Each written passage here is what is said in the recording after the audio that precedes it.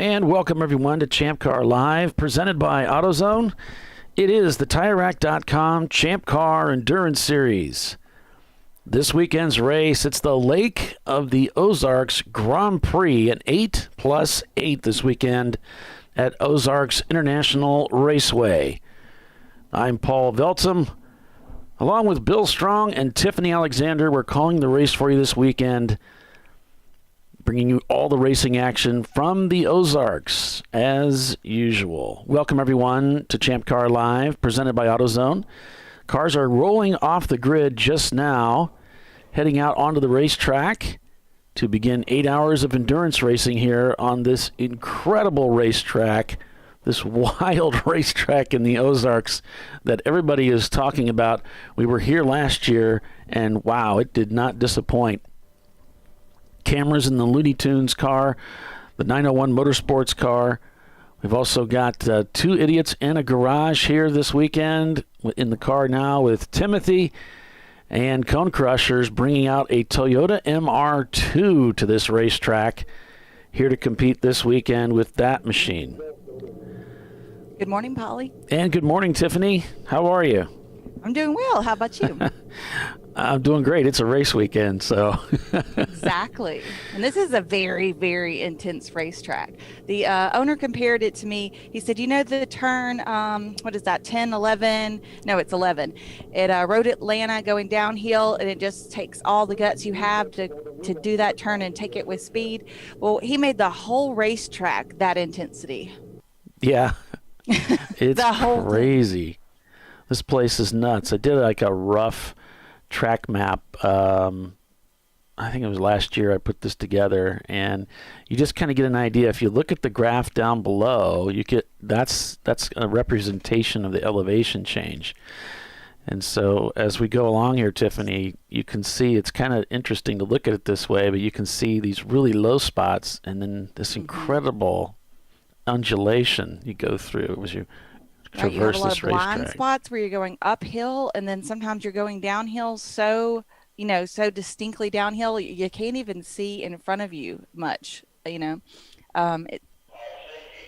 a really interesting course, very challenging. Yeah, this is the bus stop area where we had a lot of drivers just missing that second leg. They'd get into the bus stop and just keep going straight and end up against the tire wall there through the tunnel we're going here now. They have made some changes, I think, to turn one. There were some cars that got to the guardrail there as they were rolling through turn one, and I think they've made some changes there, Tiffany. Okay. I know that there was talk of that. I didn't know if that had actually happened or not, but and all new race courses are that way. You put it together the best you can, and then as people use it, you find out other things, right? And so you make some changes to that. Right. And this is the course where you coined the term the unstraightaway. It is. Because the straightaway is not really straight, is it? Yeah, the front straight, and where your pit lane is not straight either. So it's just a one big turn, which is your front unstraightaway right by your pits and stuff. I've never seen a curved pit lane before, but we have it here. It's wild.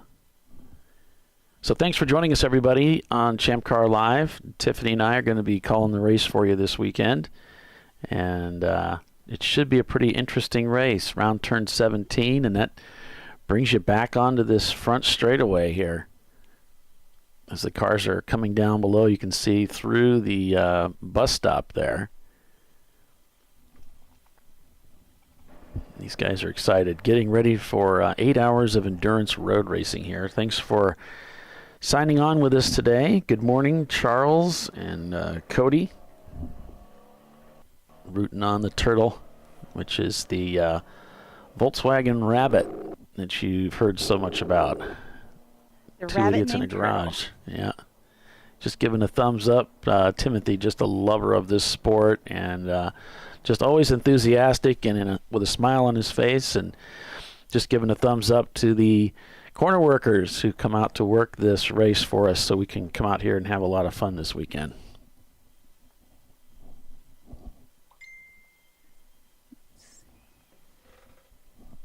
I've got the, if anybody's interested, the Flagtronics is up on YouTube if you want to see the marching ants, as you guys like to call them. That's a separate feed, but it's there. Bringing all of the stuff up where I can look at it. Oh, that's the Sunday race. I don't guess I need to watch that yet. Cars are just cycling around the racetrack for the first time today. They did have a practice day yesterday where the drivers were able to get out and get some seat time on this racetrack. A very highly technical racetrack and also a lot of fun. So we got a little bit of test time in so the guys could get somewhat comfortable with this incredible 15-corner racetrack. One incident yesterday with collision into the wall, but I believe they were able to get the car back out and pound it out and fixed. Okay. That's good. Cool. They were having a little trouble hearing you, Bill. Maybe I'm not sure if it's actually coming into the right microphone or not. It sounds like it's almost on your laptop. Yeah, it's just on my laptop. I'm still trying to get things together. Two idiots in a garage. You just got that car finished up and ready to go. I think that's the way it is with racing, though. Your car's never ready till a week before you get to the event. I'm thinking 3 idiots in a broadcast. Got a camera in the Looney Tunes Ford Mustang. That team's been with Champ Car for a long time, so they're looking for a good result here today. And, of course, 901 Motorsports, a team that often does really well in Champ Car. Demonstrate a lot of longevity and race savvy. Yeah, they've got 2 cars here this weekend. And, of course, the team owner, at least one of the team owners, Frank, is on the board of directors. So Yep. I'm not sure if he's the solo owner of that team or not. Do you know, Tiffany? That's my understanding, but that does not mean that's correct. So Cone I know Crushers. that he has the cars in his shop, and he's often we often see him working on them. And good morning, Bernie, from Bernie's Rods and Customs. Spaceman Spiff to control. Can you hear me? Yeah, I can hear you, Alright. Spaceman. Got it working. How you So- guys doing today? Good. We're doing How about you, good. Bill? It is. So, I come from Virginia. Last week it was 80 degrees and really nice. And I get down here to the Ozarks where it was 80 degrees last week. And guess what it is today? What? It is 39 degrees Fahrenheit. What? building Oh, that storm snow- that came through brought some cool weather, huh? Yeah, they're building snowmen on pit lane right now. Yeah, it's windy, it's cold. I see hoodies galore out there, scarves on heads. Nobody in tank tops, let's just say, or shorts. Right. It was warm when we were there last year. Yeah, it was really rainy, nice. and then, it was cool and rainy and such. So the cars are doing their formation laps right now. It takes about 34 minutes to do a lap at 35 miles an hour. That's how long this track is. I could It's be a off by very few long, minutes. Yeah. just a few minutes. It is a very long track. Yeah, it's If you're huge. watching on our Flagtronics setup, you can see them coming down into turn 1. Actually, coming in down past the start-finish line.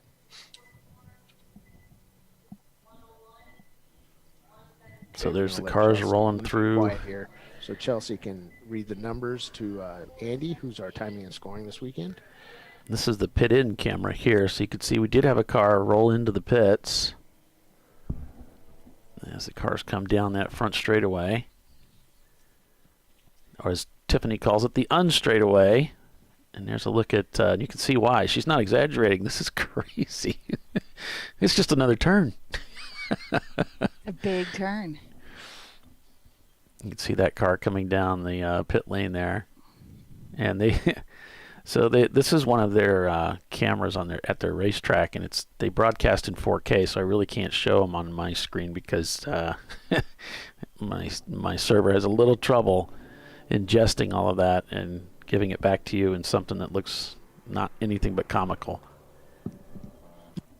Nevertheless, it's going to be a great race as the cars are coming around. They go through like a reconnaissance lap where Champ Car has the opportunity to make sure that everybody's transponder is pinging And it gives you that one last check of your own equipment to make sure everything you have is working right. And then they'll call in anybody that's having trouble with their transponder. And of course, we want all those working properly. That's what keeps up with, how many laps they have. Chelsea Kind of Vickery important. Chelsea Vickery is our race controller, and she's going to be looking to bring that green flag out right at the top of the hour as they're coming through the bus stop on our slightly delayed feed. So it looks like the 323 is on pit lane right now. Or is it 120? No, 120 was on pit lane. 120 just headed out. All right.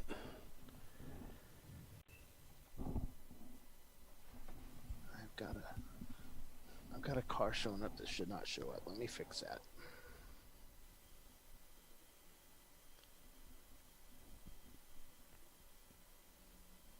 So about 30 cars signed up for this race this weekend.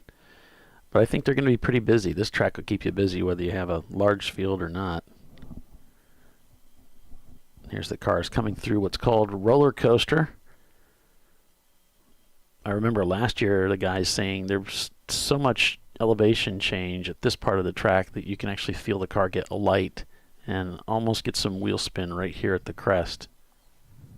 Yeah, several people said it's a little unnerving, especially when you're not set up 100% correctly.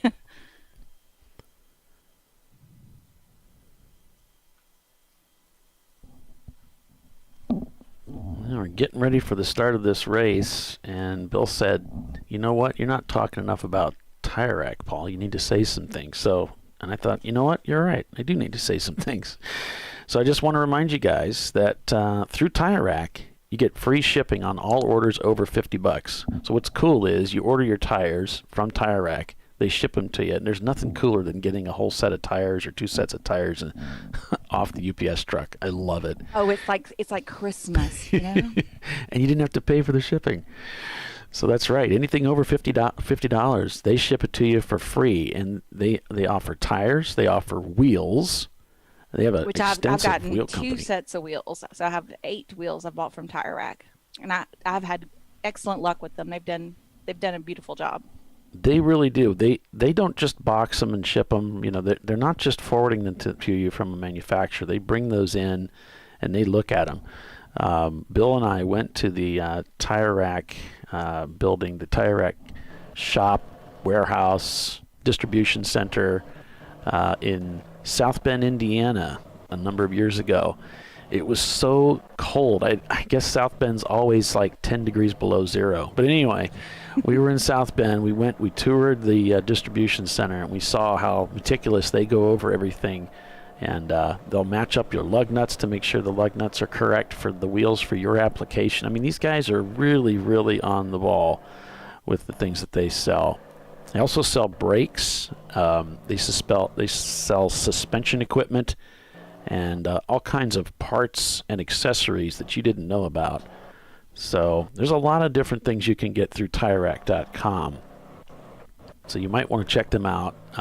You can shop their website, or you can give their experts a call, which I recommend because, well, I'm an idiot. I need to make sure I get what I need. Helpful. So it's 888-541-1777. And they're offering lift kits for trucks or lowering kits. They have fine-tuning equipment, parts, lighting. So whether it's lights or suspension or brakes or charging system, engine tuning, wheels, tires, lug nut locks, mud flaps or wipers, TireRack.com has products to help you take things to the next level. They have OE replacement options too. So make sure you check out our series sponsor. You don't have to know your tire sizes and all that. All you got to do is put your car in, and it'll usually ask for some options, and it'll help you know what was a factory wheel and wheel size and available. We are Green Flag Racing here at the Ozarks. Yep, that green flag is waving from that rather interesting looking flagger stand. It's pretty cool. I expect it to just kind of come down over them, if it's raining. They supposed to be like silos, right? Yeah. That's the theme here. This used to be a chicken farm. It's pretty cool. You plant chickens and they grow. Oh, 901 already in the pits. Ooh, that's their brand new car too. And their crewman just hopped back over the wall, get out of the way. So he's Brett Shanneman in the car, one of our AutoZone connections. Bill, if you can turn up your mic just a little bit, I think you're getting drowned out by the rest of us here. Oh, Just a no little way. bit. I can't. Test. Yeah, How's that, Paul? That's Better? great. Yeah, that's great. I can't believe I said to turn him up. 901 right. just came down the pit lane here. It's a momentary lapse Test. of judgment on my part. Test. Wait, Agreed. which one's better? That's a little better. The first one was a little strong on my end, but I don't know if that Yeah. matters on the That's good. real end. Okay, is that better? Yeah. Okay. All right. Yeah, they They are are- racing. They are racing. They're up to speed. There's a car running really slow, though, through the bus stop. Got to be careful there. And this is the part of the track where we had a lot of drivers sailing off into the grass and up against that guardrail up there last year. So we're going to be keeping an eye on that. The Turtle's on its way. Had some engine trouble at one of the last races that he ran at, but he's got it all put together. There's a wave by as the Corvette comes through. Surprised he waved by the Corvette. I'm really surprised about that. I'm sure they were waiting. You know, That rabbit just has so much oomph. Yeah. It's oomphy. So we're underway here, folks. Cone Crushers. Whoa, a little bit of contact there. Cone Crushers looking for a way by.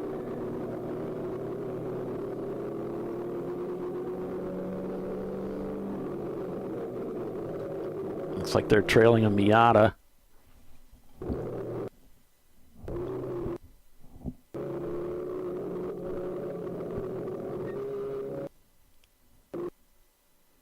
Mustang up ahead, and look, old Fox body. And speaking Miata of, looks fast. yeah, he's kind of pulling on the MR2 there. Let's see if we can get a clean feed. There's just so much, a little bit of bandwidth issues out there this morning. And this is a 4-mile, 3.97 mile long track. So it's a huge facility, grounds. It's a big place. Yeah, there you can get an idea of just how complicated this track is. Got a lot going on there. And there's our timing and scoring starting to come in. They're not going to run race monitor this weekend, is what I was told yesterday or day before yesterday. So, All right, Race Hero and Race Monitor should be coming up. Oh, both. Well, I guess we are Lied going to to get us. both. So maybe I'll take this down and put race monitor back up for you guys. I know that works a little bit better. I believe. Don't take a look at it first. Looks like Looney Tunes unofficially leads the race, at least the Yes, they first do. time they came across the stripe. So here's our leader with Touchstone Racing in second, Open Throttle third, Cone Crushers is fourth in the MR2, and then another Open Throttle car in fifth place. So yeah, I'll take a look at this race monitor, see if I can get that feed going for us. It works a little bit better. And I guess we are official green flag at 9:01. For all those stint monitors, that will be a very important thing today since we're running an 8-hour and even hour race. So everybody's going to be trying to pull those 2-hour stints today to at least make the most of that.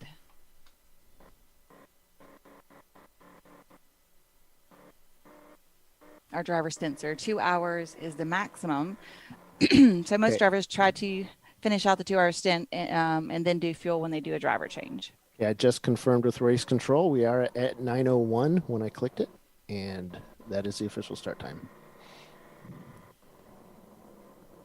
Well, that's what you put up on the spreadsheet. Yeah, so- I know, but it's sometimes it's sorry. No, I'm just kidding.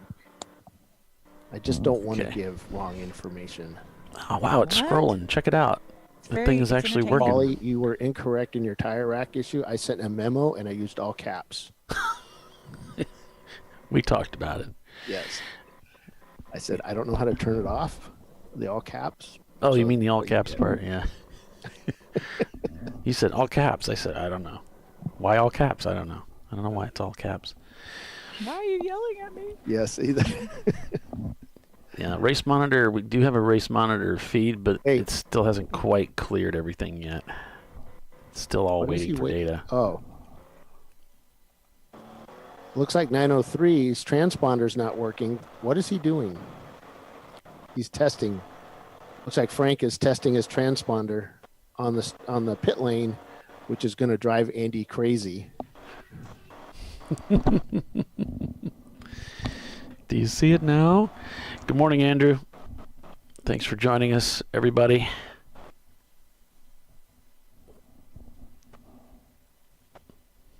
Bye. It's a great day for a motor race. Hi, it is. Looks like the in-car feeds aren't really all we hoped they would be this weekend. There's just not enough bandwidth love out there.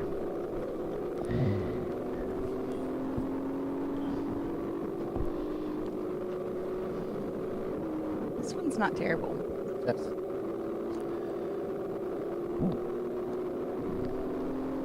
Looney Tunes leads the way over Touchstone, followed by Cone Crushers. Thanks for joining us, everybody, on ChampCar.Live. Tiffany Alexander, Bill Strong, and myself, I'm Paulie, calling the race for you this weekend.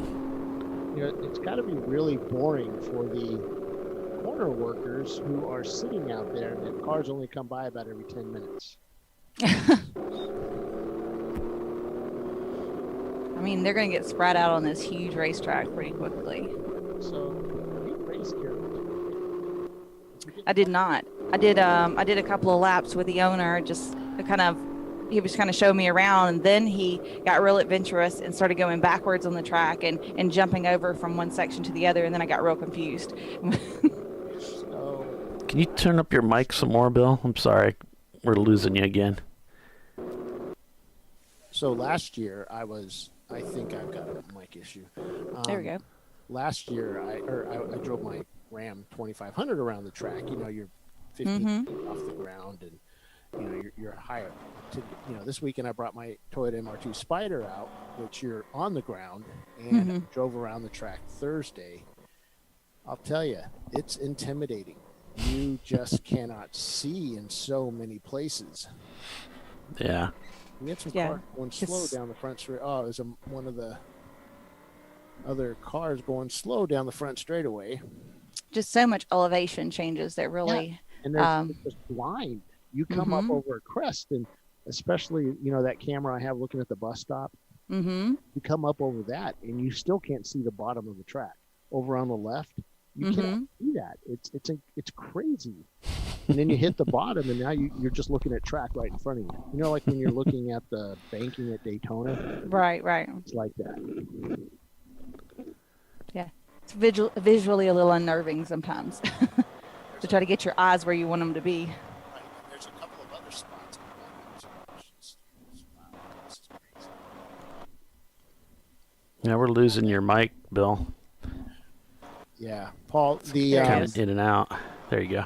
yeah, Paul. That bottom screen there that you have, the picture-in-picture, is blocking the. Yeah, it's blocking the scroll a little bit. Yeah. Yep.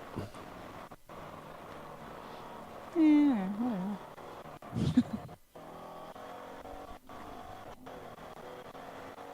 This scroller's working. I'm like, wow. Okay. I know. That's exciting. Working. It's beautifully working. Knock on Yeah. wood. Let me find some wood. Hold on. Race monitor's I'm still just gonna not use my head, my skull.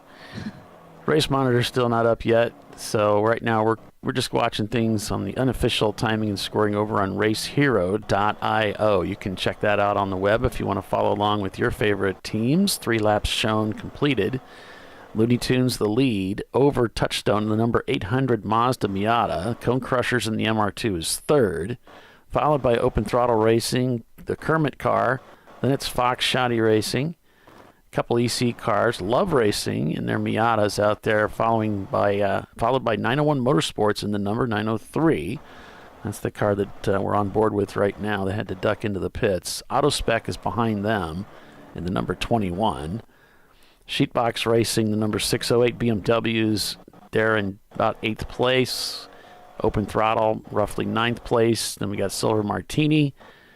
Then it's Off the Chain Racing, Williams Racing, WLR, GTR Racing, Two Idiots in a Garage, Open Throttle Racing, the Frankenstein car, 901 Motorsports, that's their sister car out here this weekend. Minimum Talent, followed by Utter Chaos, Got Gear, GBU, Dallas Makerspace, Hill House Racing, and RS Racing, LLC, rounding up 27th position. Hey, I just put up the lap record here, which is not a Champ car. It's a GT3 Cup car, did a 2:15. Just to give you guys some idea, to compare your time to the track record. 2:15. In a GT3 Cup car. I think GPU could probably do that. Maybe so. So now we'll see. Well, Looney Tunes. unofficial timing yesterday had the fast cars all, including GBU, around the 2:45 Yeah. time. Most cars are in 2:45 to 2:50 for the faster group. Slower ones around the 3-minute mark. There's the Pontiac out here. You know, it's flipping cold out there in Missouri, isn't it, Bill? It's like below 40 degrees. The weather is supposed to be up to 40s. Earlier, so that is really cold. It's beautiful, though. We're supposed to have a lot of clouds today. Right now, we're enjoying some of that sunshine. I'm sure everybody appreciates that. And GPU. Yeah, that'll definitely help warm the place up, give some heat in those tires. Hopefully. I don't know, Tiffany. You guys have run cold. We've run in 19 degrees at Road Atlanta a few times. I know, Barbara, you guys ran at some pretty cold. Snow. Yeah. So 39, it's balmy. Yeah. Yeah. You know, I'll take 39 as long as the sun's out. Well, Andrew Johnson's watching the broadcast today, and I'm sure he remembers running at Road Atlanta in the snow. And it was intense that couple weekends we ran in like that. It was snowy. So we've had some challenging ones for sure. Yeah, the weather doesn't always play nice sometimes. So if you're just signing on, welcome everyone to ChampCar.Live, presented by AutoZone. It's the TireRack.com Champ Car Endurance Series race, Lake of the Ozarks Grand Prix. A double 8 this weekend, as we call it. It's 8 hours of continuous endurance road racing, at least we hope it will be, both today and tomorrow. And we're going to be covering these races live here on ChampCar.Live. So be sure and like and subscribe to our YouTube channel here if you want to catch all of our broadcasts as we go all over the country, all over the United States, go racing. It's a lot of fun. And Champ Car is working to bring you as much information about these races as we can. Of course, Paul and Tiffany doing the live broadcast here using cameras, visual information. We're also feeding you on our sister channel, ChampCar.Live. The second feed, we have the Marching Ants, which is a direct feed from the Flagtronics units from the cars, so you can see where they are. And in a couple of minutes, I'm going to highlight the leader so that we can see where the leader is. So if you have a car, also stop on track, we'll see that. All kinds of cool stuff. And then, of course, the race control log, which is also located. The link is in most of our feeds. There you go.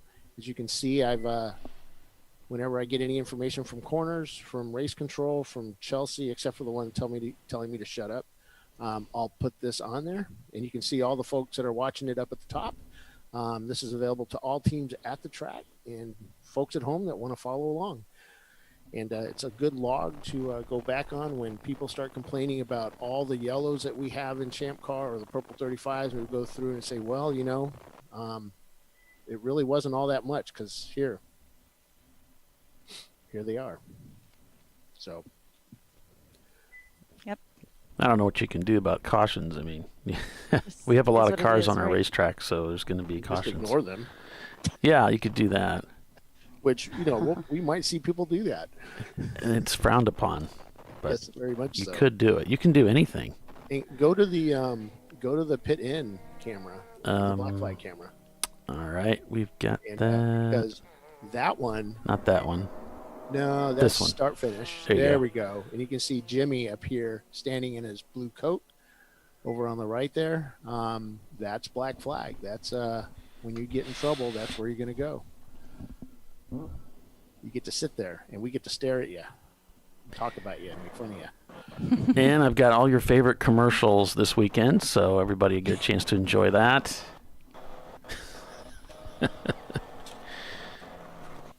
Lots of racing going on this weekend. Our other show, Inside Champ Car, Brian, who's a producer for that, he's off doing some other type of racing series over at where we're going to be at in a couple of weeks. Where's that? Tulsa, Oklahoma. I had a mind blank. I haven't looked at the Harris schedule. Hill? Harris No. Hill. Is that your Hallett. next one? Hallett. Oh, Hallett.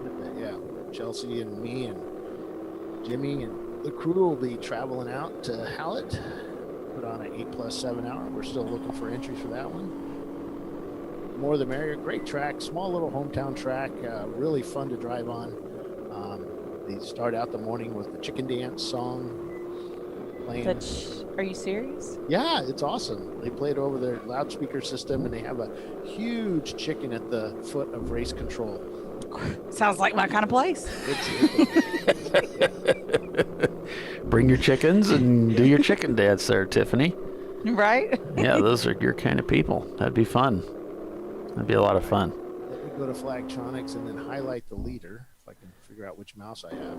Now, D-Class car, Looney Tunes, leads the way still. 9 seconds now the gap over Touchstone Racing in their Miata. Cone Crushers is third in their MR2. Then you got a couple EC cars there. More A-Class cars, Love Racing, Open Throttle Racing, and then a C-Class car, 901 Motorsports. So A-Class being led by Touchstone, C-Class by Cone Crushers, D-Class by Looney Tunes. And then, let's see, we got a B-Class car. Here we go. Minimum Talent, Mini Cooper, down in 21st, if you include the 2 EC cars. So they're up in the top 20. They are the lead B-Class car. And we have an F-Class car, Got Gear, Chrysler LeBaron. So that's what I we think got. every race we've called this year, and this is the first year of the F class, and already every race we've called this year has had at least one entry, if not 2 or 3 sometimes. So seems like people are interested in that. They're kind of throwing it out there. It was me and Frank kind of kicking those ideas around to kind of make it a little easier, make the barrier to racing getting started easier. So you don't have to take your car to the 500 points. You could just get it ready and just get it safe and come out and have your own class, There you go. So that one's a 300 point or less class. Don't have to spend all the monies quite yet. So far, all green. No cautions to speak of on this very challenging racetrack, nearly 4 miles in distance. Looney Tunes up at the pointy end of the field. All right, getting reports from the corner worker that as the car hits the compression points and roller coaster, that the tires are smoking, and it looks like they're compressing that rear suspension and bottoming. Oh, yeah. The tires rubbing against the fender wells or whatever. And they have big tires on that car, and, the Fox bodies only have those little tiny fender wells, and, no place to go, so it hit something. Physics do what physics are going to do, huh? And this is that roller coaster section of the racetrack we're talking about. And I remember last year some of the guys saying they could hear some wheel spin because the cars were getting so light coming up over that crest. So that's pretty cool. Not really. Pretty intense. Cool, but not cool. Yeah. Yeah, every time the 91 R-Bank car would come up over that, you could hear the front tires spinning when I was over there taking pictures and video. It was crazy. That's wild. There's a great picture on the internet somewhere where some GT3 Cup cars were going through there, and 2 of them had their wheels up in the air. Wow. Yeah. It's wild. So we just tell race car drivers to slow down. Do you think they listen, though? No. You'd think they would. Probably It'd be about like- as much as they read their emails. Scan it and look for anything important. Is that a sore spot there, Tiffany? Got some problems there. No, it's just something we've noticed over the years. Ray Frank, good morning, Ray. Yeah, Looney Tunes looking good. They've lost a little bit of time now. Down 5 seconds is the gap. I've been watching Touchstone gradually working, trying to catch them. 5 seconds now, the gap. It was 9, then down to 7, and now on this lap it's down to 5. Cone Crushers there in third just set another fastest lap time for themselves at 2:56. They need to get that lap time down a little bit. There's a 2:54 for Cone Crushers as they're trying to get that MR2 up to speed. That's kind of a problem with MR2s, isn't it, Bill? Getting them up to speed? Well, these are Porsche 944 drivers, so it's going to take probably all day because they're hard to teach. Gotcha. Yeah. They're hard to teach. GBU sets the fastest lap time of the day. They're down in 22nd with a 2:52. So they're on pace with Looney Tunes right now. So when did the Cone Crushers put together MR2? I don't know. They're using the black one. You know, Ben's black MR2. Oh, okay. They're using somebody else's. Okay. Yes, yeah, they're right. Because they broke their car. And It happens. they're kind of rebuilding. Uh-oh, somebody's done waving yellow. I hear some tire rub on the MR2 as he's going through some of these corners. Again, all that compression. Looks like he's coming around to the front straightaway here. There's pit in to the right. I'm actually beginning to learn this track. Here's the unstraightaway. Tiffany's unstraightaway.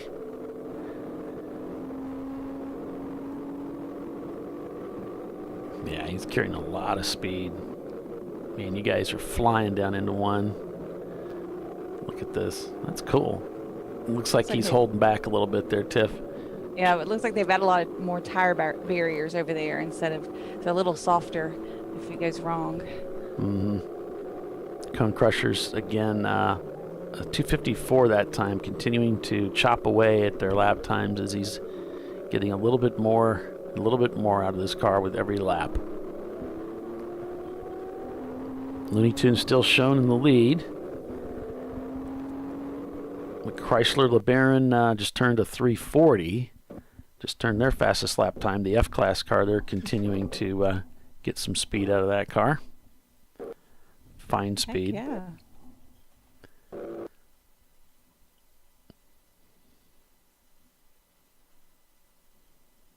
Our stop action motion camera. Okay, so I guess we're code 35 now. Code 35 all. Full course caution was displayed, and now they've brought everything down to a low roar, as my mom used to say. So everybody's at 35 miles an hour. Their Flagtronics unit will monitor those cars, make sure they're all at 35, no passing, so they can go out and attend to whatever the situation is. Yeah, Looney Tunes has been overtaken by Touchstone Racing, so the number 800 now holds the lead of this race over Looney Tunes. Cone Crushers is in third place. Love Racing fourth. And in fifth place and sixth place, there are a couple EC cars. So fifth actually is held by Open Throttle Racing in the Kermit car. That's one of your favorite cars, Tiffany. And then Auto Spec Racing, 901 Motorsport in the number 903. And we got Silver Martini, 901 Motorsport number 901. And Sheepbox Racing. That's the top 10 right now as we go on board with 901 cycling the track. Since we're under caution, we'll go ahead and take our first commercial break and come back with more green flag racing. So stay with us. You're watching Champ Car Live presented by AutoZone. We're at the Ozarks this weekend. We got a lot of racing on tap. Stay with us. We'll be right back.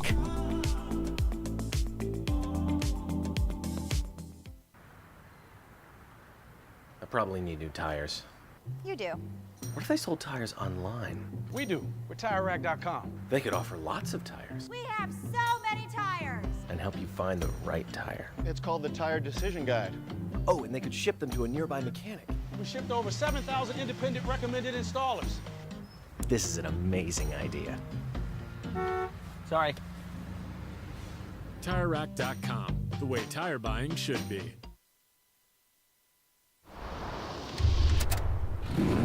Bring on the frozen tundra, the grinding gravel, the cratered concrete, the rain-soaked streets. Come on, road. Do your worst. We'll be at our best. Reliable performance in unreliable conditions. Designed to meet or exceed original equipment performance. That's why more auto technicians choose Duralast parts. Exclusively at AutoZone.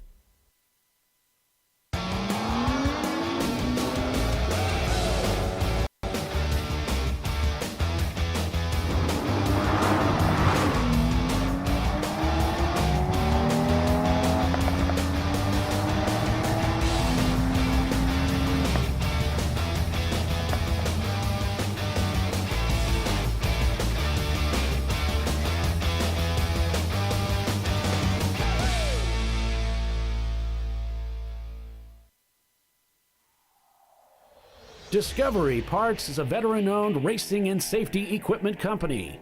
While we're located inside Atlanta Motorsports Park in Dawsonville, Georgia, Discovery Parts can also be found at the tracks, supporting a number of Champ Car Series events.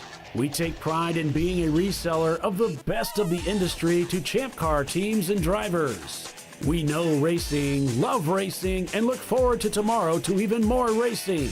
Visit us at discoveryparts.com. Come on, road. Do your worst. We'll be at our best. Stress tested to meet or exceed original equipment performance. Exclusively at AutoZone.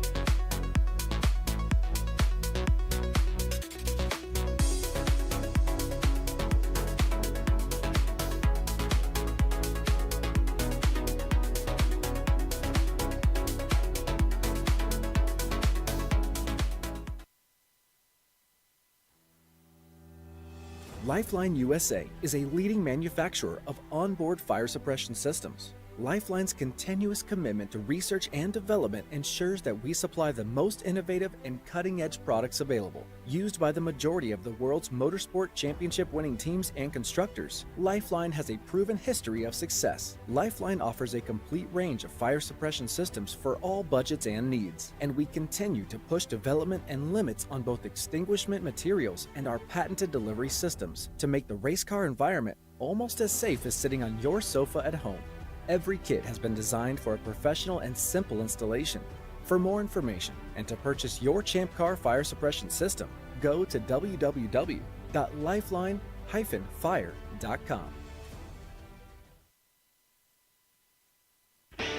Located in Northeast Ohio with 40 years of combined experience, Money Shift Racing knows how to deliver performance and safety, offering everything you need to get your vehicle and drivers ready for race day. From safety equipment to full engine assembly and repair, in-house fabrication, 3D design, and rapid prototyping. Money Shift Racing. Performance done right. Frozen rotors from Diversified Cryogenics deliver increased performance and a higher level of safety, while significantly reducing braking system costs. So to tell you a little bit about the durability of this product. So we have seen an incredible extension of the life of our brake rotors using frozen rotors. We've gone from brake rotors every other weekend to 6 weekends on one set of brake rotors, and I think they can go farther. The durability has been amazing. And it's been a fantastic season, and man, a lot of that is due to the way our car can brake on those frozen rotors. For more information, go to frozenrotors.com. I did it. Do you see how it's... That's it. We did it. You did it. You can do it. The path to I did it starts at AutoZone. Get in the zone.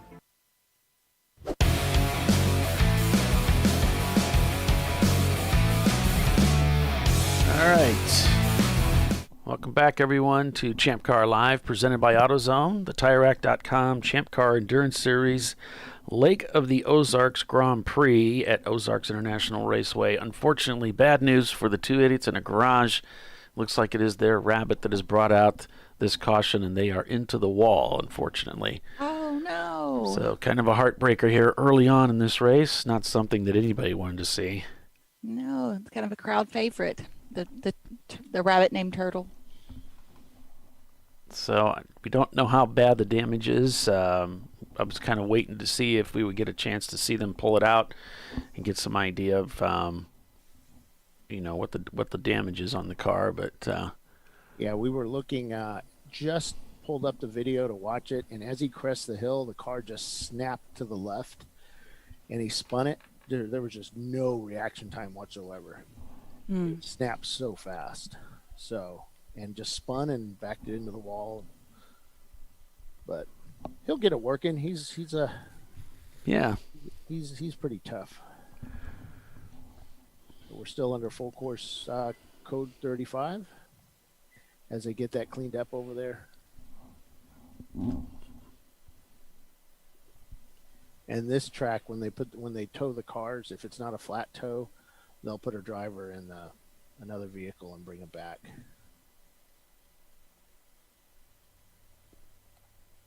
And then they'll flat tow the truck.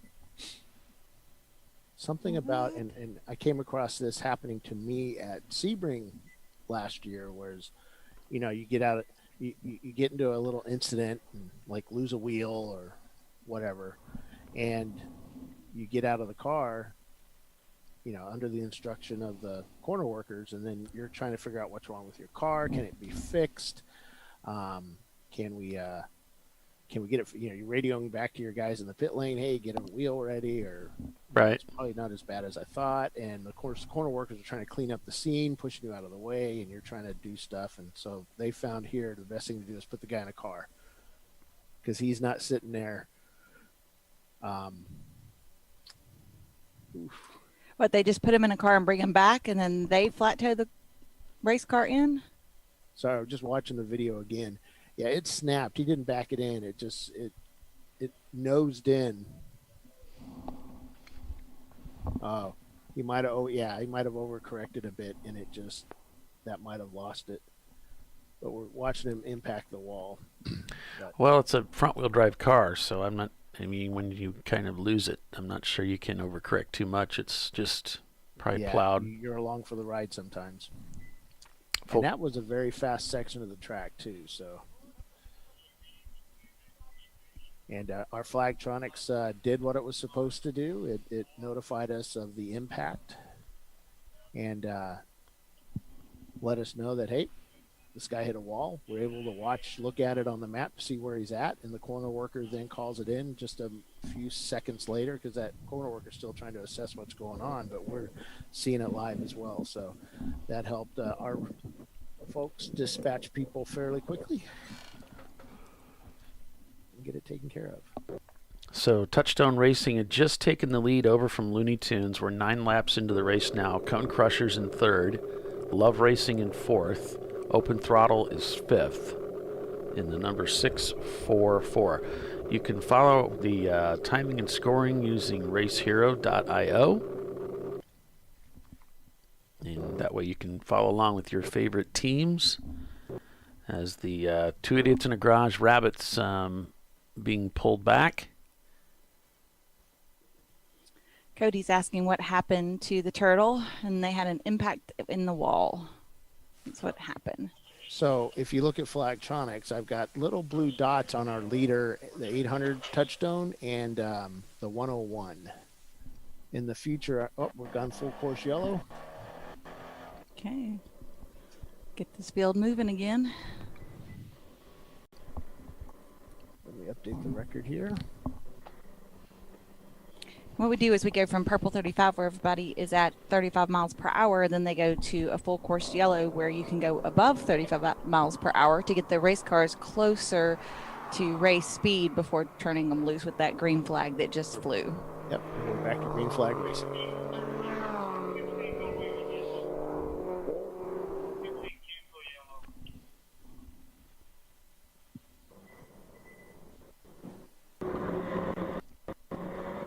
kind of helps We got prevent. something going on at 16. Hold on.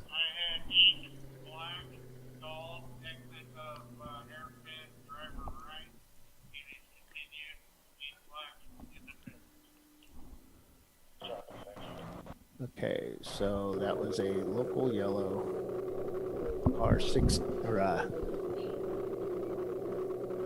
turn 16. It sounded like you said 8.5, but I don't have an 8.5. I have a 5.5.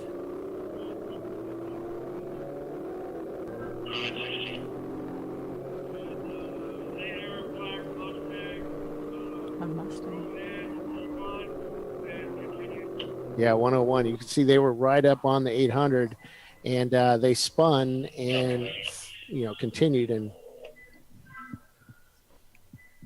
Yeah, we that just was at 16 as well. Just don't have very good feed from that camera, so.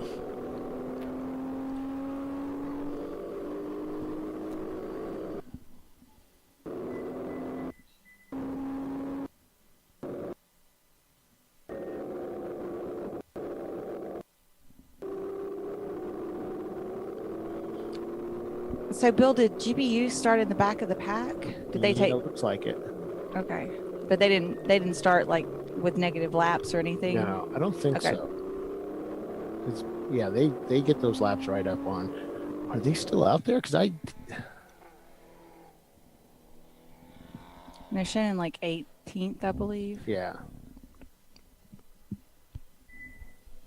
It's an intimidating track. Even it was funny watching the guys go out there, and I'm pretty certain that they may not. This track uses a lot of fuel, so I'm willing to bet that they're doing like fuel conserve stuff. Start out slow, stay out of trouble. It's an 8-hour race, long way to go, and just survive. Survival is key. This is wild coming through here. Is this the roller coaster? Yeah. Okay. It looks like a roller coaster. Yeah, and right about there is where you get kind of air under your car. Well, I mean, yeah, on these huge elevation changes, you're going to really see the car just really unload. Maybe drivers who are not used to driving a lot of elevation change, that could be very unsettling. Some of our tracks that we go to are much flatter than this. Hey, Billy. Yep, we always miss you.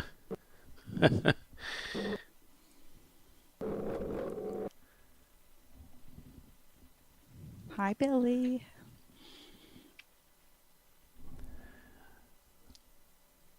Oh, there goes the turtle. It's like they put him on a rollback, and they're pulling back into the garage there.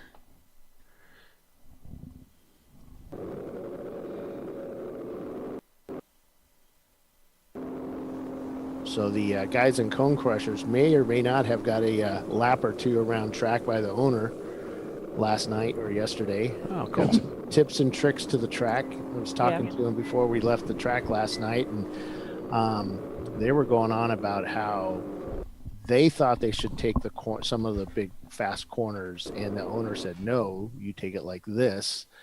And they were impressed. It didn't seem right in their head to take this corner like that. But the owner, the guy that designed the track, he's like, no, this is how you do it. This is the fast way around.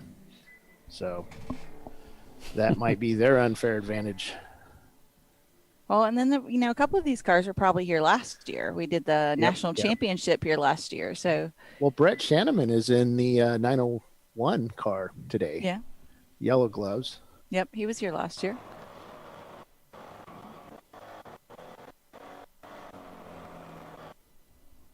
Let's see. I think I have, maybe. Let's see if I have my roster from last year to see who all has seen this before.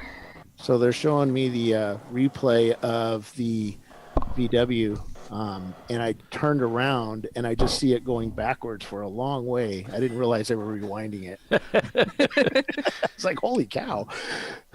But they you could see him when he hit when he hit the apex of the corner. It kind of went out on him. So, yeah, that's just a little racing incident, stuff that happens, and sometimes you can catch it, sometimes you can't. And I think those short wheelbase cars, I think that's, Paulie, do you think that's harder to catch when the rear steps out on you? Is it harder to catch on a short wheelbase car than it is a longer wheelbase? By and large, yeah, because you just don't have the geometry where it's pivoting. It causes that rear to pivot more quickly because it's pivoting up at the front, and the car's just not very long. That's why a lot of guys like your good buddy Troy Trulio, first time he drove an E30, he's like, wow, this car's so easy to drive. It's like, well, it's like twice the size, too. I forgot. I should have asked Tiffany that question because Tiffany is an instructor. Yeah, she was, yeah. What do you think, Tiffany? Tell us the truth. Yes, Tiffany. Tell us the facts. Now, we have the opinion of Paul. Yeah, we have the opinion Let's now. get fact from the instructor. Yeah. So I might have been reading my roster from last time while you were talking. So you weren't listening to us? That's all right. Neither was anybody else. I was seeing who was here last year, so who had raced here before, and I got Touchstone was here, Looney Tunes was here. Once again, of course, 901 and the Cone Crushers were here last year, all as championship contenders. So that should give them an advantage this year, I would think.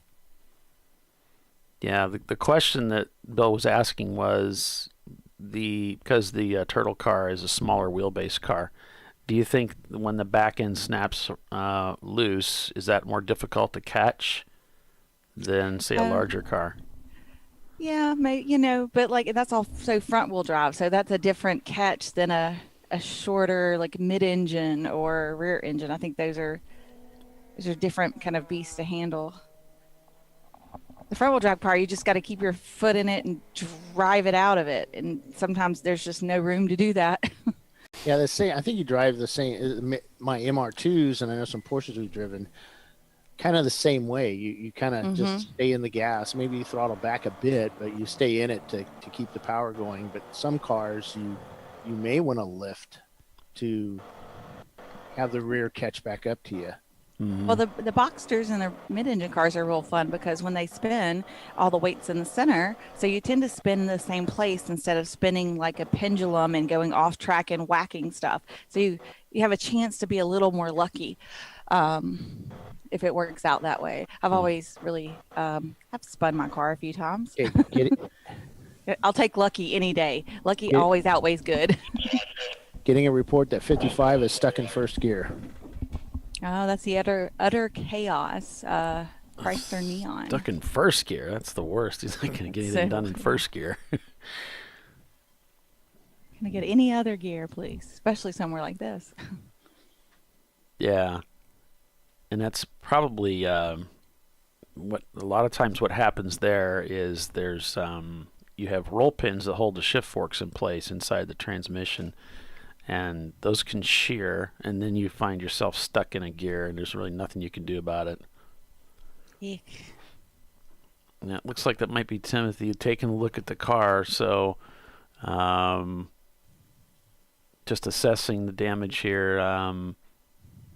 Not seeing a lot of tools coming out. Looks like he's just doing a lot of pointing and talking, and must be pretty significant damage that he's got there.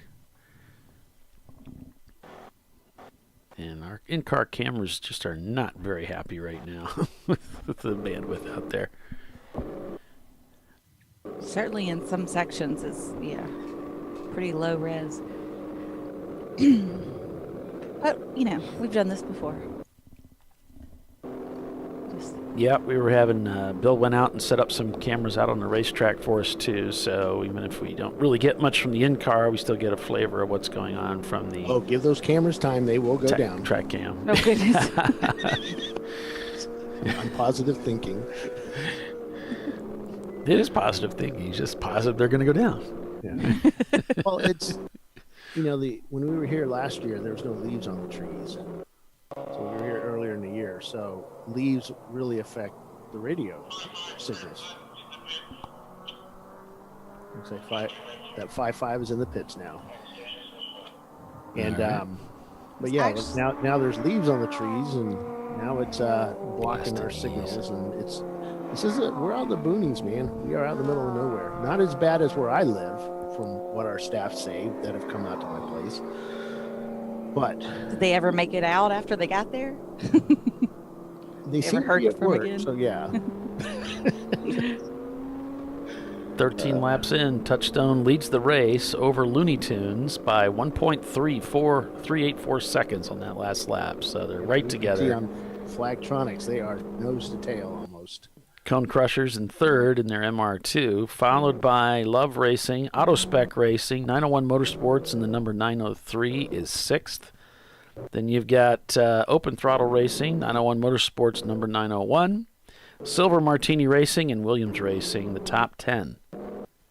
Many cars still setting their fastest lap times of the day, still whittling away at those lap times as they're working through this very challenging, very technical racetrack at the Ozarks. Billy said, I blame Bill Strong for the cameras sucking. Yeah, well, Billy is going to be stuck over at turn 2 for the show. Microphone outside in the elements next couple of weeks. He's like, watch it, buddy.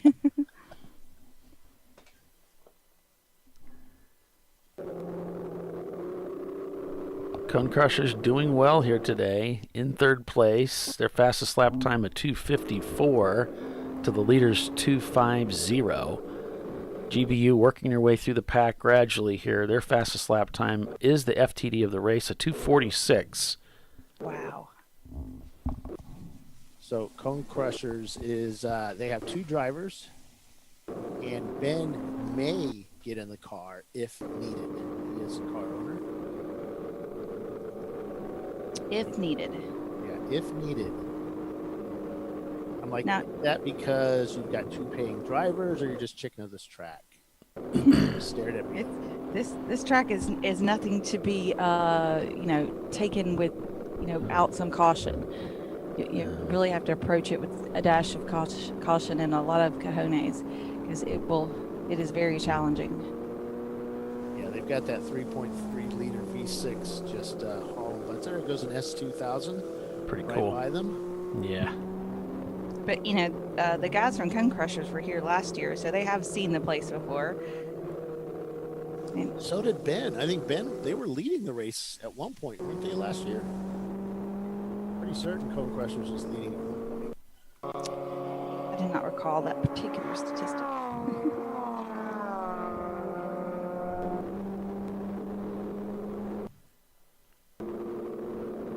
What car number is that S2000?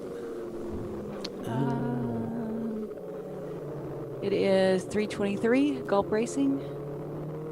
Okay, so they're an EC car. So correct. Ever. Yeah, we've got 2 EC cars here. That one and the Killer Bossa. Yeah. And Bill, you and I were talking, I think it was yesterday, about last night. A lot of times Bill and I work on setup on Fridays, and there was a conversation that came up. We were talking about how some of our sponsors are able to offer discounts, and others are not offering discounts to the teams. And we talked about that a little bit, and I've brought this up before, and it bears mentioning again. Understand that Tire Rack is our series sponsor, and that takes a pretty significant load financially off of the series because they are that title sponsor. So, the more of a financial burden that our sponsors relieve us of, that equates to, our ability to operate and pay everybody, including yours truly, and keep those costs down so that it doesn't end up, it's an indirect effect on the entry fees, isn't it, Bill? Yeah, it's there's a lot of folks don't realize how much money it takes to run a business of this type. It's less about your entry fees covering everything, but unfortunately they don't throughout the year. No. We wish they did, or I wish they did, because but the guys paying the bills to enter their race cars probably don't. They like those low cost races. But we have to make up for it elsewhere, and one of the ways that we do it is to bring on sponsors or advertisers with the series, and that helps to defer some of the cost that is passed on to the racers and members of the club. So, Absolutely. yeah. So we want to thank Tire Rack for doing that, and want to let folks because we had a post pop up the other day about how does Tire Rack offer discounts? Well, unfortunately, they don't with ChampCar because they're providing us with some money to help offset the operating cost of the club. So, so it's a discount off your entry fee. So, but if you do want some discounts, well, not necessarily. Yeah, I mean, we can't. We say that, but is that really true? Kinda. Yeah, because every year the racetrack price to rent different tracks goes up. The cost, with inflation nowadays, the cost of travel for the staff, all of those things keep going up. And with our sponsorship being so great lately, we've able to not have to go up on the entry fees as much. Yeah, so we did have to go up, but just a little bit. And whereas a lot of the tracks and the cost to run a race has went up exponentially. Yes. And, and if you're curious about the discounts that members of Champ Car Endurance Series get, go to your member portal page. Mm-hmm. And if you go click on the link for your ID card and membership discounts, click on that and you'll see some links to Maxxis. You can get some discounts on Maxxis tires directly from Maxxis. There's the AutoZone discount, so you can. I use that. I have used that a lot over the last couple of weeks. Yeah, been working on stuff. It does say one-time use only on the coupon, but trust me, you can use it multiple times. And if you have any problems with that, please let me know, and I'll get with AutoZone, and they will then get with. Remember, all AutoZones are owned by the company. So they will get a hold of the store manager and say, hey, no. This is how you do this. So if you have problems with it, let me know. And then we have a couple others on there as well. And then, of course, Discovery Parts. They have their discount. I don't think I put that discount in that section. I need to do that. Let me add that to my notes. Yeah, Discovery Parts is great. You can get all your safety equipment. You can get driver suits, your gloves, your shoes, a new seat for your car, fire suppression, you name it. If it's something you need for a race car to make it to the track, they cover all that stuff. And now they can usually get it. You see Cone Crusher's there, man. He was loose and a half. Still see the 800 and the 101 over on Flagtronics. You can see them almost nose to tail as they go around turn 19. It's like the 800 pulls away a little bit on that big V8. Hey, Bill, we're losing your mic again. If you could try just turning it up a little bit more, maybe that'll help. I don't know. Yeah, I think I have a wire issue. All right. Remember I fixed it? That's right. Well, I think it unfixed. It didn't stay fixed. It unfixed itself, man. There, is that better? Yeah. Yep. Okay. Well, that went away. It was, and then it's gone, yeah. Let's see, Ray Frank is saying respect. That is probably the word I was looking for earlier. Respect is the word for the Ozarks track. With more elevation change than anywhere else, Ozarks makes the corkscrew at Laguna Seca look like a kiddie ride. Yes. Very, very intense course, up and down. It is the downhill turn 11 at Road Atlanta all day long, and lots of other fun stuff. So Touchstone still the gap from 1 to 2. Looney Tunes right there with them. 1.17 seconds on that last lap. You've got Cone Crushers there in third place. They're back 42 seconds from the lead. Wow, Touchstone's really turned up the wick a little bit at 2:49 on that last lap. They're one of the few cars that are under sub 250. It's clouded. Can you hear me now? Yeah. Okay. So it is clouded up a lot. I can no longer see blue outside. Yeah, that's the forecast. It should be pretty cloudy out there today. Hey, I see an eagle. So we have a bald eagle nest here on track. It's over by turn 18, 17, somewhere around there. and he just, I got pictures of him. Oh, I need to send that to you, Paul, because pretty cool picture, actually. Sitting up in the nest, just looking at us. Hungry, the nests are hungry huge. Eyes. Aren't the nests like 6 feet wide or so? Oh, it's huge. Yeah. Did you say Hungry Eyes? Yes, Is Hungry that like Eyes. an 80s song or something? Hungry Eyes. Oh gosh, don't get that stuck in my head. Let me find that picture here, Paul. It'll be over on Messenger. All right. We'll get it out here. There we go. You can see these guys. Yeah, it's pretty cool over there. It's a little scary. You know, you're sitting there he's looking at you. You're thinking, oh, it's like, here, Jimmy, hold this furry object. Yeah, like does anybody have any small dogs? Yeah. Put that away.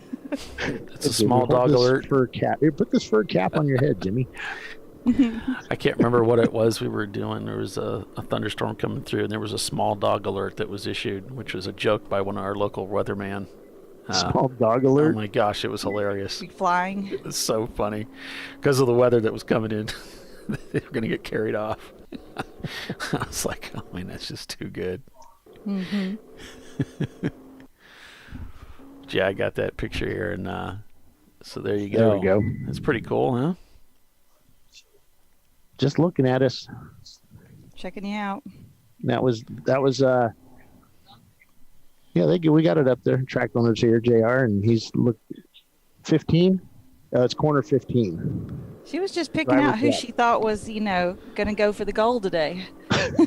There we go. She was like, let's see. An eagle with good hobbies.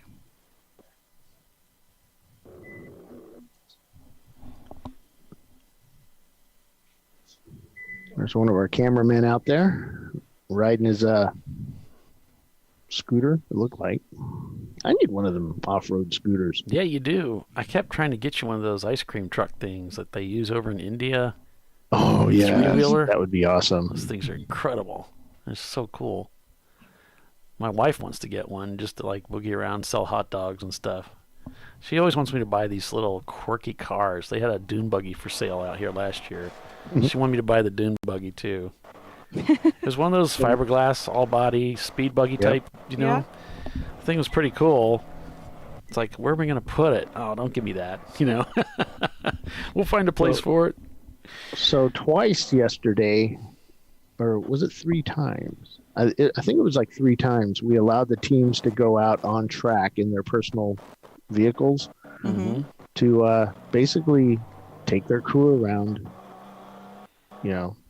show them what it looks like, show them what they're up against, and maybe find some, talk it out as a team. Right. Yeah.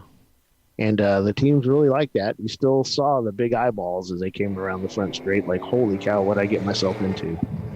Uh-huh. I want to go last. One of those those guys. I always like going second. That's my favorite.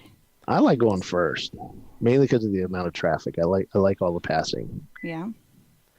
GBU is up to 11th now. It just turned in 248. So they're doing a lot of these 248s, 251, but a lot just sub 250 lap times as they're working their way up through the field. Looney Tunes leads the D class right now, still perched, since we're talking about birds, in second place. They have dropped back quite a bit, 7 seconds now, so big drop back on the last just a few laps. Hey, big update. The rabbit's on pit lane. Oh, wow. Really? Because I don't think so. I'm showing him in the garage in the camera. Maybe you're seeing something that's not what you think it is. That would never happen. Yeah, it looks like they're still in the garage right now. 255 spun and continued. All right. That's the cone crushers in the MR2. Well, They that probably would explain. spun in that one circular place and then continue. Well, there's a lot of a gap. There's a big delay here on their camera, so we might actually catch it in their feed. Of course, it's going to be spotty here. Probably freeze. Oops, somebody dropped something. Or threw something. It could be Chelsea. She tends to throw staplers. There's the spin. Wow, that's terrifying. It did kind of what you said there, Tiffany. Did like a nice pirouette there in the middle of the track, and looks like he's pointing in the right direction. Did a full 360. Yeah, he's just being a show-off now. I know it. That Nobody takes likes real to show skill. off. Yeah. Jerk. Well, those guys can wheel a car, man. Even when it's going in circles, right? Yeah, one of them was telling me, who's the guy with the long hair? Cone Crusher. Rich. Yeah, Rich. Rich is telling me he owns an Indy car. Oh, really? That's cool. Yeah, one of Scott Dixon's old Indy cars. That'd be so cool. That's cool. Did a trade for some work for it, and Yeah. Did you ask him what engine's in it? And he has a spare engine with it too. Because I'm like, you just can't, But he's driven it a whole bunch. I think he said something about timing out an engine. I don't know what that means, but I think you're limited on how much time you can use it. Oh. Now, what kind of Maybe engine you is he need to using? rebuild or Do something you know? every so often. I think so. Did he tell you which engine's in it? One that goes. You should have asked him which one was in it. A lot of these guys swap these engines out. They run like an Oldsmobile engine or something in them. Oh yeah, like the Aurora motors. So that'd be cool to find out. That would be fun. I've always wondered about owning something like that, just to take it out on vintage Put a racing. North Star in it and go at it. Go drive around. It'd be kind of cool. Well, the Aurora engine was the North Star, but a 4-liter, right? I don't know. I'm not up on that stuff. You can ask Bernie here. He'll know about that stuff. Yeah, I think the Aurora was a smaller version of the Cadillac North Star. All right. Well, I missed our commercial break. I know everybody's really getting upset about that, so I better stop and take a break. Okay, so we're gonna do that. Champ Car Live, presented by AutoZone, Lake of the Ozarks, Green Flag Racing. Stay with us. We'll be right back.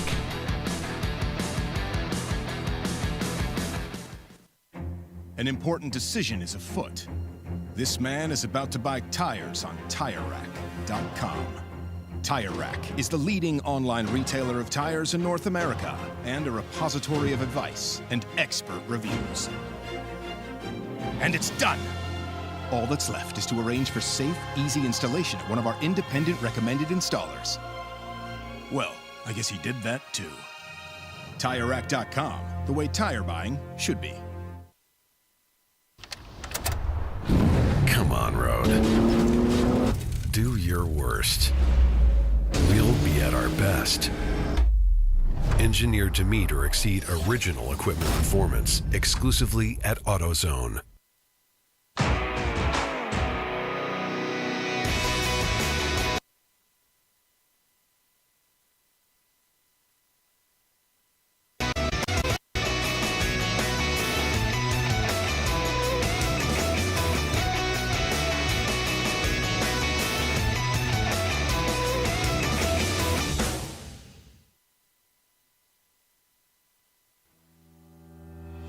Lifeline USA is a leading manufacturer of onboard fire suppression systems. Lifeline's continuous commitment to research and development ensures that we supply the most innovative and cutting-edge products available. Used by the majority of the world's motorsport championship-winning teams and constructors, Lifeline has a proven history of success. Lifeline offers a complete range of fire suppression systems for all budgets and needs, and we continue to push development and limits on both extinguishment materials and our patented delivery systems to make the race car environment almost as safe as sitting on your sofa at home. Every kit has been designed for a professional and simple installation. For more information and to purchase your Champ Car fire suppression system, go to www.lifeline-fire.com. RVA Graphics and Wraps is a full-service design, signage, digital graphics, and wraps company located in Richmond, Virginia. With over 20 years of experience, RVA Graphics and Wraps offers premium signage options for your business. We are dedicated to offering our clients best-in-class service in all aspects of graphic design and application. For more information, visit us on the web at rvagfx.com.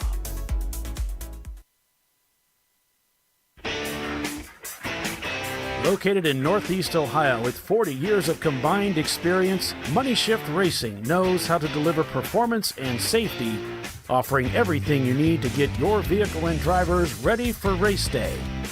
From safety equipment to full engine assembly and repair, in-house fabrication, 3D design, and rapid prototyping. Money Shift Racing. Performance done right.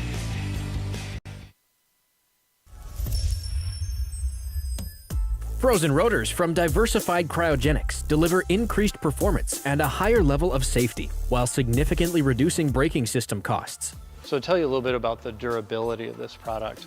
So we have seen an incredible extension of the life of our brake rotors using frozen rotors. We've gone from brake rotors every other weekend to 6 weekends on one set of brake rotors, and I think they can go farther. The durability has been amazing. And it's been a fantastic season, and man, a lot of that is due to the way our car can brake on those frozen rotors. For more information, go to frozenrotors.com. Nice. Yeah, I heard about this. So I would actually go with the full synthetic. Ceramic pads for the Duralast rotors. I did it. You see how it's... You did it. That's it? We did it. You did it. You can do it. The path to I did it starts at AutoZone. Get in the zone.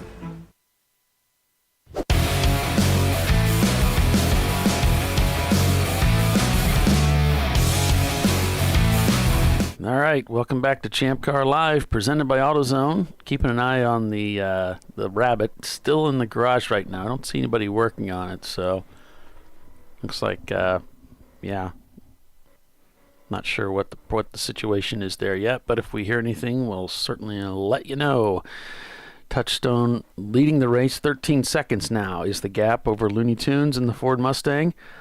And then we have Love Racing behind them, followed by Cone Crushers, who's now slipped into, I guess that would be 4th place. Then we have 901 Motorsports in the number 901. Auto Spec Racing, 901 Motorsports number 903. GBU is now up to 8th. 9th place you have Open Throttle Racing, and then you have Silver Martini in the top as the top 10. So A-Class leading the way by Touchstone. B-Class being led by, looks like Minimum Talent in the Mini Cooper. C-Class leading with Cone Crushers there in 4th place. Make that, yeah. And then D-Class being led by Looney Tunes. EC being led by Gulp Racing. I'm not sure. We see we got 2. Unfortunately, I don't think we're going to be trophying EC this weekend because we only have 2 EC cars in the field. So that's the news as fits the print, as Doc would say.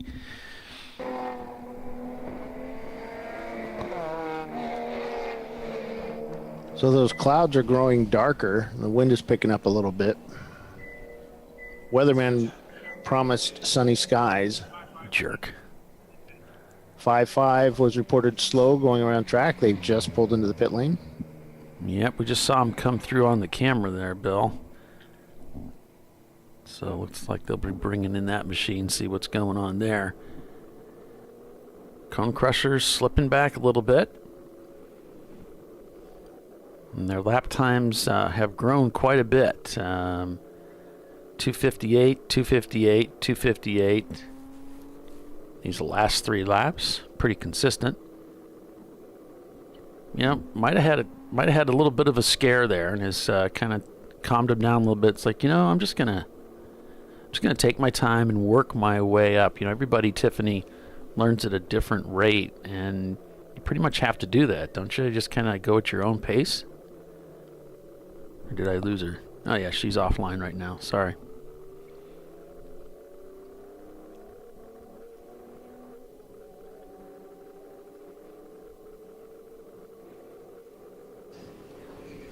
So I got some inside information. Oh, okay. Share it with us. The track owner was watching some of the lines these guys were taking through the track yesterday. So he actually went up to them and gave them, after hours instruction on the track.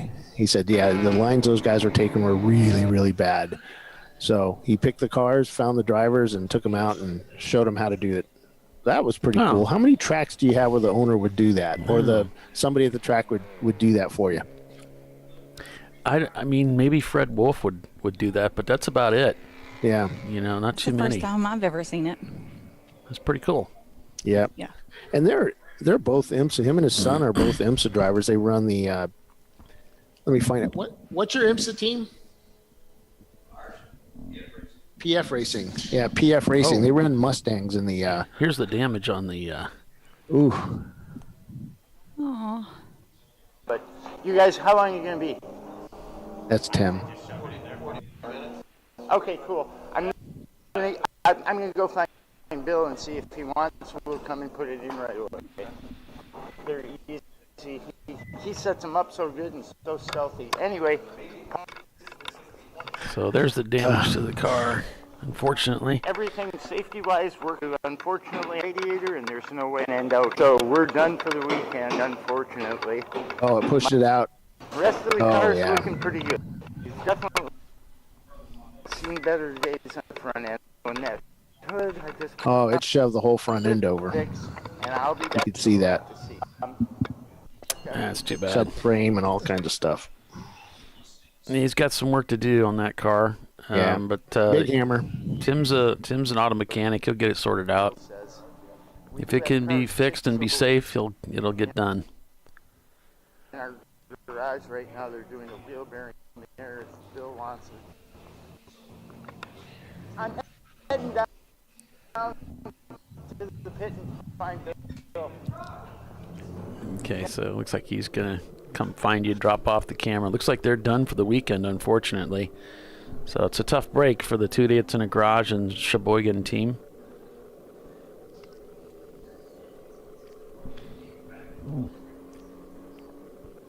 GTR Racing shown not turning laps right now. The number 296 in that 2002 BMW 325 Ci.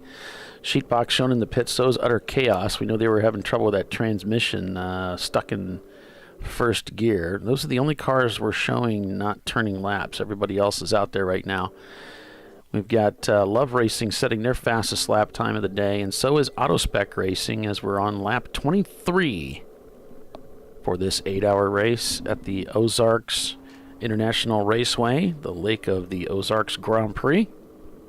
ChampCar.Live, presented by AutoZone. It's the TireRack.com Champ Car Endurance Series race this weekend. You can see from the camera that Timothy's carrying, a lot of cloud cover, as Bill mentioned, coming into the racetrack. Just so everybody knows, our pit stalls coming up. There's GB. I'll get him in going here by. and we'll talk to him. Yeah, that sounds good. It is a bit of a hike. So the paddock spaces where the garage is way at the top of the hill. So your top right hand of your corner of your screen, it's up there. And so this is all downhill. We have to go up the hill going back to the garage. If you don't have a golf cart, you're going to definitely get your cardio in. Yeah, you don't. That shot really doesn't show the significance of the hill. It's significant. Yeah. It's not COTA significant, turn one. Right. But it's steady. It's not that abrupt up. But walking in the paddock is more, since COTA would be flat in the paddock and pit lane. Yeah, you'll work your calf muscles out. Yep, we should be seeing some of the V8 cars coming into pit here soon. The thirsty girls. Yeah, I heard through a little birdie that the Mustang might be able to go 130. And we're at, 115, 118 right now? So an hour 18. I mean, they did have this car here last year, right? Yeah. Yeah. So And they did a lot of testing yesterday with it. Oh, yeah. So they should kind of have a good idea of what to expect out of it.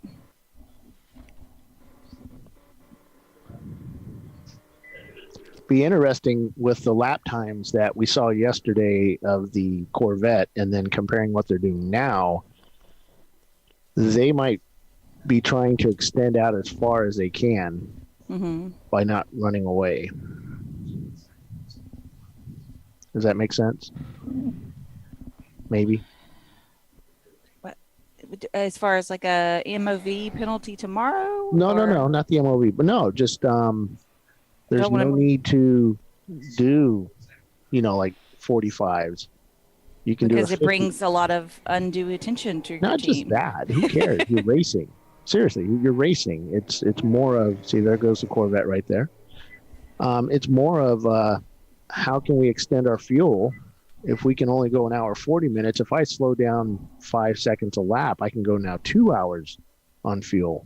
Mm-hmm. And I don't have to do that extra stop at the end of the race. One of those things. Gotcha. Okay. They've also, the GBU Corvettes had a lot of longevity problems. They don't seem to be able to keep the car on the track for a whole endurance race.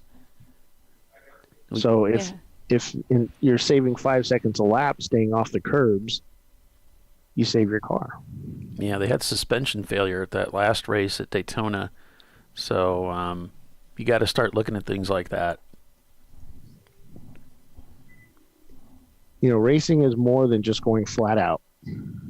There's definitely more to endurance racing than just the fastest lap. Right.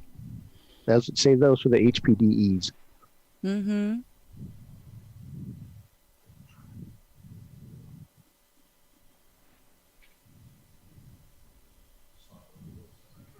Sometimes if you're driving the car at its limit constantly, you break it. Yeah. Because if you find something on the car is only got 6 hours at that limit, and it doesn't make the whole race. Right. Or 7 hours and 59 minutes of an 8-hour race. Right. That's frustrating, but yep. It's not that we're going slow either, though. You just have to have some preservation in mind of the car. Yeah. That's like, if the curbing at turn 8 is extremely bumpy and you take a chance on wrecking your hubs or your suspension, you stay off of it. Same thing. If you can win this race, if you stick at a certain pace and extend your fuel out to 2 hours, and you might be able to win it. Right. Stay off this curb lap after lap after lap, and the car is still together. And then the last stint, then go for it. If you need to. Yeah.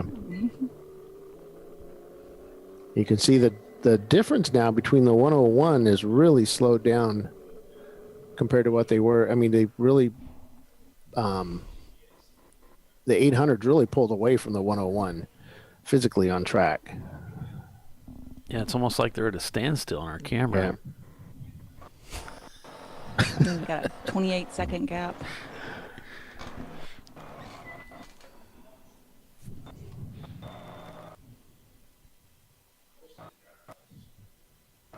Tim's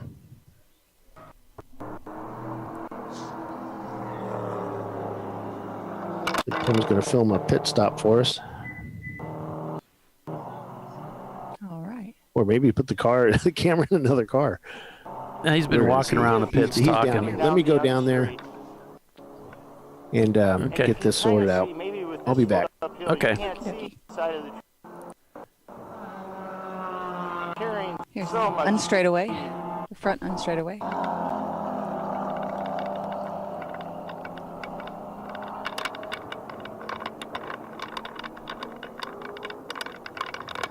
I'm heading down to control. This is quite a trek.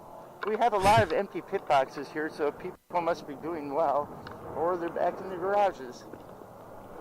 No, there's only 4 cars shown not turning laps right now. It's just a big pit lane, and I think we only had, a little under 30 cars. So. Yeah, Looney Tunes, looks like they're going to go ahead and come in, Tiffany. So this might be a pit stop to pick up some go-go juice, as they used to call it back in the 70s. Some go-go juice for the Looney Tunes Ford Mustang. That makes me think of Go-Go Gadget. Yeah. Squirrel.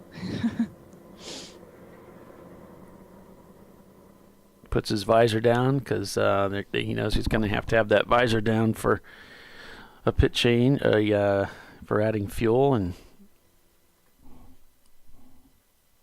so he's going to go ahead and do that. Prix.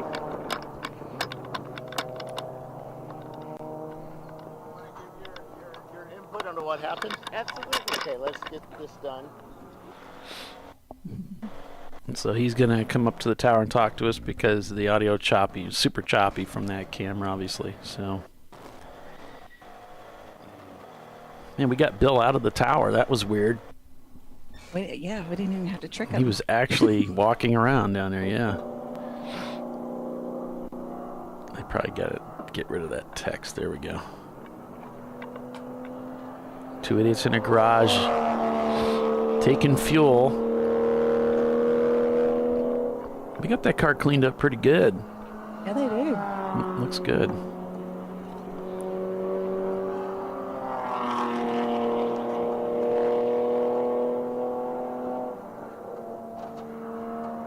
Looks like the trunk lid's trying to close on them while they're fueling. Yeah. All right? No, no. Oh, I'm fine. Yeah, I just heard the odds. Like, man, other than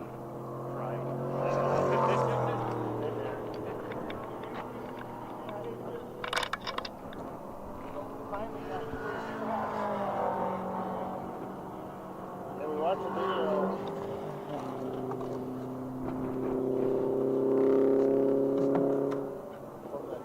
That's a lot of fuel. Yeah.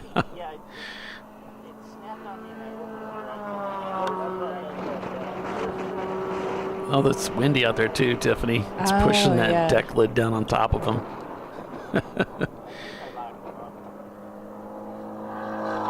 I've seen a number of pit stops where Andrew Johnson's dad, checking oil on the Saab, uses his head as a hood prop, you know? Yeah. You just pick up the hood, put it on your head, do your thing. It's better than it falling on your head, right? Yep. If you've already propped it there, it's less painful. Yep. Pretty crazy. Yeah. We need other cars.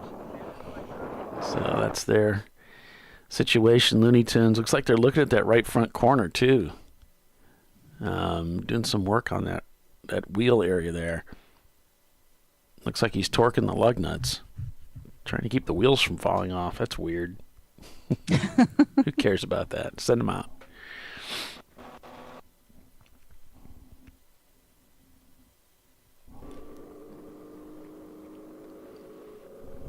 So Touchstone still leading by about a minute over Love Racing, who's now moved into second place. So as these laps, some of these cars are coming in like Looney Tunes, it's mixing up the field a little bit.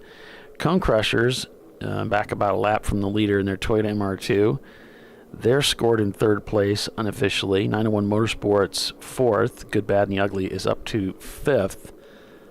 Just turned in a 2:46 on their last lap, and that's one of their fastest lap times of the day, is a 2:46.1. So they've turned up the heat a little bit. On that last lap, they're about 10 seconds back from 901 Motorsports, who just set their fastest lap time of the day at 2:50, so about a 4-second difference between the two. Of course, the advantage going to the Corvette.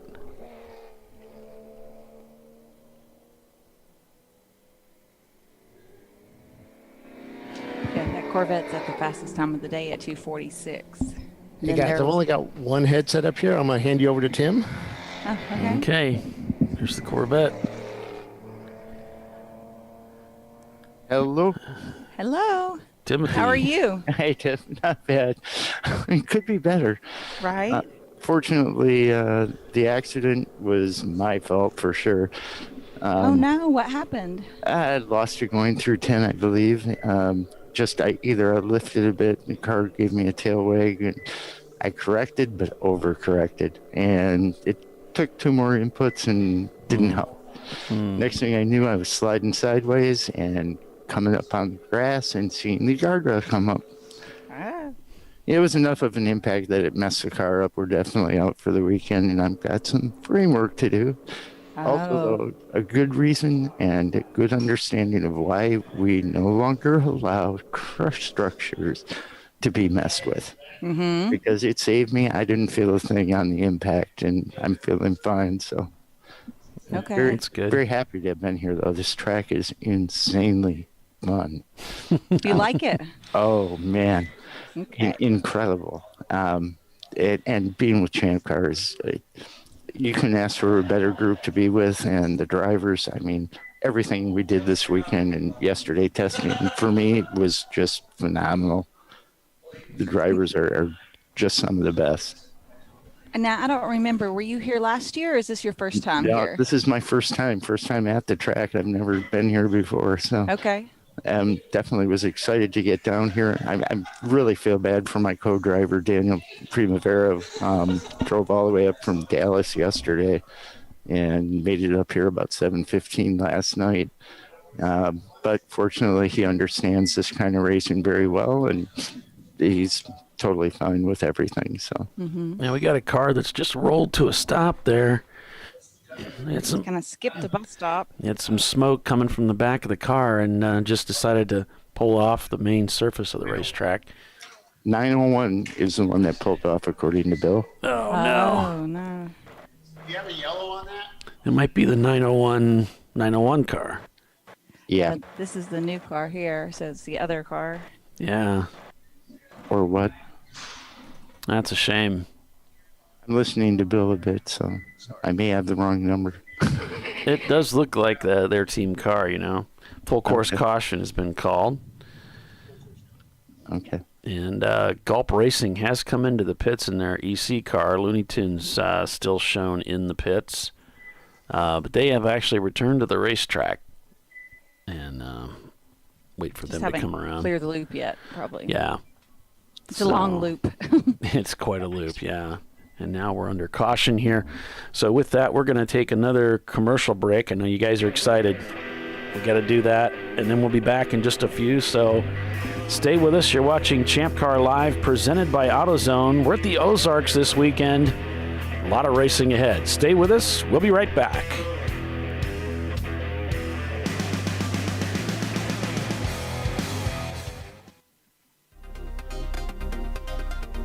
Well, do you want me to give you back to Bill here? Since 1979.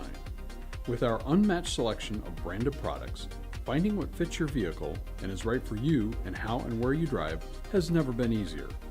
Through helpful online shopping tools that include our professional hands-on reviews done at the introduction of a tire and consumer reviews that give real-world feedback over the life of the tire, you can make the right tire choice and find exactly what you need. And if you prefer to talk to someone, our tire testers, our sales team, are available on the phone. And that's how we get you the right tire for you and your vehicle for where and how you drive.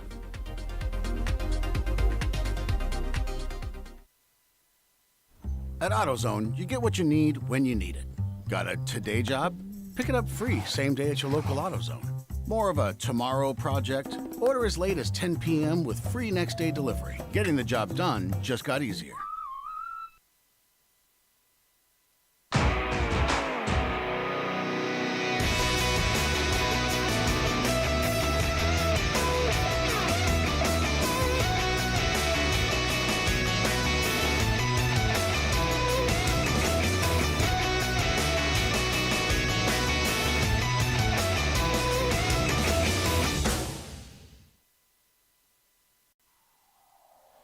Discovery Parts is a veteran-owned racing and safety equipment company. While we're located inside Atlanta Motorsports Park in Dawsonville, Georgia, Discovery Parts can also be found at the tracks, supporting a number of Champ Car Series events. We take pride in being a reseller of the best of the industry to Champ Car teams and drivers. We know racing, love racing, and look forward to tomorrow to even more racing. Visit us at discoveryparts.com.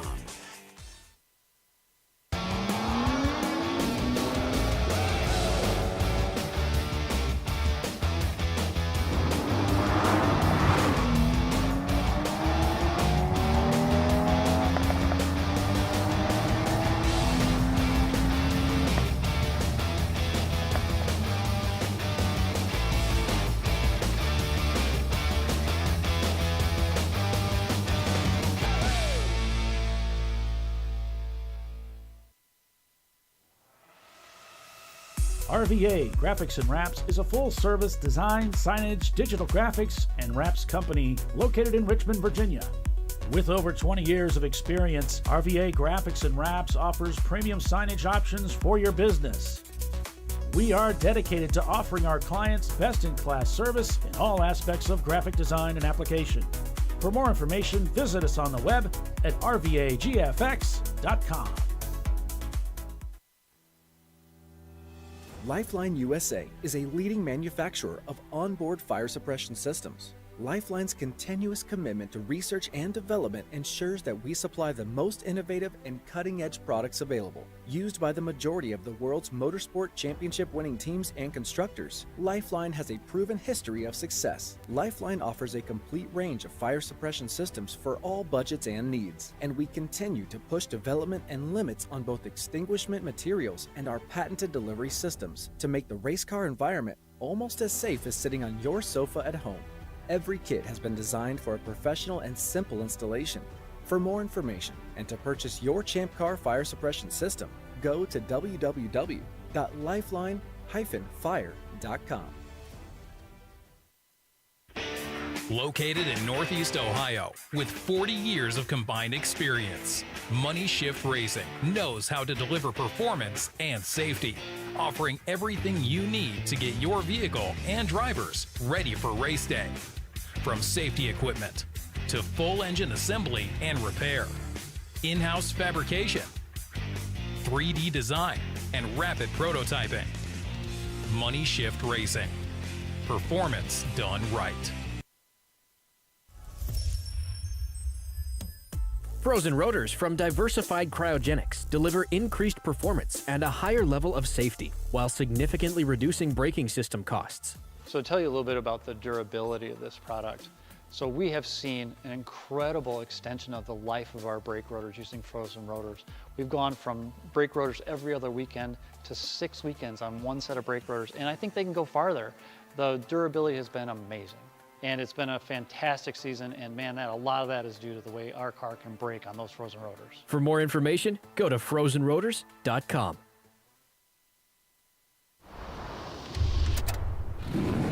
Bring on the frozen tundra, the grinding gravel, the cratered concrete, the rain-soaked streets. Come on, road. Do your worst. We'll be at our best. Reliable performance in unreliable conditions. Designed to meet or exceed original equipment performance. That's why more auto technicians choose Duralast parts. Exclusively at AutoZone. All right. Still under caution here at the Ozarks, folks. Welcome back to ChampCar.Live, presented by AutoZone. And we're just waiting, unless, yeah, it looks like we're still under caution here. There, the green has just been, yellows have been lifted, so the green is out. And we're back to racing here at the Ozarks. Perfect timing, perfect. Got Tiffany Alexander, Bill Strong, and myself, Paul Veltum, calling the race for you this weekend. Welcome, everyone. Hope you're having a fantastic weekend.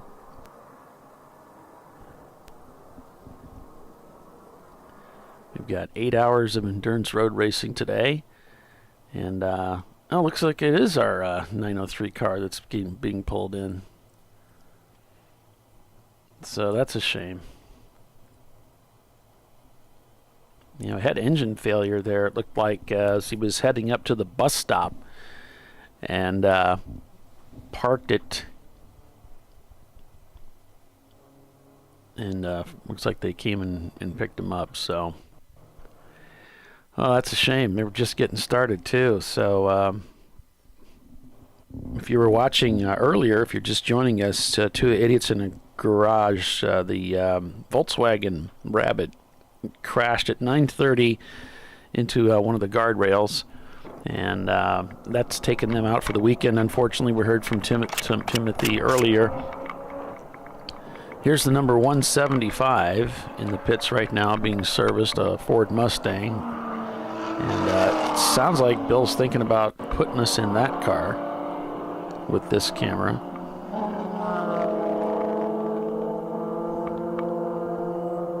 The 175 is the Fox Shoddy Racing, an 87 Ford Mustang. And Fox Shoddy down towards the bottom of the field right now. But they are still running, just fueling up that Mustang now. Yeah, it's showing them in 23rd right now. It's a cute name, though. I mean, clever. Fox Shoddy instead of Fox Body. Yeah. I just got that. That's cool. Oh. I'm a little slow on the uptake today. Uh-oh. Get you some caffeine. Yeah. Did not sleep well last night? I kind of did sleep well. This show, I'm in Eastern time zone, and so for this race to start at 9 is actually 10 o'clock for me. And I'm usually up around 6 a.m. just naturally. I don't even have to set an alarm. And so I did all right sleeping. And just not really on my A game today. I think I ate a bunch of garbage last night I probably shouldn't have eaten, and that kind of does it to you. Yeah. But I enjoyed eating it. I will give you that. What'd you have? You go out to eat? No. We brought pizza in, and then I went out and got us a couple hot chocolates and some cakes and stuff to eat. So. Oh, you had lots of junk. Yeah, lots of junk. That'll do it. The pizza's bad enough, but when you add all that to it, it's gonna.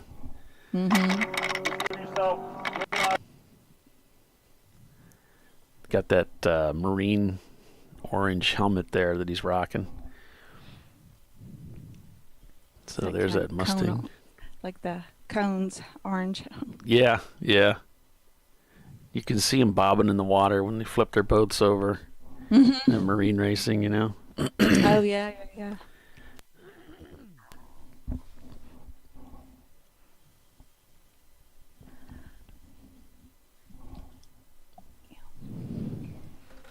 So where are you racing at next, Tiffany? You got any plans this year? Yeah, CMP. CMP is still on the radar. June. Yep. Cool. We're registered for that one, I do believe. I sure hope so. If not, then that's something I need to do. That's what usually I handle for the team. Oh, you're doing CMP. that for Party Girl? Trophy Wife. Trophy Wife. What am I saying Party Girl for? The other female team name. Yeah. And then I think we're going to do, the whole team is going up. Well, all of the team is going to pit race over Memorial Weekend to do like a practice.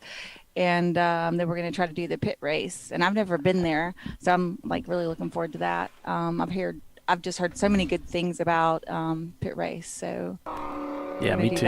People say they love it. So that'll be cool for you. Good. Yeah.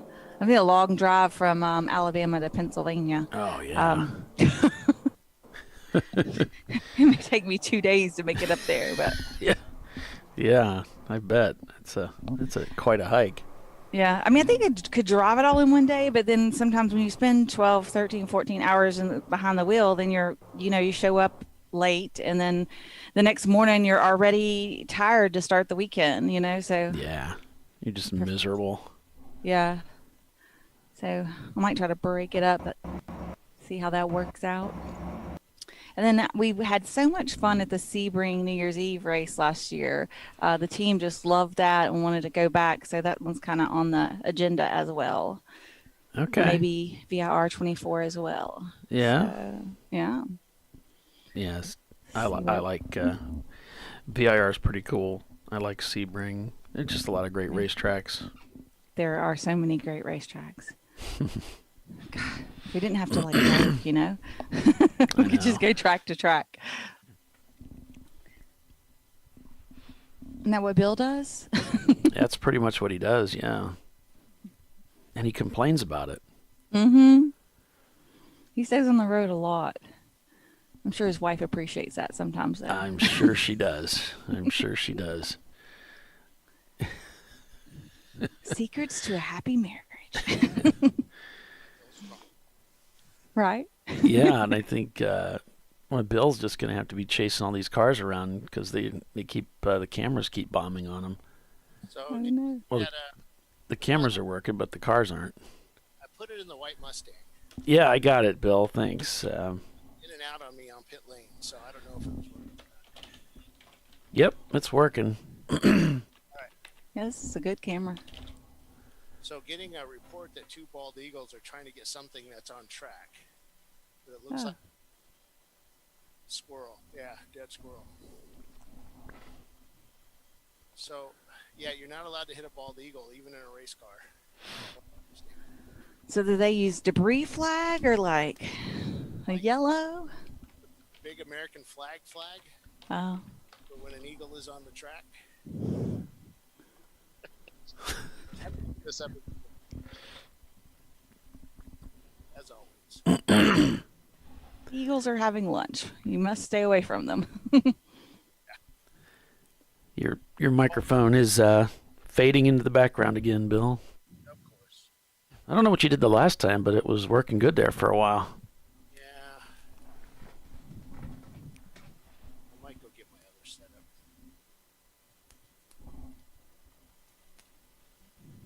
Better? No, unfortunately, it hasn't changed at all.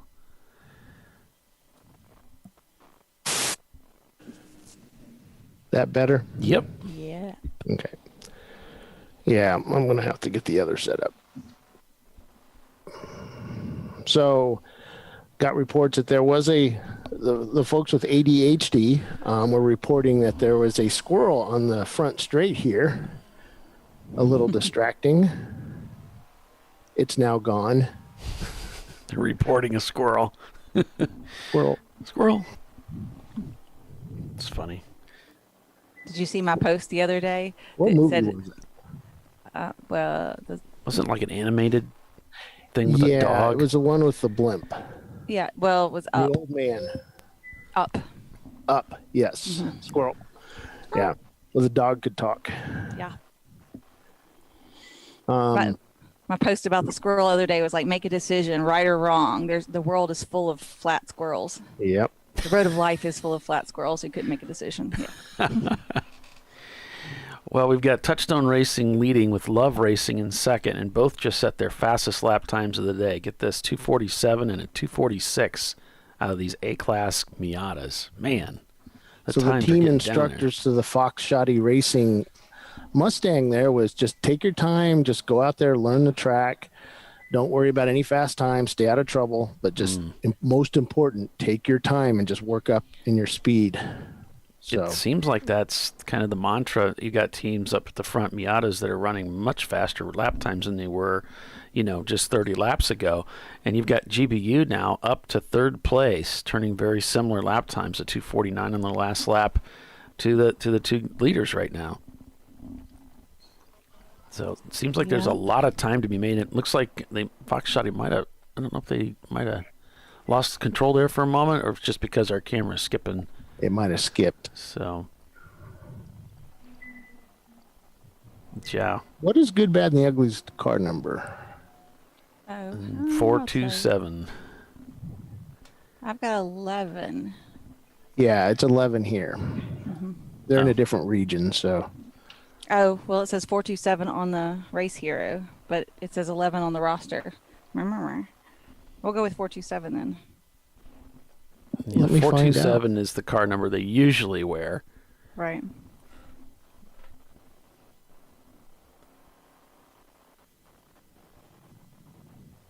Yeah, I don't know why they would be registered as 11. Yeah, it is 427. They changed it. They didn't tell me, but why would they tell me?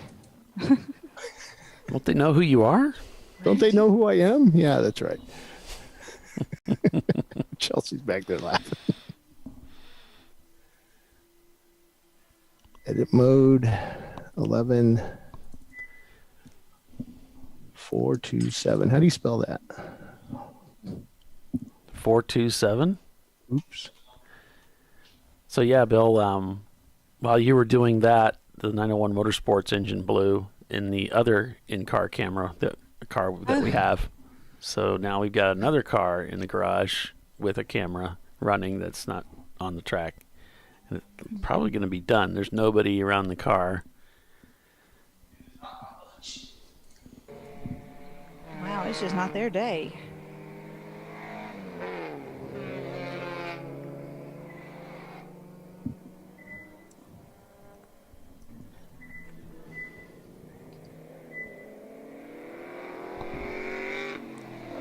That's both of their cars out now, huh? No, I think, really? Is both of them out now?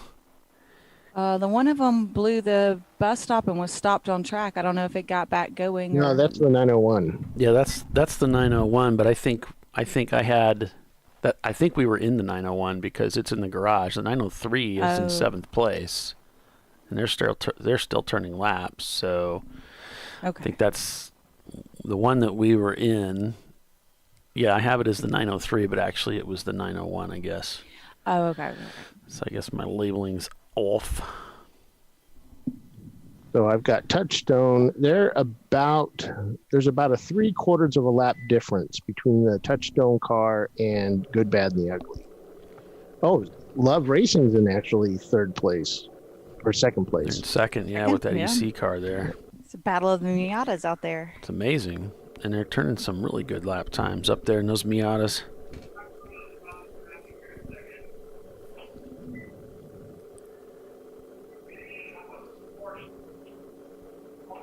Now they've slowed down a little bit here in the last few laps. A 250, now 254 for Love Racing.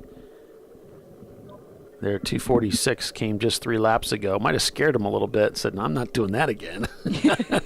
That was stupid. Let's just get this under control here. I found the limit. Yeah. And I'm not going back to visit. What corner's that?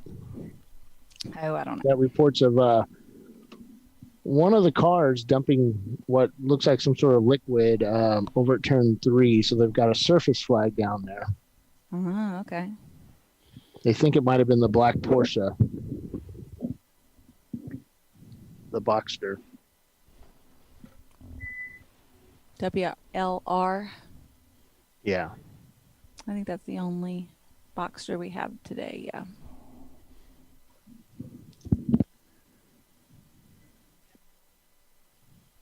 Yeah, you can really see those cars unload that suspension when they come up over that crest there. So yeah, that's a thing, dude. Even in these slower cars. Well, I mean, even a slower car can get up to a pretty high speed if you don't touch the brakes and keep the gas down, you know what I mean? Yep.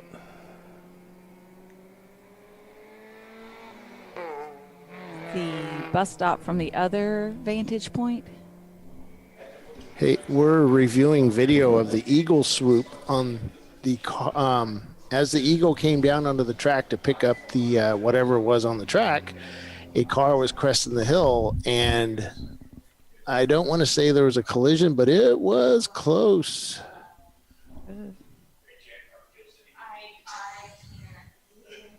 No, the Eagle it looked like it was going to hit. The Eagle's on the ground, the car's coming over the top of the hill on his brakes, but the Eagle was able to get away. That's a big bird to be sitting in front of you. Yeah, no kidding. He said that's a huge bird to be sitting in front of you.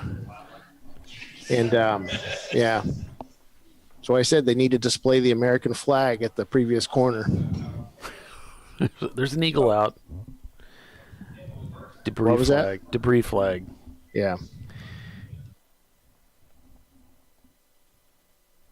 I mean, what didn't a grown bald eagle have a wing spread of 6, 7, 8 feet or something? I mean, it's enormous. Yeah, sitting on the track as he came over, it was huge. Yeah.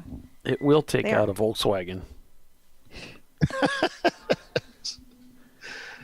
I guess I need to go get a camera, huh? That would be lovely. If you want to, that'd be great. What we have is the bandwidth's not that great. Regardless. But that would be good.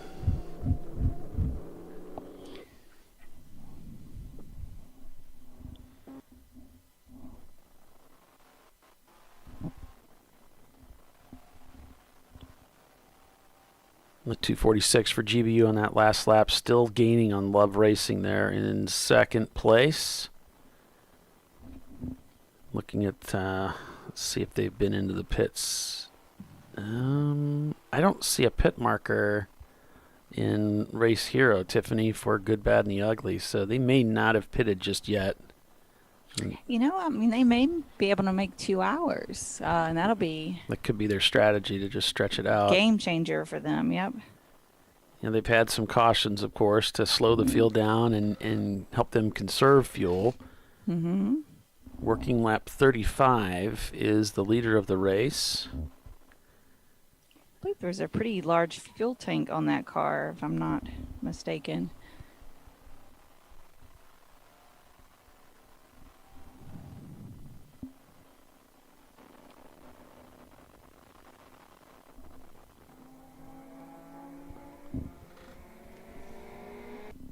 Let's see if we can find them on track here and kind of keep an eye on them. Can expect them to come into the pits here pretty soon. Well, we're approaching that 2-hour mark, so anyone who hasn't pitted will probably be needing to pit. Yeah, yes, absolutely.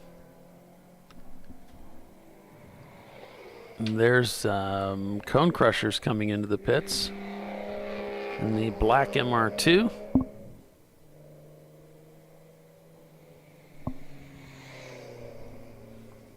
And there's the Mini Cooper coming in as well. So these guys are tapping out. Yep. Time to refuel, put a new driver in, all the things. But the intensity of this course, it just seems like it would be, because I've not driven a full stint here or anything, it just seems like the kind of track that would just wear you out. Just staying at that high intensity all the time. Really not a lot of time to just to relax in the car. And right. It seems like 2 hours would be a long 2 hours here. They're spending a lot of time talking to this driver. Finally, they're on their way.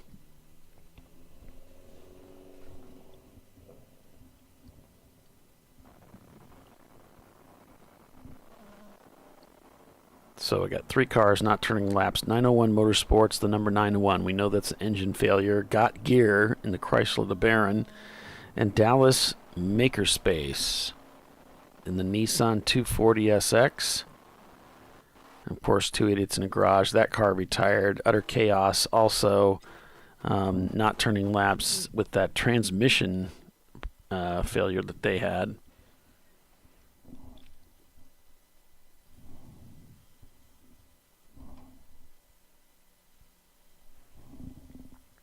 Looks like 901 Motorsports trying to stick it out. There's GBU still out on the racetrack. So unless these markers aren't right, unless they did pit and it just didn't mark it, like they didn't, indicate the pit stop. Mm-hmm. I don't think that's the case, Tiffany. I'm looking at these lap times underneath it.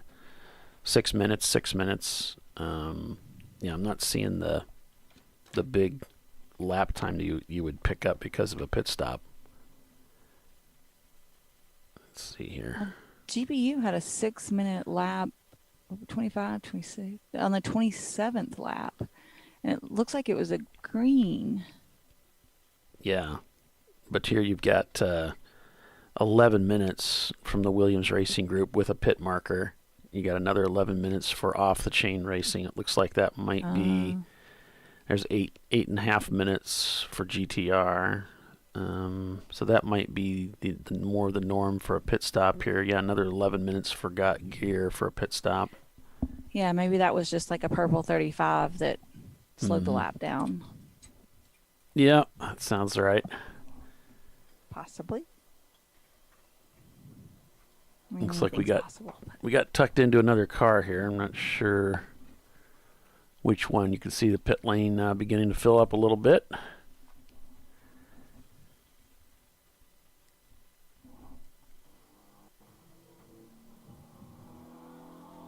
It's like you can see the concentration. This is one of the hard things to do, isn't it? You got to wear a helmet. You got to wear gloves. You got to keep your visor down. You're trying to see. And you got to try to buckle somebody in, yeah. It's so irritating. Well, I mean, what's even harder is trying to buckle yourself in because you can't look down and see the buckle with your helmet on, I can't. I know some guys can, but I don't know how they do it. I guess just the opening of the helmet. I don't know. Okay, that's car 22. Oh, thanks, Bill. Thanks for doing that. Car 22. I ran all the way. I'm sure you did. And did you believe that? I absolutely believe it because you just told me so. Why would you lie to us? 800 is on pit lane. Looks like he's leaving now. Love Racing has their guys out. They're pitted right in front of us. So their folks have their suits on, fuel ready to put in the car. Want to let folks know they have to have a 10-pound fire bottle. Minimum Talent Racing there only had a tiny bottle, so we made them borrow somebody else's fire bottle to do their fuel stop. But 10-pound fire bottle required on pit lane for your fuel stops. And having some trouble deciding how this steering wheel goes on. Got to pull that collar back all the way. Like this? Looks like they're having a Kinda radio. There we go. I think they got it.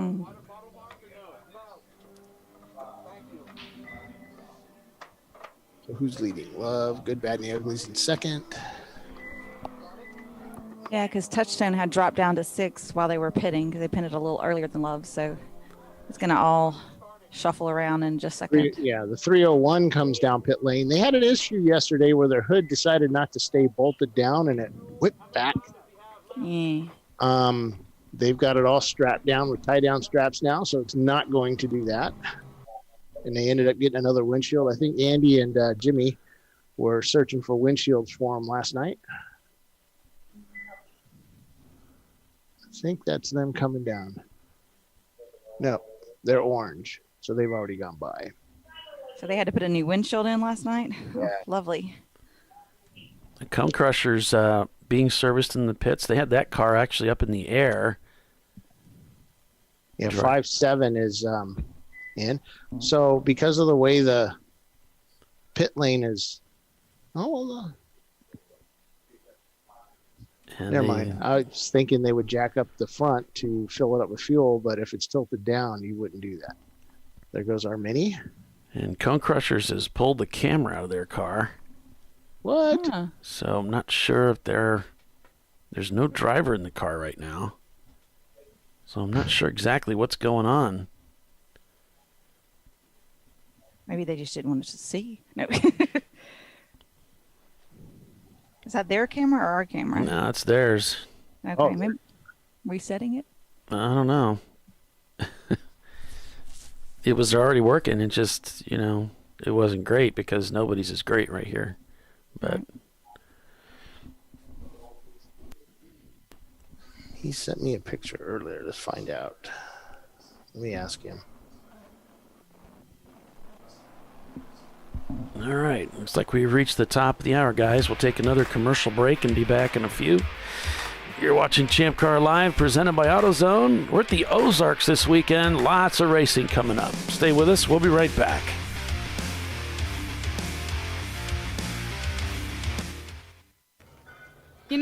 I'd buy tires online. But then what? We've thought about it. We're TireRack.com. They should let you ship directly to a mechanic. Actually, we call them independent recommended installers. They should have 1,000 mechanics. Try over 7,000 installers. Then you just make an appointment. At a time that's convenient for you. This could change tire buying forever. TireRack.com, the way tire buying should be. Come on, Road. Do your worst. We'll be at our best. Engineered to meet or exceed original equipment performance exclusively at AutoZone. Lifeline USA is a leading manufacturer of onboard fire suppression systems. Lifeline's continuous commitment to research and development ensures that we supply the most innovative and cutting-edge products available. Used by the majority of the world's motorsport championship winning teams and constructors, Lifeline has a proven history of success. Lifeline offers a complete range of fire suppression systems for all budgets and needs, and we continue to push development and limits on both extinguishant materials and our patented delivery systems to make the race car environment almost as safe as sitting on your sofa at home. Every kit has been designed for a professional and simple installation. For more information and to purchase your ChampCar fire suppression system, go to www.lifeline-fire.com.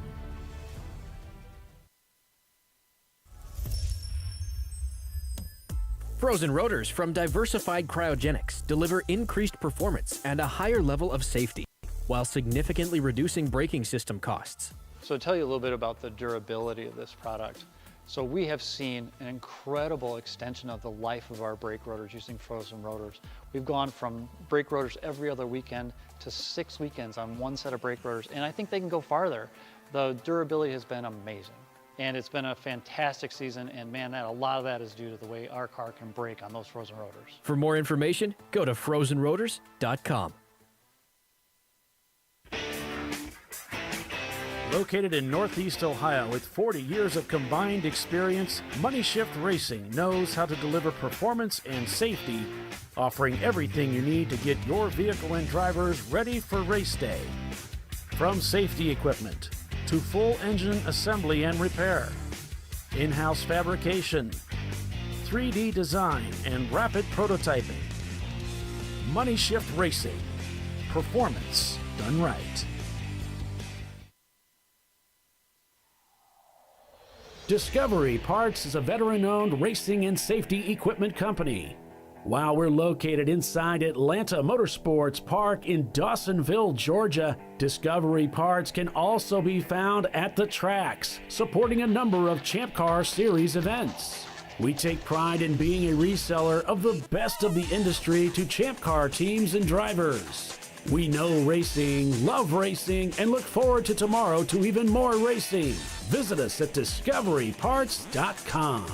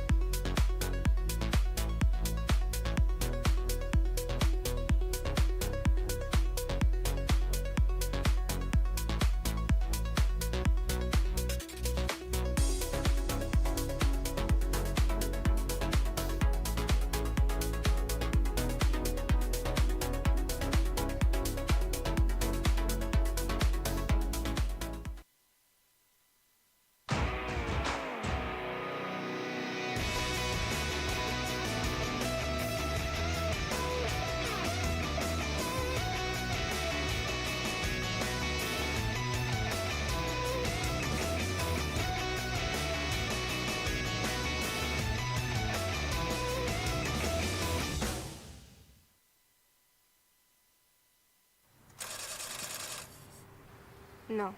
Seriously?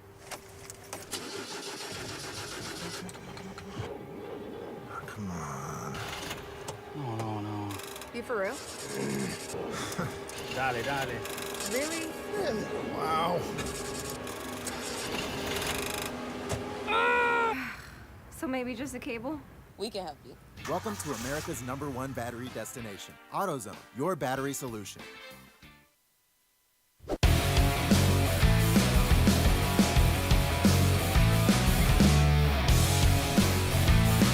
All right, welcome back, everyone, to ChampCar.Live, presented by AutoZone. It's the Lake of the Ozarks Grand Prix here at the Ozarks International Raceway. I'm Paul Veltum with Bill Strong and Tiffany Alexander. We're calling the race for you this weekend. And as Bill and I were talking yesterday, he said, we need to say something about Hawk brake pads. And so I was thinking, well, what would I say about Hawk brake pads? And I thought, well, I do remember, for one thing, they've been around forever. Hawk's a long-standing company, known for making high-quality products. And I used to race with a team that was using them on their Miata. I liked them. I thought they were pretty good. One of the things we found out when I was racing with that Miata team was we could run different compounds front and rear to control things like brake lockup and to get the most out of the brakes. So, you know, they have like a blue pad and a black pad, and there's a lot of science to it, right? But yeah, I really like the Hawk brake pads. So, and I think they're probably. I think each team kind of knows what works best on their car for them. And Hawk's one of those pads that and a big spin there, just got away from him. I'm not sure he hit anything, Tiffany. Didn't look like it. Just his ego. He did a full 180 there. He's facing the wrong way. Like it was spin and continue, no harm, no foul. Just another one of those tricky parts of the racetrack, you think? From, yeah. All that elevation change. And well, the cars get so light when they're at the crests of some of these spots, and you just don't have everything, set up right, your wheel turned right, or you've taken a lot of turning out, you don't have a lot of your contact patch, or the tires to the surface is not great. It's just going to be a really small contact. So little mistakes get amplified. Does look like did we see a car stop there on the right? I was not. I was looking at something else at the time, unfortunately. Okay. Every once in a while, it's like a corner worker's car or something like that, and I get them confused. But I guess we'll find out in a second if it's one of ours. Oh, minimum talent, the Cooper. I think you called it right. Looks like he got stopped there at pit in and then made it in. They were just in the pits because Bill put the camera in the car. Back to the camera curse. Not. The curse of the camera. The curse of the camera's back, folks. Don't let Bill put a camera in your car. Shouldn't say that. The moral of the story. Races are very. Okay, so yeah, I know they're superstitious. GBU is in the pits. Like shutting off? Shutting off. I'm driving, it just shuts down. Fuel on? Huh? Fuel button on? Yeah, it was. I had it. Hang on. What's he upset about? The driver's saying the car just shuts off while he's racing. Oh. He was stopped on track. So they brought it back into the pits.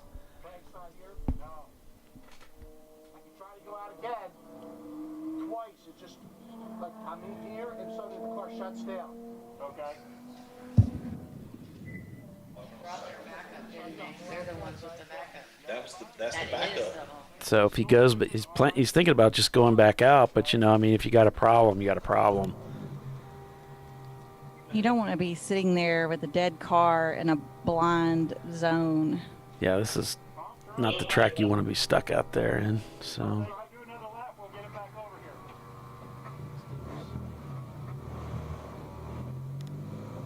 Let's see if it does the same thing or magically fixed itself. You're a fan of magic fixes, right, Polly? It would be great, but,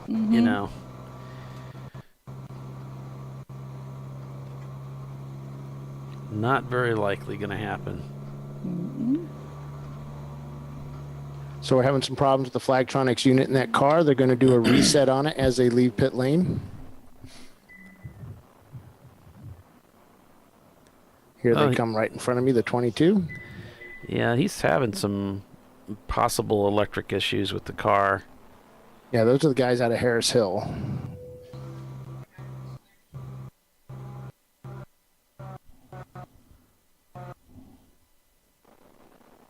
Hey, Paul, I've got CCL1 up. Unfortunately, there's no car out there to put it in right now, so it'll go in a car next fuel stops. And hopefully I'll have 5 up as well. Oh, okay, cool. CCL1's actually looking at pit out right now. All right. Let's see if we get that.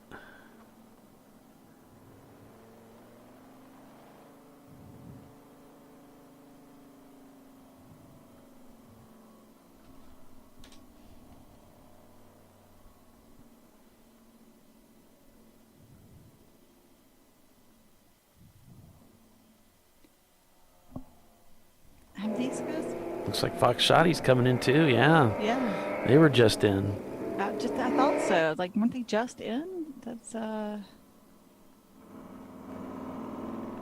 ideal.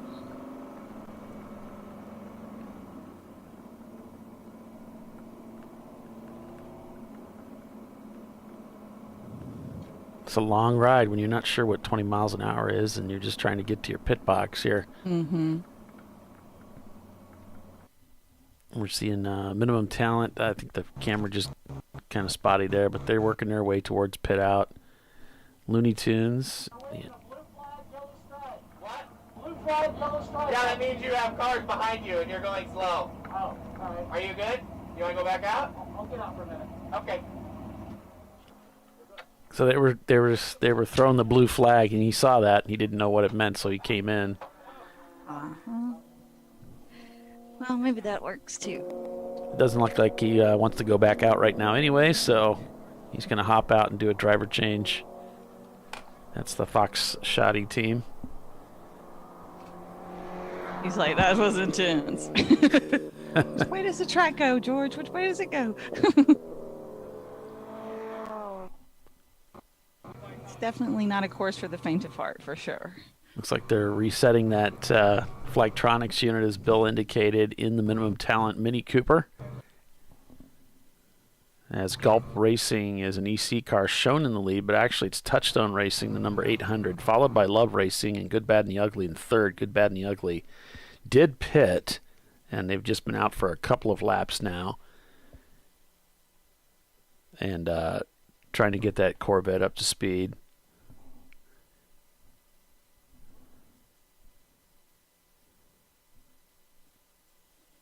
I'm assuming a fresh driver in there. Yeah, that camera kind of froze up and is, they've left pit lane a while ago.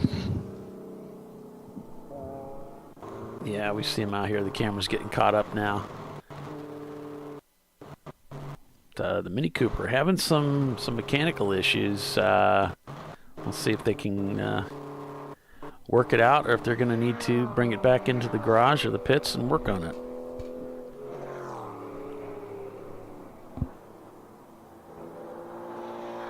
GBU with a 251 on that last lap. 25 seconds the gap up to second place.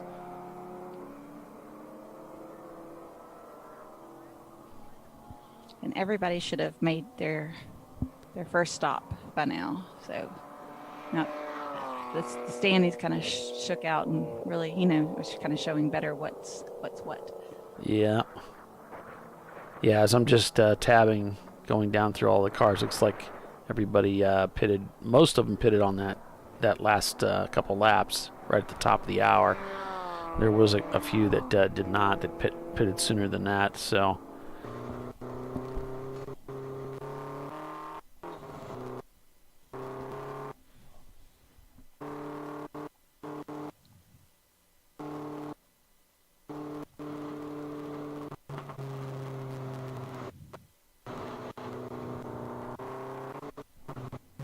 cars running right now.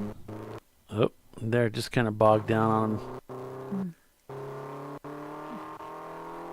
How dare I say something? It's good. No, it's not good. That's a frustrating problem to have. I ran into that once. There was a race that I was with Premium Dudes, and we were going through that. You'd think you had it fixed, and then you go back out and you're doing some laps and everything seems fine, and then it starts doing that again, and then over the Saturday night, the car owner's like, oh hey, I found this wire, it was loose, this ground wire, it has to be it. Right. And, okay, cool. Then we go back out and everything's fine for a while, and then sure enough it comes back again, and then the problem follows them to the next racetrack, and then the next racetrack. Those intermittent issues are really difficult, especially intermittent electrical, right? Like just. Yeah, it's the worst of all. I mean, that's really the worst.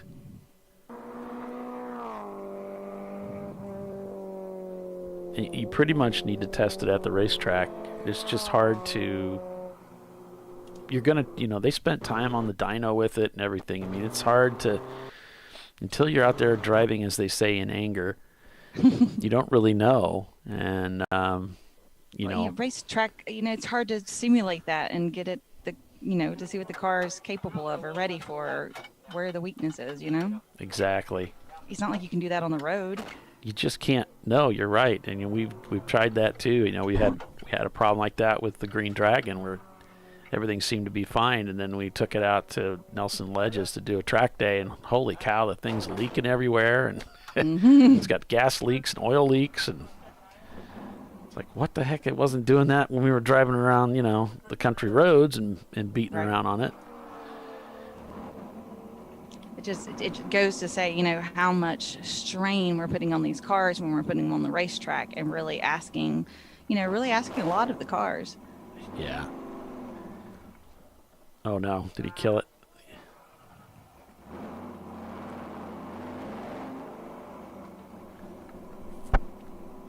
So Fox Shoddy heading back out. The Mini Cooper, I think they're still running, just our camera's kind of skippy. Well, better the camera pause than the car pause, right? Yep. At least for them.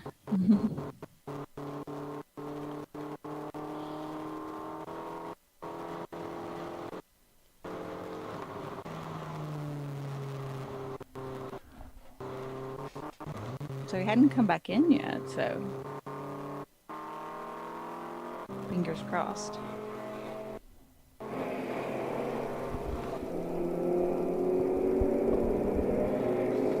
Is that Bill's car there? Yeah.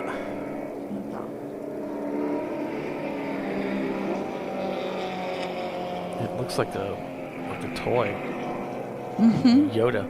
MR2. It's just a little tiny car.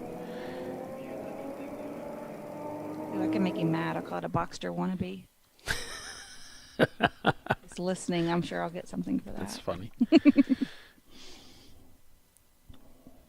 So Love Racing leads over Touchstone by 3.4 seconds. Touchstone just turned a 3:06 to Love Racing's 3:01. GBU's at a 2:52 on that last lap. 12 seconds the gap for GBU as they're trying to reel in the leaders, and they're certainly on pace to do that. AutoSpec is behind them. There's an EC car separating them, but it's a pretty big gap back to AutoSpec Racing, the number 21 Mazda Miata, followed by Looney Tunes, who's still out there. Looney Tunes had a pit stop where they were working on that right front corner a little bit, but they managed to get back out there. If you're just joining us, it was our first accident of the race. First crash was the two idiots in a garage rabbit that was into the barrier there, and that ended their day very early on, as well as for 901 Motorsports with an engine failure just recently on their, I guess it's their new car, the number 901. So that car is done, at least for the time being as well. Oh, he said it was oil starved. Oh, yeah, man. 901. Oh, that's engine damage then. Okay. Mm-hmm. That's a shame. Did you get the Looney Tunes 4 off? I don't think so. Yeah, they were just at turn 10 a little bit ago, and 4 off, but continued. Yeah, it's kind of hard to catch anything, really. We did catch a spin with the Fox Shoddy team, I think. So the spin? Stop spreading that rumor.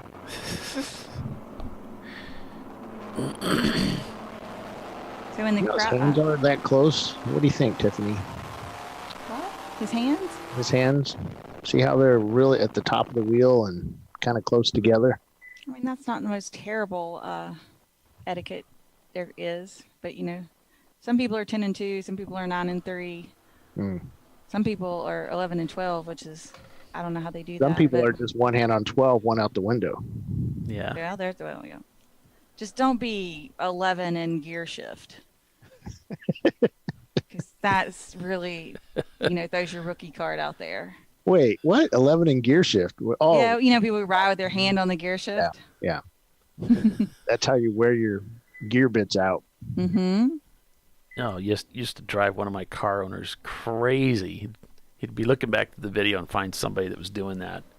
I know a lot of car owners do this. I don't know if Bill, if you ever did this, but one of my car owners, he would rewatch all of the video from all the drivers, like after the race. He would. Yeah, I did that. And that's how I would hand out, fines.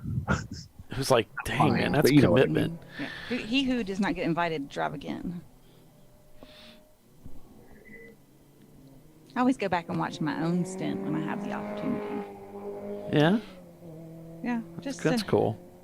So we're watching the replay of the, in the tower here of the Looney Tunes. It looks like they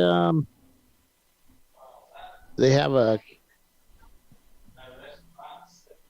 car that two cars tried to be in the same place at the same point, and Looney Tunes got kind of pushed off.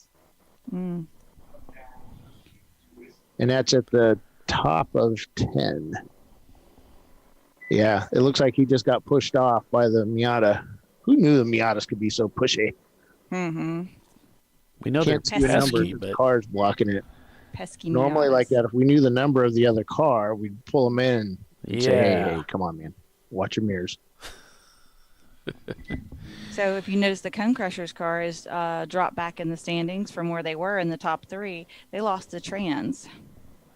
Well, Ben has a spare trans because he told me yesterday I brought a spare one. Yep. They So said they're they'll putting have- it in, so they're going to get it ready for tomorrow. Yeah, and he'll probably go out, test it out during the day, and see, you get these Porsche guys that could just manhandle those transmissions. You can't do yeah, that. because you guys never had transmission issues. Come Never. on, man, like every race.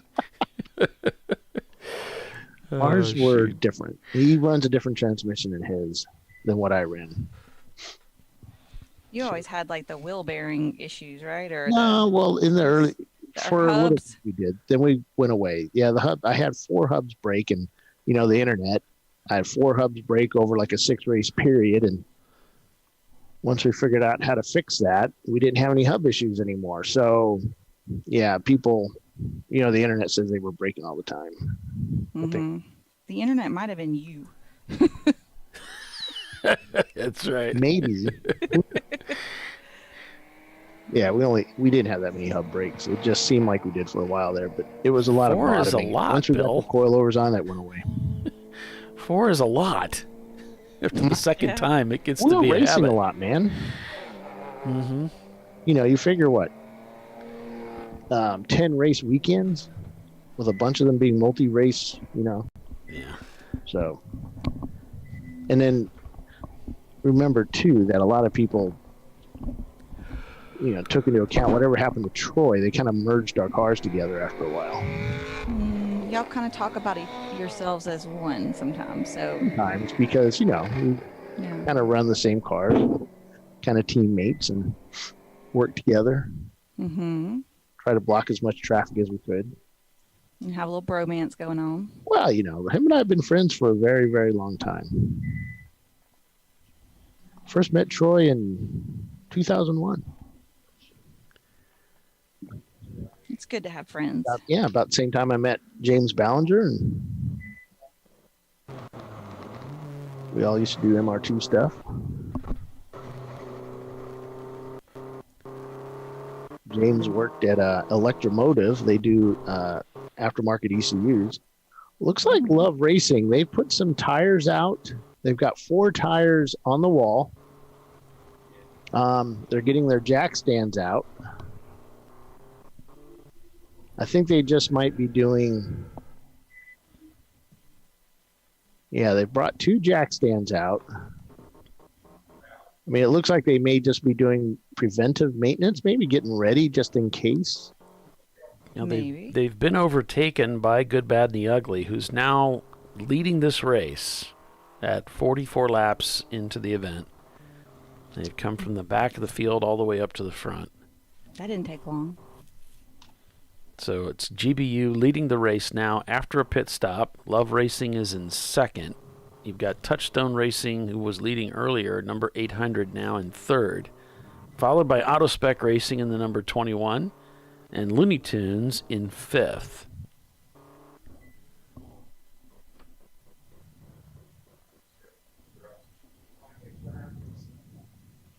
So we'll try to stay off the Looney Tunes car since it's cameras are a little rough right now. This one has a pretty good viewing angle and clarity. Yeah, they have a roll bar in the back that sits above the body, so that kind of helped with the reception, I hope. Yeah. And Remember, you can kind of Paul, see back out of in the the car. day when we had it up high, the better it was. Uh-huh. And then these new equipment we have, it didn't really matter where we put it. Well, it kind of matters here. Yeah. Something I learned. I'll have that sorted out tomorrow. Got another camera up too, so once we start getting pit stops, I'll add 2 more cameras to your collection.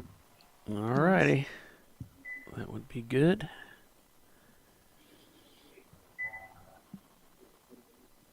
About this time at Daytona, we would have had, I think, 200 entries into our race control log. Right now, we're only up to 21. Right. We had so many cars there. But it was a race, Champ Car record. Was it a Daytona record too, I heard? What was that? It was a Daytona record too, wasn't it? Yeah. Those cars that they would have ever had on track at the same time? That's pretty cool. Nice looking blue car down there. Yeah, that little. I thought that was a toy for a while, and then Tiffany's like, no, that's a real car. Actually, she said that's a Boxster wannabe. Ooh. We expected you to jump on the broadcast immediately and start spouting out words. My ears are burning. Yeah. And I was like, oh, he must definitely not be listening to us then. Nope, trying to make Paul happy. Yeah, and that's not an easy job either. It's all about Paul. It is. All right, we'll take another commercial break just for fun and be back here in a few, so stay with us. You're watching Champ Car Live, presented by AutoZone. Good, Bad, the Ugly is your leader. We will be right back.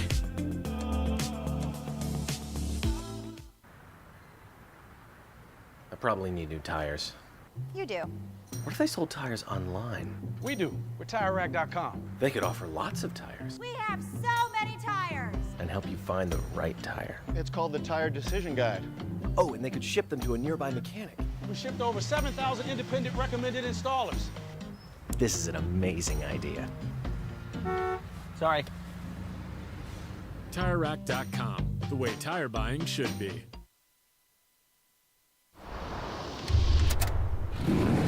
Bring on the frozen tundra, the grinding gravel, the cratered concrete, the rain-soaked streets. Come on, road. Do your worst. We'll be at our best.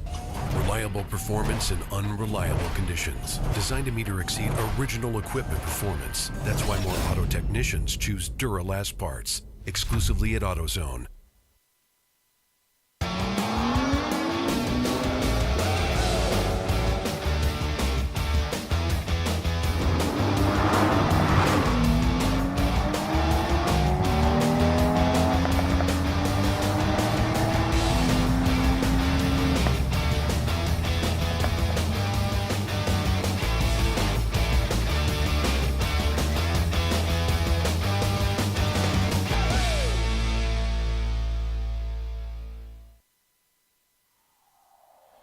Discovery Parts is a veteran-owned racing and safety equipment company. While we're located inside Atlanta Motorsports Park in Dawsonville, Georgia, Discovery Parts can also be found at the tracks, supporting a number of Champ Car Series events. We take pride in being a reseller of the best of the industry to Champ Car teams and drivers. We know racing, love racing, and look forward to tomorrow to even more racing. Visit us at discoveryparts.com.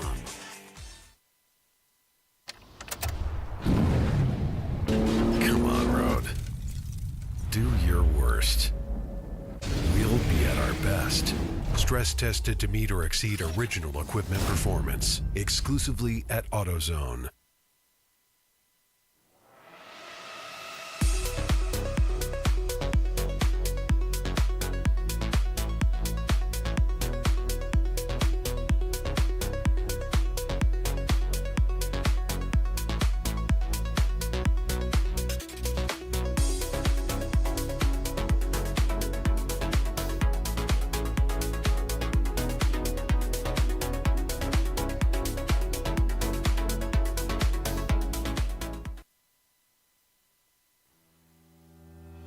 Lifeline USA is a leading manufacturer of onboard fire suppression systems. Lifeline's continuous commitment to research and development ensures that we supply the most innovative and cutting-edge products available. Used by the majority of the world's motorsport championship-winning teams and constructors, Lifeline has a proven history of success. Lifeline offers a complete range of fire suppression systems for all budgets and needs, and we continue to push development and limits on both extinguishment materials and our patented delivery systems to make the race car environment almost as safe as sitting on your sofa at home.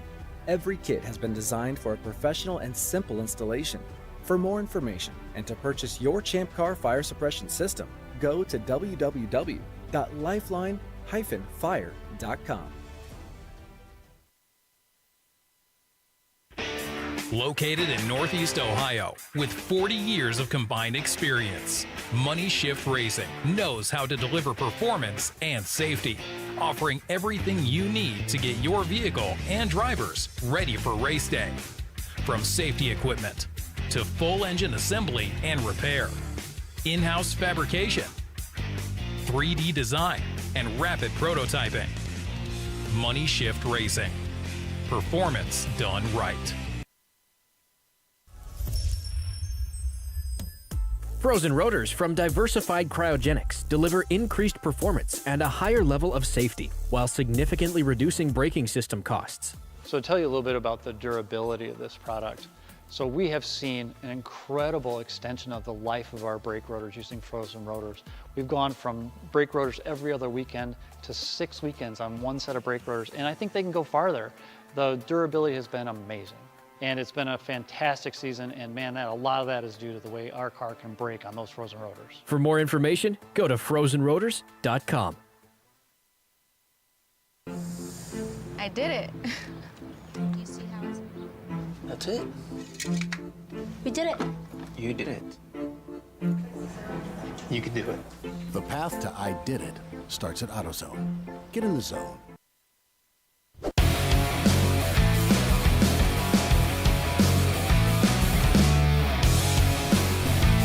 All right, we are back once again. As we were watching the commercial there for Money Shift Racing, I was reminded that this week I got the gasket kit in for Tiffany's car from Money Shift. I'd been talking to Chris, who's one of the employees out there, and I said, hey, man, I need a gasket kit, and we just had the engine work done, and they shaved like 2,000 to 3,000 thousandths off the head. Can you help us out? And he says, no problem. I'll get you the proper head gasket so you won't have any trouble with it. And he sent me a nice Comtex kit, so we are all set for that. Now I just gotta separate some time so I can get it put in there. But while we were away, we did get a report that the GBU Corvette did do a spin and continue. Right at that bus stop there. We were looking at video. We thought it was him that kind of went 2 off. The corner worker reported 4 off, and they went through and we reviewed it again, and it was Riley that went off. The Bill's in the car now. 4 off and shot across the bus stop and over to driver's left, and he came so close to hitting that wall on the left. You can probably see his 365 millimeter wide divots going through that grass over there. Or 335. But yeah, it was pretty hairy. I bet he didn't close his eyes. That is what we call an attention getter. Yeah.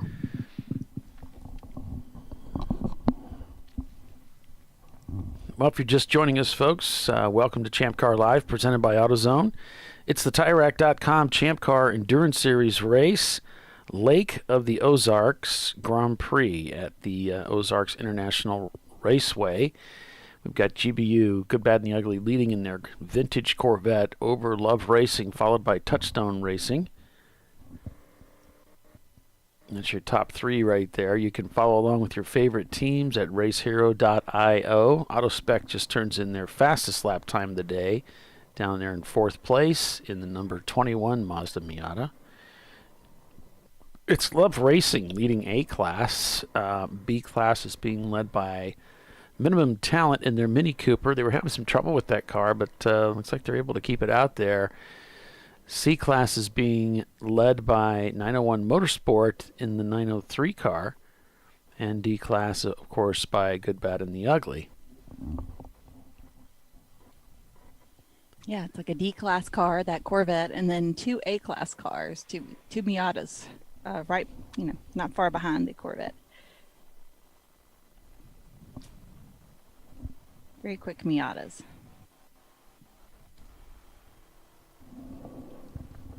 Oh, and the Auto Spec Racing Miata just set their fastest time of the day at a 2:51.7. So new drivers figuring it out.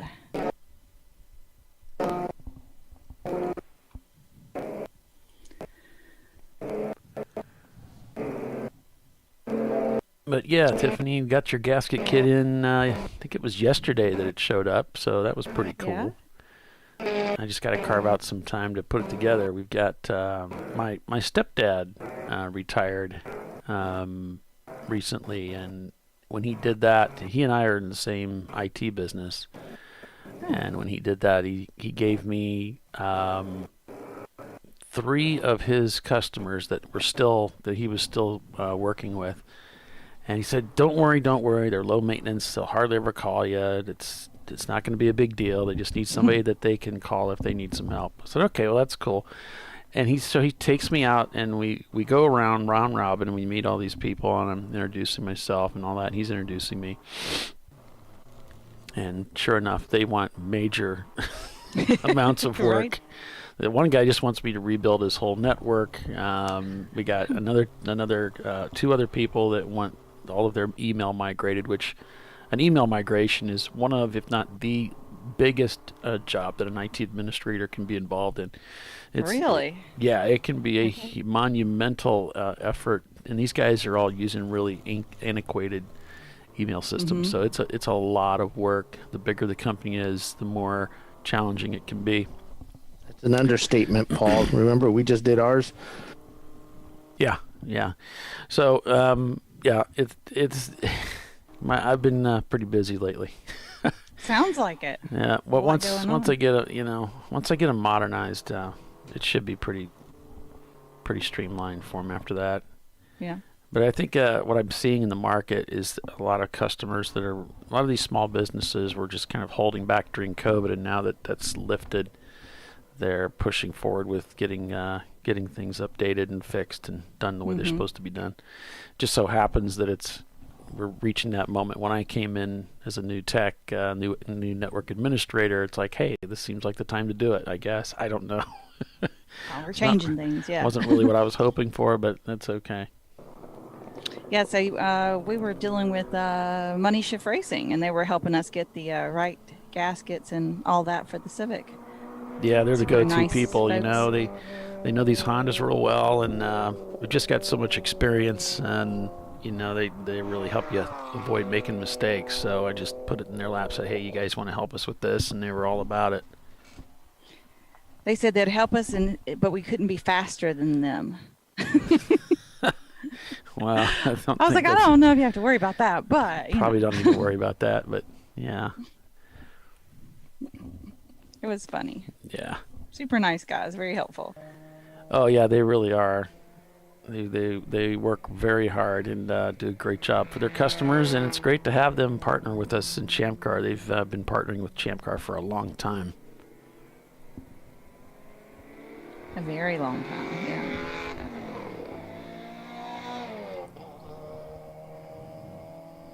The racetrack about 4 miles in length here, with a jillion turns and literally incredible elevation change. So just really amazing. Launch something in a couple of places. Well, somebody got a little dirt.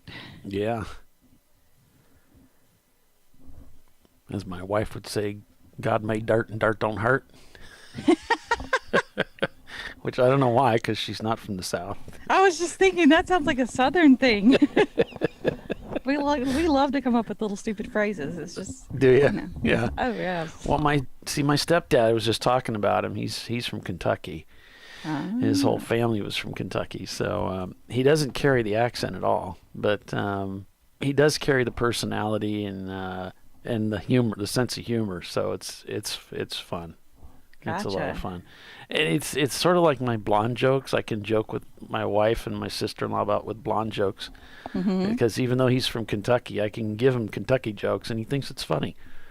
So so I'll come up with stuff once in a while, and he'll laugh. It's always nice when people laugh at your jokes, you know? It is. Instead of just sit at you, right? Yeah. Well, that's one of the things that made Doc so endearing. He laughed at my jokes. And it was a beautiful trait. Yeah. Working lap 50 here at the Ozarks. GBU crosses the start-finish line with a 2:46 on that last lap. The 2:46.1 is their fastest lap time, so they're starting to gap the field now, stretching out now almost a minute over Love Racing in second place, Touchstone in third. As they've done driver changes now, those cars slowing down quite a bit. 257, 258, their last laps, 301 for Touchstone. As these drivers, Tiffany, they just got to get comfortable with the racetrack, and it's just going to take a while, you know? Absolutely. So they did that last fuel stop around the 2-hour mark and put the new drivers in. Looks like we're going caution. And so they're just going to have to get out there, and it's a lot of racetrack to learn. I mean, and it's not the Nürburgring, but I mean, like, it probably feels like that to them. It's 4 miles of 19 turns and a ton of elevation change. So it definitely takes a while to get settled in here. Full course code 35. We got a car stopped on track. It would be car 646. That's Open Throttle, the Frankenstein Miata.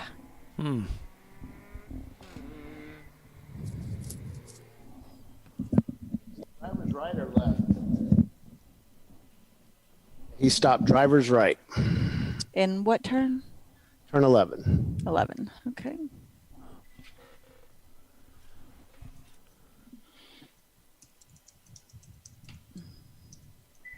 It's a sharp corner of the track there.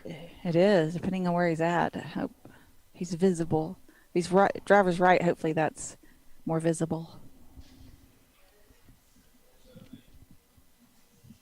If you're ever out there and your car starts acting up, it's a good thing to kind of look around and be aware. And if you're going to have to stop on track, try to stop in a place that the other drivers can see you well from their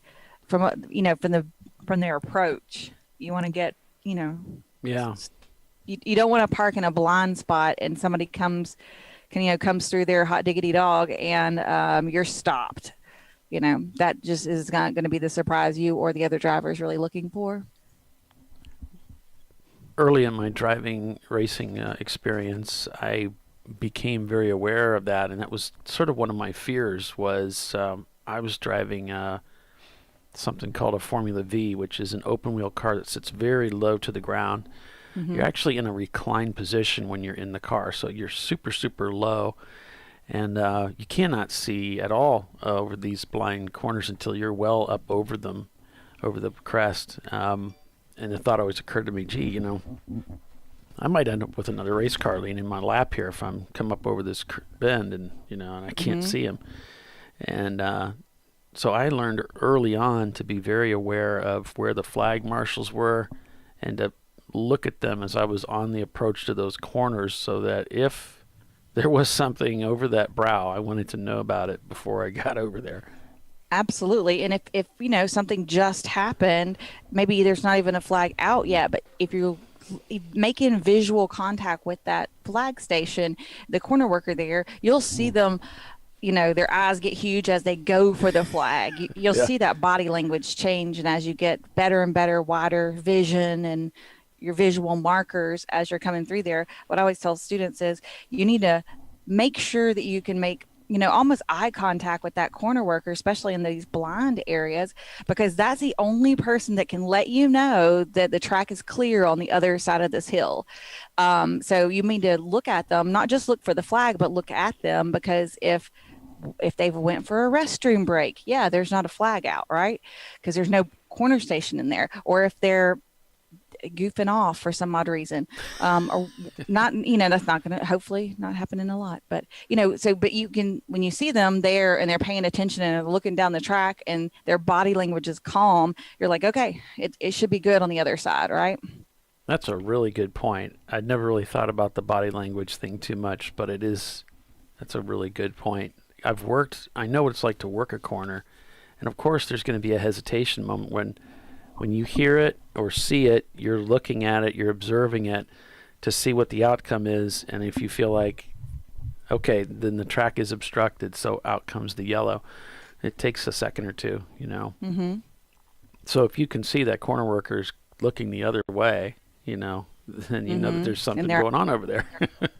their arm is reaching for the flag. Okay, something's up. Yeah, it probably just happened. When I was working the corner, we always had two of us, and one was looking one way, and the other was looking the other. That's the way it was supposed to be. Oh. So you weren't both just kind of randomly looking around. Someone's covering down track, and someone's covering up track. Oh, at Barber, they're always covering down track. So your flag station is there to tell you what's ahead of that or past that corner station.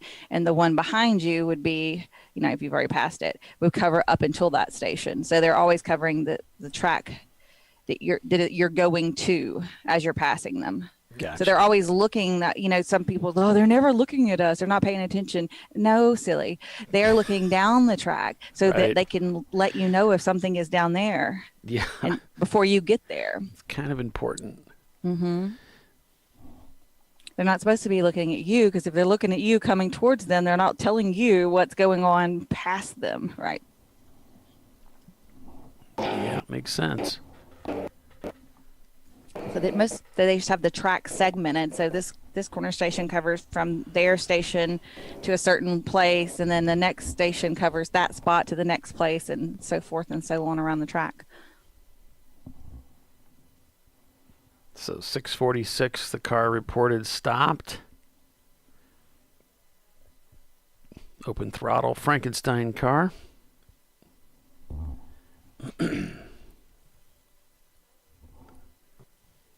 Minimum talent Mini Cooper seems to be motoring right along, so You can either be good or you can be lucky. I think they'll take lucky right now. Right. And they're like, just make it 5 more hours in a few minutes, and then we'll look at it in the garage this evening.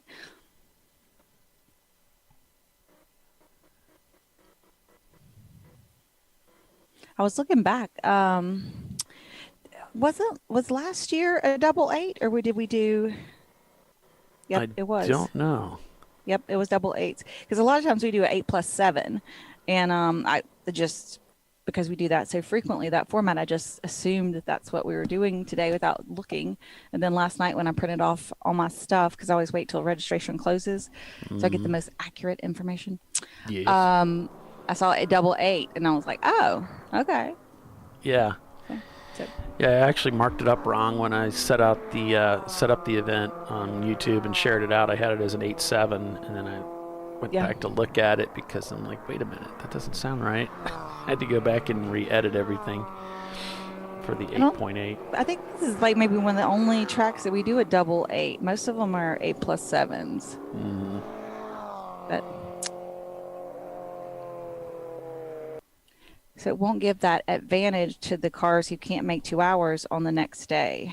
Right. So that'll be a little different strategy. Yep. And you can see the cloud cover really rolling in. It's getting thick up there. Yeah. She'll just windy, continue to keep it cool. Yeah, it's really windy out there too. We saw that in the pits when the Mustang was being fueled. It kept blowing the deck lid down on top of the fueler. It's a chilly race day. Mm-hmm. Cool temps and windy. That's double time. The EC car of Gulp Racing, that blue and orange Honda S2000, is shown in the pits right now. GBU they had a 5-minute lap on that last lap, so still trying to work off that caution lap. Right.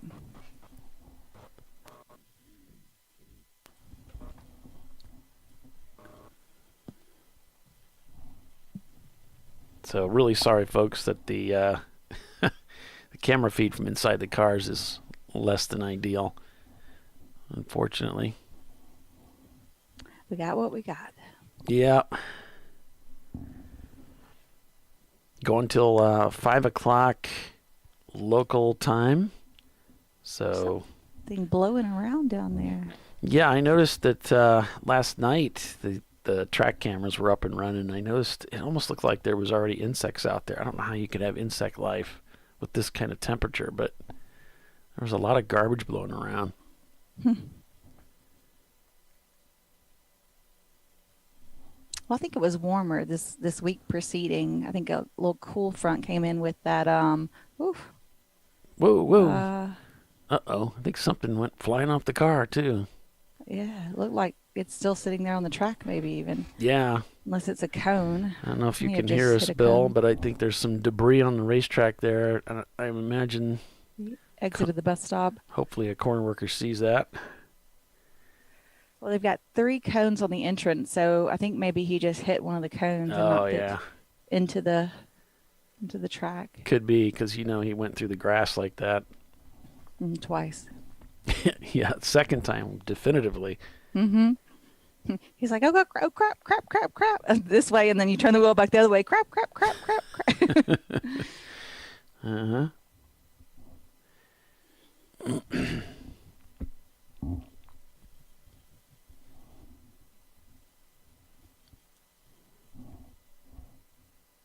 We're just waiting for a car to come through. Let's see what they're going to do about this. Just level the cone. Man, Doc's got the stories. Remember how with the stories about the how Mike had set up cones for the bus stop at I think it was Daytona or something. Oh, yes. It wasn't Daytona. It was Charlotte. And he went through there and mowed those down like right away. And he's like, right what off the bat. Heck are you doing? And it's so funny.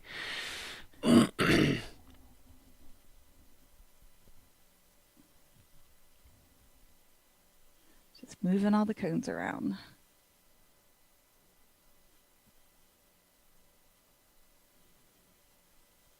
Looks like they're just checking up and staying away from it. Yeah, they're just going single file through there, and they're staying to the right anyway.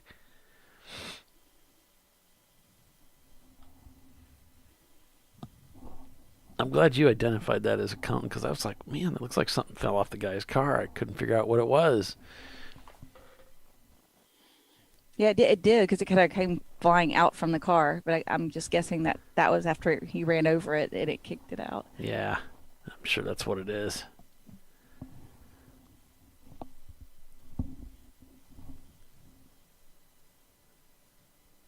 This is the view of Pit Inn. It shows how cloudy it's gotten. It was sunny this morning when we started this.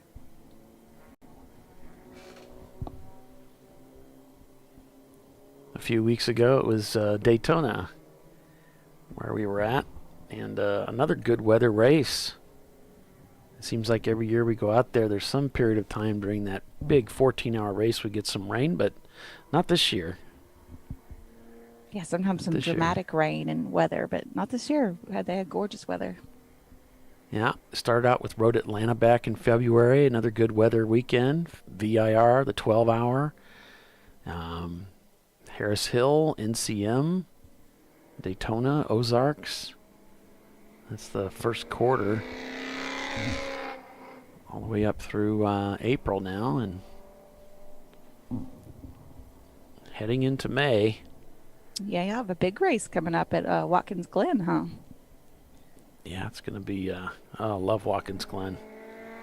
You going to be at that racetrack? I don't think so. No? Okay. I think Billy is going to be there with Bill. Oh, I'm sure. Salen's sponsors that race, so I'm sure we'll have Billy with us on the show. Mm-hmm. I believe that is the plan. I don't remember the bandwidth being so bad for the cars last year, but I know, right? I thought we had pretty good. Were you able to get the track cams? Those? Yeah, we were having a little trouble with them, and this track actually has their own track cams, and I had access to the feeds, and I was having some trouble with them. And then this year I spent quite a bit of time working on them to try to improve that, and just didn't get anywhere. So I think I kind of know why, but is what unfortunately, maybe next year. I'm thinking it's actually the hardware on my end that's the issue. So our server, I don't think quite has what it needs, along with the monitors that I'm using and everything. It's all tied together.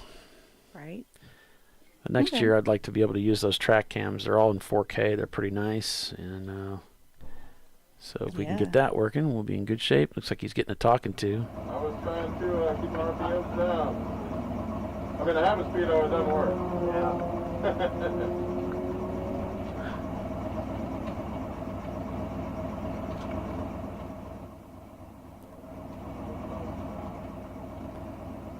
Looks like they're talking to him about his speed somewhere, about maybe going too fast. I don't know if it was a caution or on pit lane, what the situation was, but they were talking to him, and he said, I'm trying to keep the revs down because I have a speedometer, but it doesn't work, so. Mm-hmm. Does it warm up in the car? It's perfect in here. It's perfect in here. Oh. My fingertips are still cold from earlier, but they're doing good in here. Yeah, I don't have a heater vent.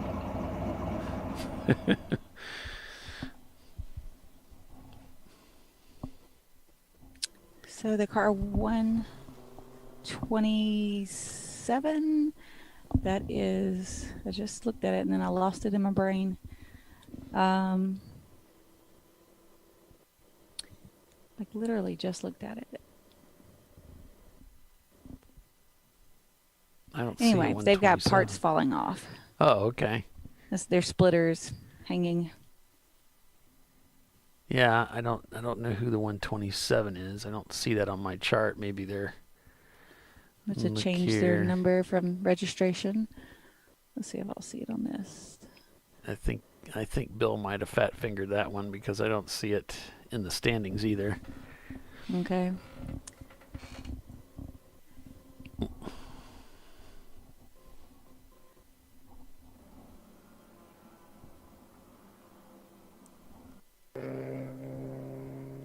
There's a 120.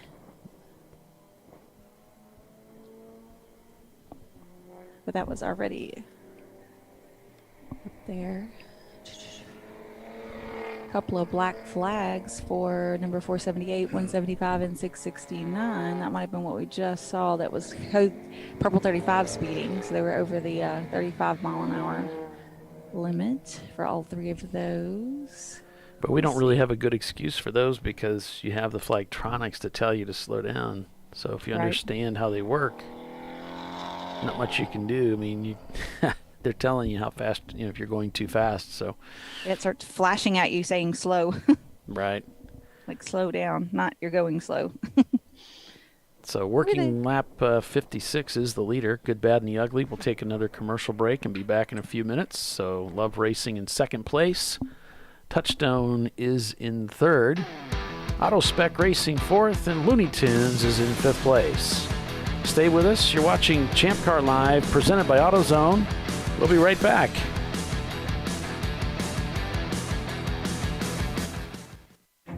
An important decision is afoot. This man is about to buy tires on TireRack.com. Tire Rack is the leading online retailer of tires in North America and a repository of advice and expert reviews. And it's done! All that's left is to arrange for safe, easy installation at one of our independent recommended installers. Well, I guess he did that too. TireRack.com, the way tire buying should be. Come on, Road. Do your worst. We'll be at our best. Engineered to meet or exceed original equipment performance exclusively at AutoZone.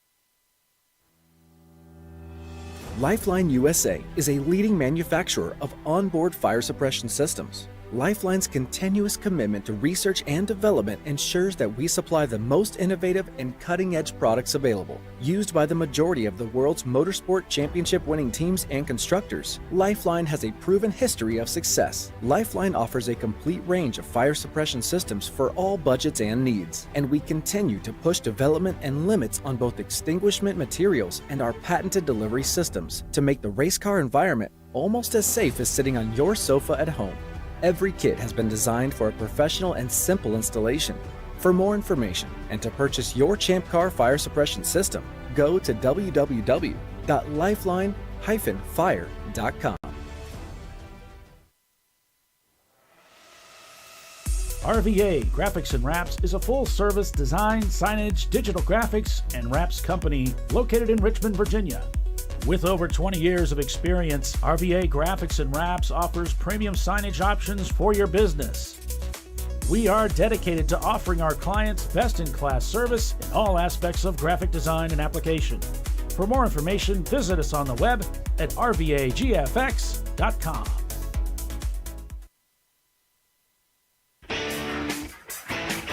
Located in Northeast Ohio with 40 years of combined experience, Money Shift Racing knows how to deliver performance and safety, offering everything you need to get your vehicle and drivers ready for race day. From safety equipment to full engine assembly and repair, in-house fabrication, 3D design, and rapid prototyping. Money Shift Racing. Performance done right.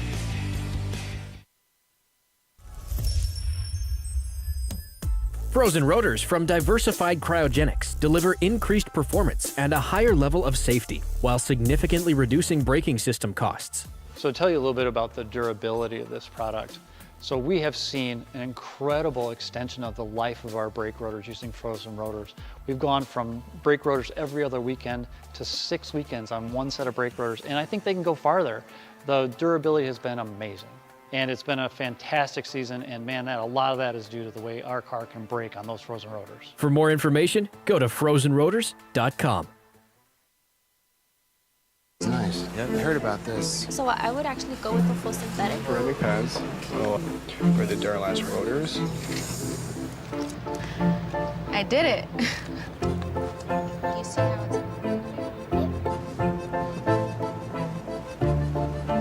I did it. That's it? We did it. You did it. You can do it. The path to I did it starts at AutoZone. Get in the zone.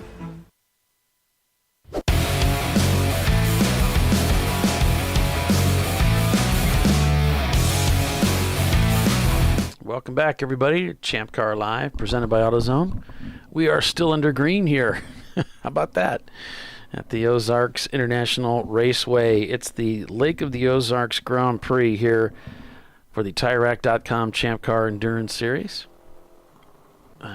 Tiffany Alexander calling the race for you with Bill Strong. I'm Paul Veltum. Thanks for joining us, everyone. Good, Bad, and the Ugly now leads this race by about a lap over Love Racing, who's in second place in their Miata, followed by Touchstone Racing.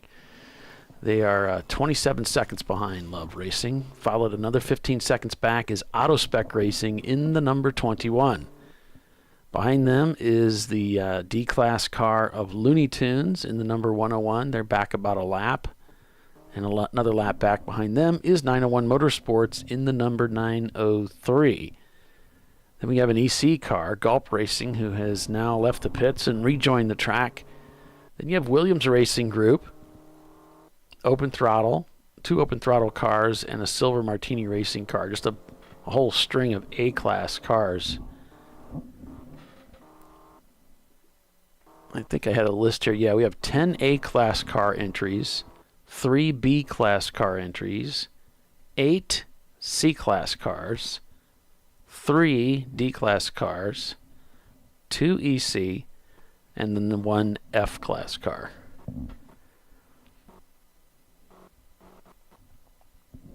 As the leader of the race just went by our camera here, heading through Roller Coaster. This is one of my favorite shots.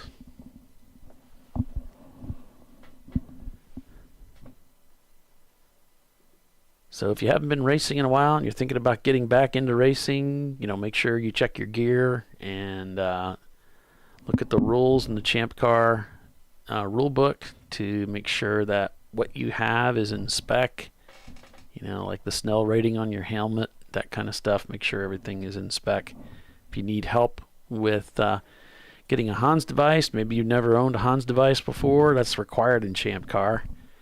And as it is in most clubs now, I suppose, just about every club out there. And so I don't know anybody letting them run with just a neck collar anymore. Yeah, you can check with discoveryparts.com, get a hold of them if you need some assistance with picking out the proper piece for your use. They have different Hans devices for different types of seats. So you got to get the right angle and everything, the width of your neck and all that stuff. Make sure you want to just buy it once. You don't want to have to keep messing with it. Same with the helmet.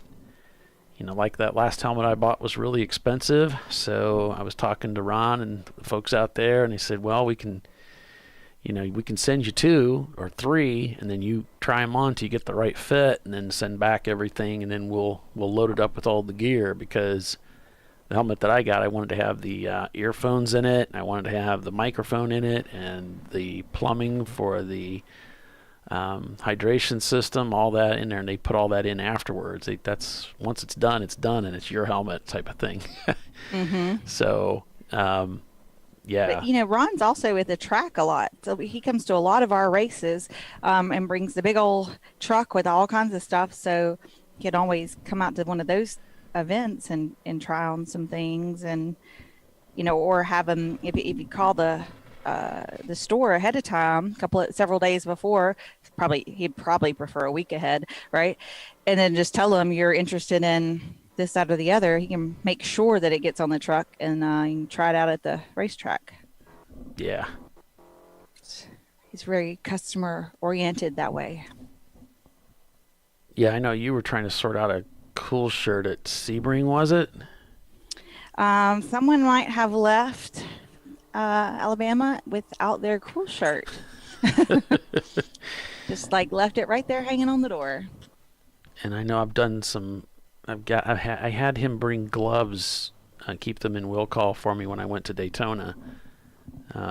So, yeah, he's just great. So. Yeah, it's always nice to have him at the track, because somebody inevitably forgets something or breaks something, and it's very helpful. We also get a nice discount from them, so you can find the discount code on the Champ Car website. So make sure you check that out. Champ Car is different. You don't have to have a physical like you do in the SCCA, and you don't have to maintain a racing license where you do schools and all that kind of stuff. You don't have to do that at Champ Car either. We do have a school for beginners, and it's usually on a Friday night. At each race they'll basically give you the rules of the road kind of thing. And we've got a video that's on our website where our CEO, Dana Morrison, talks to you about the flags. We had a driver, they gave him the blue and yellow flag, and he didn't know what that meant. So he decided just to come into the pits. Wasn't sure what was going on. So, you want to make sure not only that you know what those flags are, but all the people are going to be driving for you. Make sure they go through that, and maybe even put a quiz together to make sure that they know things like that. Make sure they know where pit in is and how to get to it. That's very important. I was racing with a team once. I think I've told you the story before, where they were black flagging her to bring her in, and they came to us and said, "Hey, your driver's not responding to us. We're black flagging her." I'm like, "Well, okay, let's call her on the radio." And she's like, "I saw the black flag. I just don't know where pit in is. I can't find it."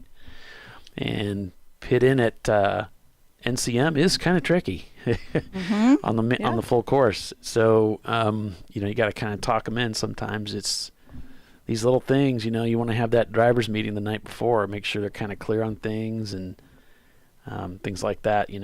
She just hadn't had an opportunity to drive with a practice day, so she didn't know. It happens. Didn't really think about it, I guess. I guess you figure it's going to be pretty obvious when you get out there, but sometimes it isn't. Well, kind of once you know, but until you know, you might be lost. You don't know. Right. We had the same problem at Sebring, my very first race, and I was a last-minute edition. And so I did not have any time to practice on a simulator, nothing. It was just, I ordered shoes and had them shipped to our hotel at Sebring because that was the only piece of equipment I didn't have. Yeah. What's up? So go back to that the bus stop camera. I'm going to show you something. All right. Because it looks like Looney Tunes is falling through the standings. There's something going on there. Well, they just did a fuel stop there. Okay, so look up Track Center as that car just went by. See that cone? Oh, what we saw like before the commercial break, yeah. Yeah, so see that little black thing in the track? Yeah, we were talking about it before the last commercial. Okay, so that's the air cleaner for the 127. Oh, okay. Oh, it was a part off the car. Yeah, we saw him That's the air traversing. cleaner sitting We saw him undulating. We saw him trundling through the grass there, and then something came off. And we thought maybe he ran over a cone and just drug it. 120. I'm sorry, 120, not 127. It's an air cleaner box. What's amazing, everybody's staying to the right as they go through there. So, yeah, we actually saw that happen, Bill. Sweet. Well, except for them. Not for them, it wasn't. Yeah. Yeah. I thought it'd be pretty cool, pull the pace car out, bunch the field back up. What do they call those in NASCAR? People who don't run races? Competition yellows. Yeah. Their Looney Tunes going back down. Looks like they're gonna send them out. Oh, another thing about checking your gear, Tiffany, I've had problems with shoe sizes. I don't know why, but it seems like the racing boot shoes are always a size smaller than. I have to get a 14 or something to fit my foot. Mm-hmm. Some of them are a lot more narrow than a regular shoe, understandably so. Europeans just have these really skinny feet. Mm-hmm. Yeah, and I'm not European. Not at all. With that name? The name's European, but my feet are not. But isn't that like there goes the 101, Looney Tunes down pit lane? Well, and all the shoes are sold in male sizes. And metric. So you have to learn your European boy size shoe for girls. Like girls don't wear shoes or something, I guess. Yeah, girls don't wear shoes. Right? You keep them barefoot in the kitchen, right? I got to it before Bill did. That's the only difference. I was debating if I should say it. I went ahead. He was like, she's not here in the studio with me. She can't slap me. So. Exactly. He's eating a lot of curb in the Corvette. Yep. That caused him some time last time. He just got too greedy with that curb, and it threw the car, and he almost hit that wall up on the left. A 251. He came out of there. The last lap for the Corvette, a 251 with Love Racing, a 255. Auto Spec, a 254. About a lap separates each of them. Looney Tunes just coming out of the pits. Everybody top 17 are out there turning laps. GTR Racing just set their fastest lap time of the day down there in 11th place with a 309. So some of these teams still trying to get under that 3-minute lap. It just seems like this is a track that there's a steep learning curve. It's just going to take a while. Very steep. And pretty unforgiving in some places if you're, behind the learning curve. It seems like that's where I try and put a camera in the is it 800? Not the 800. The gosh darn it, Love Racing car.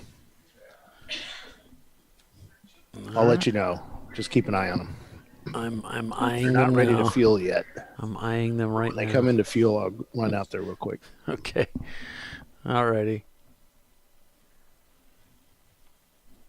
Love Racing is 647. FYI. All right. Looney Tunes heading out there. I think that camera's a ways behind.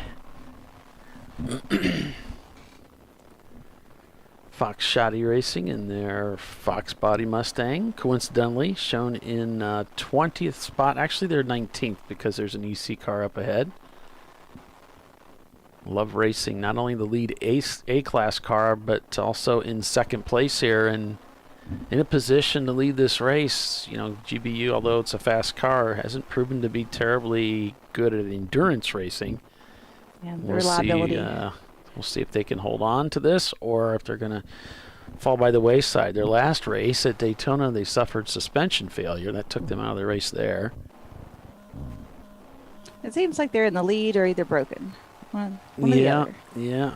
It's sometimes how these really fast cars kind of do it. We got a car coming into the pits here.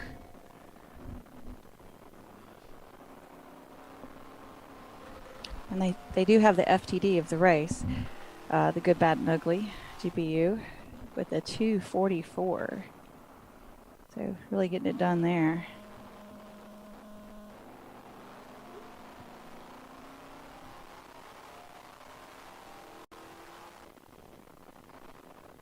If they can keep that sort of pace up, I don't know if anybody's got anything for that.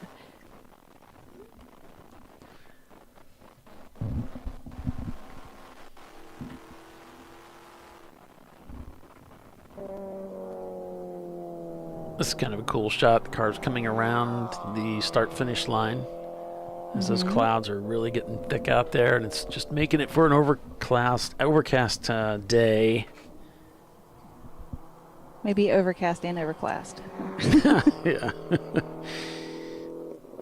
So a 2:44 now, the fastest lap time of the day. GBU clicks that one off. Getting under 2:45 now. Stretching out that gap over the field. Love Racing in second. AutoSpec is third in the number 21. In fourth, it's Touchstone Racing. Then it's 901 Motorsport. Behind them, it's Williams Racing Group, Open Throttle Racing, Looney Tunes, another Open Throttle Racing machine, the Kermit car, Silver Martini Racing, and Minimum Talent in the Mini Cooper. That's the top 10 there.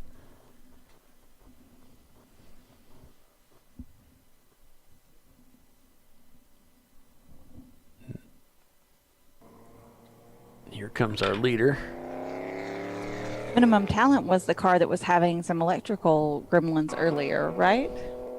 Isn't that the Mini Cooper that was on the struggle bus? Yeah, he said that it was just the car was just not running. It would die on him while he was out there. But it seems like it's doing all right now. Yeah, it does. Knock on wood.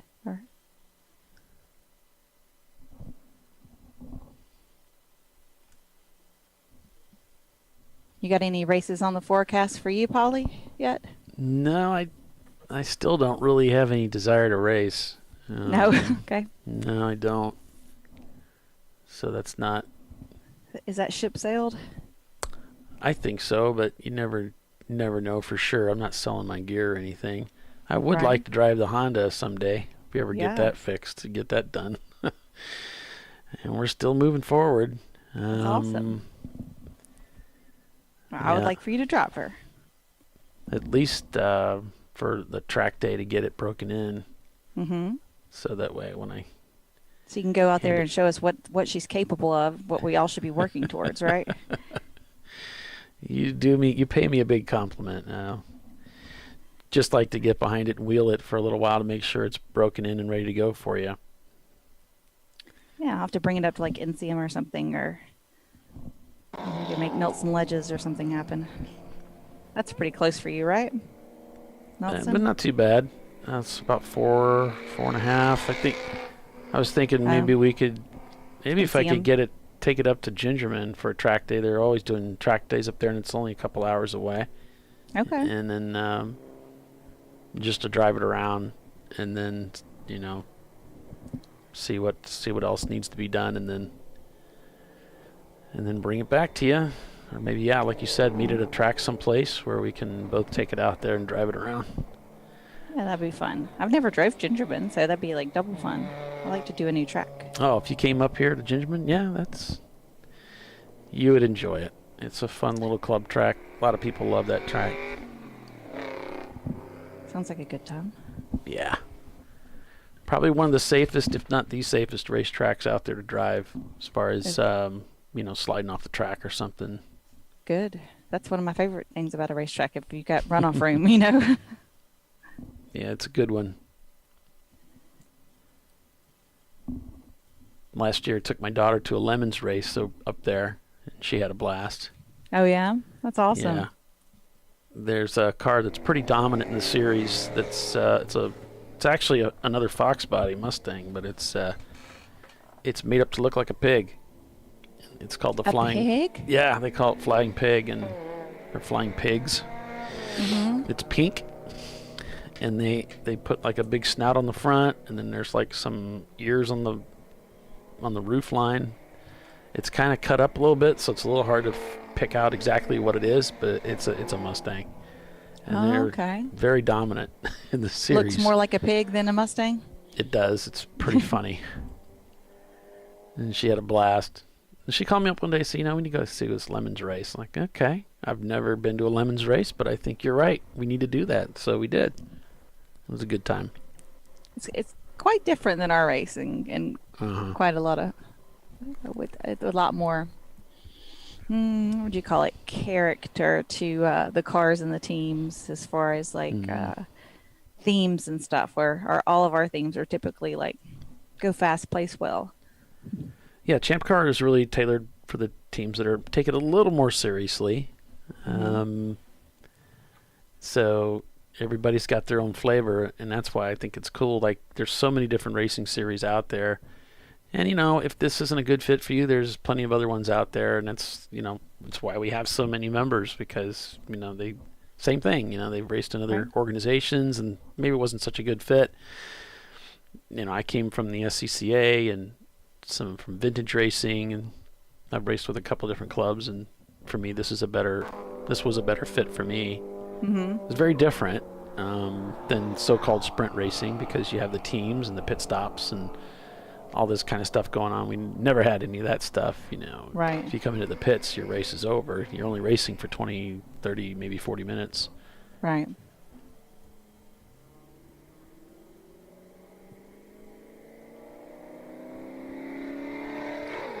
And there's our F-Class car. Their Enduros are about, what, an hour? Yeah, I haven't actually, I don't remember now. They don't do too many Enduros. That's kind of a new thing for them. They tried to do that a number of years ago, and then they decided to box it up and not do it, and now I think they're doing it again. I know at the BMW Club races, their races are about 30 minutes, yeah. So totally different than our 2-hour stints. And, our shortest race is 7 hours with Champ Car. Longest race being 24 hours straight. Yep. A real 24-hour race starting at noon on Saturday and closing at noon on Sunday. That's at VIR.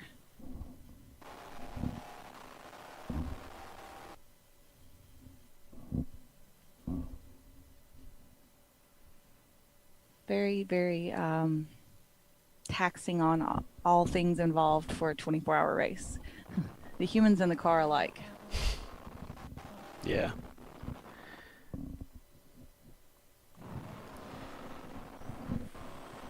I remember I was interviewing Mike Chiswick once for one of the Champ Car things we were doing, and I asked him, what is it that you really enjoy about the sport? And he said he loved the 24s because you could come out of the tower and walk through the paddock area, and there's some people are sleeping, and it's 3 a.m, and everybody's kind of strung out, but there's this passion for the sport that is driving it forward, and it's just a really cool moment. Mm-hmm. I get it, I get that. Having grown up around this sport as a kid, now involved in it professionally, having driven many race cars in different events throughout the last 30 years or so, I remember, there's a beautiful scene that just really harkens back to the early days for me in racing. It's in Le Mans, from Steve McQueen's movie. At the very beginning of the movie, if you don't recall or haven't seen it, It's just these guys waking up in the paddock in their tents. There's, people that are outside of their tent brushing their teeth, and with a cup of water. And, it's just that visceral camping overnight kind of thing, because you're there for the sport. And that's what it was like. It was absolutely like that for me as a kid growing up, with my dad racing all over the Midwest in the SCCA series and IMSA. So it was really cool to see them capture that feel in that movie, and I remember those days. It's always cool to kind of wake up at the racetrack. I've always thought that was and it's it's quiet early in the morning. It's just, I don't know, something different about it and kind of cool. Mm-hmm. It's very different. When I would go to school, my show and tell and time talking about what happened on the weekend is very different from anybody else's. I would imagine so. They're like, the other kids are like, we made cookies, and, Polly's like, we watch race cars. Yeah. Yep. Indianapolis Raceway Park, as it was called. Now it's called Lucas Oil. They had a really cool donut machine truck thing out there. The truck never went anywhere. They just made the donuts there. Uh-huh. M. Jones over on our YouTube feed saying Gingerman runoff areas have saved his car more than once. We were talking about how safe it is to race at Gingerman. I think it's a great place for that reason to start racing. If you have never raced wheel-to-wheel competition, it's a great place to go rather than stepping up. I know some guys are getting their first experience wheel-to-wheel racing at places like Daytona and VIR, which are pretty challenging racetracks, very fast and intimidating. For a new driver, it's probably better to focus on something a little bit more of a club track. Yeah. Something you can, get under your belt in one weekend. Kind of thing.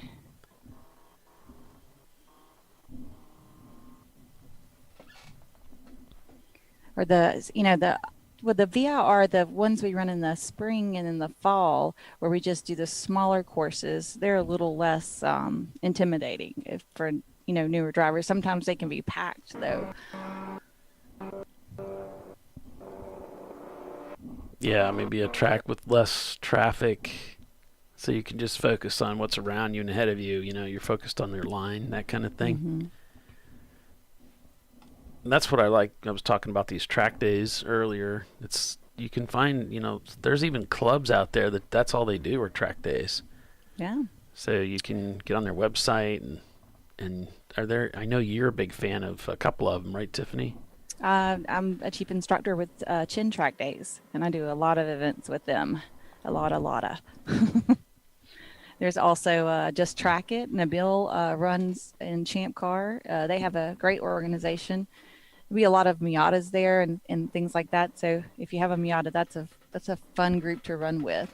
Whereas Chin Track Days usually brings definitely the higher dollar cars and some super fast cars. This past weekend, I was at Barber, and the red group, the advanced group, was primarily made up of guys that were racing. That I think one of the support races for Indy is going to be GT4 Club Sports and GT3 Cup cars, and so there was quite a few of those in the red group. So we went through Saturday, and most of the instructors had started driving in blue because those other cars, the closing speed was incredible. And there was a couple of radicals out there too. So it's a faster pace than the other groups. It's probably the fastest track day organization I've ever run with. But they're a lot of fun. And they put the instructor in the car. All the track days usually, if you're a newbie, they put an instructor in the car with you to start out. So you really learn. You're not just out there just trying to figure it out. Right. I didn't know you were chief instructor out there. That's cool. Mm-hmm. I'm their first female chief instructor ever. Yippee! Of course, it had to be you. Had to be me, yeah. Because you're awesome like that. Yeah. That's cool. It was very, my heart was touched when they, decided they wanted me to do that role. So. Well, yeah. Yeah. And you took, I know you took Chelsea Vickery, our event director this weekend, out for some laps at Barber, right? Yeah, I did. We should get her on an interview or ask her how that was. Yeah, it would be fun. I wonder if she can step away here in a little bit. We'll see if we can get Bill back on the horn. I don't know. His mic's been really messed up, but we might be able to get her on to talk to us a little bit. That'd be fun. We had a good time. Yeah. She just walked up, and I was like, it was a chin weekend, so I'm used to seeing Chelsea at Champ Car events, and so my brain was having trouble understanding why she was there. She lives across the country. Yeah, she lives out here by me. And I was like, what are you doing here? And a friend of hers was practicing for a race, the upcoming WRL race. So she hopped in the car with me. We went for a spin.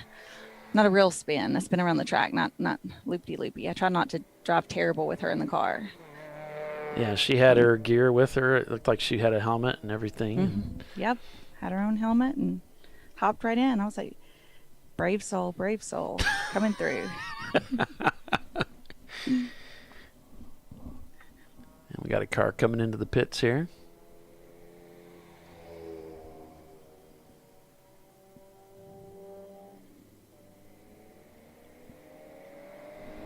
Got another car off in the dirt there. There's that green Miata. They picked up their clock and heading down pit lane. So yeah, this is what I've spent hours and hours working on, Tiffany, is trying to get these cameras to feed properly. These 4K feeds. And so this is the problem we've been facing. Just makes it kind of shoppy-ish. It's almost comical because they'll move about 3 or 4 inches, and then they suddenly they're back another 4 or 5 inches, and then they get this weird, cool stripey thing going on. Yeah. And so it was me and GTP 4 and 5. I was spending a lot of time on the web trying to come up with the settings to fix it. Just nothing really worked. So maybe next year. We'll get their track cameras working a little bit better for us. All right. I'll go ahead and take a quick break here, Tiffany, and then we'll be back in a couple minutes. So you're watching ChampCar.Live, presented by AutoZone. It's the TireRack.com Champ Car Endurance Series. Good, Bad, and the Ugly is leading again this weekend. Will they be able to hold on to it? Stay with us. We'll find out. Back in a moment.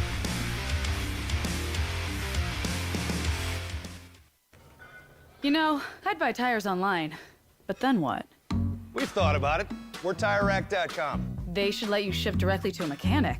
Actually, we call them independent recommended installers. They should have 1,000 mechanics. Try over 7,000 installers. Then you just make an appointment. At a time that's convenient for you. This could change tire buying forever. TireRack.com, the way tire buying should be. Come on, Road. Do your worst. We'll be at our best. Engineered to meet or exceed original equipment performance exclusively at AutoZone. Lifeline USA is a leading manufacturer of onboard fire suppression systems. Lifeline's continuous commitment to research and development ensures that we supply the most innovative and cutting-edge products available. Used by the majority of the world's motorsport championship-winning teams and constructors, Lifeline has a proven history of success. Lifeline offers a complete range of fire suppression systems for all budgets and needs, and we continue to push development and limits on both extinguishant materials and our patented delivery systems to make the race car environment almost as safe as sitting on your sofa at home. Every kit has been designed for a professional and simple installation. For more information and to purchase your Champ Car fire suppression system, go to www.lifeline-fire.com.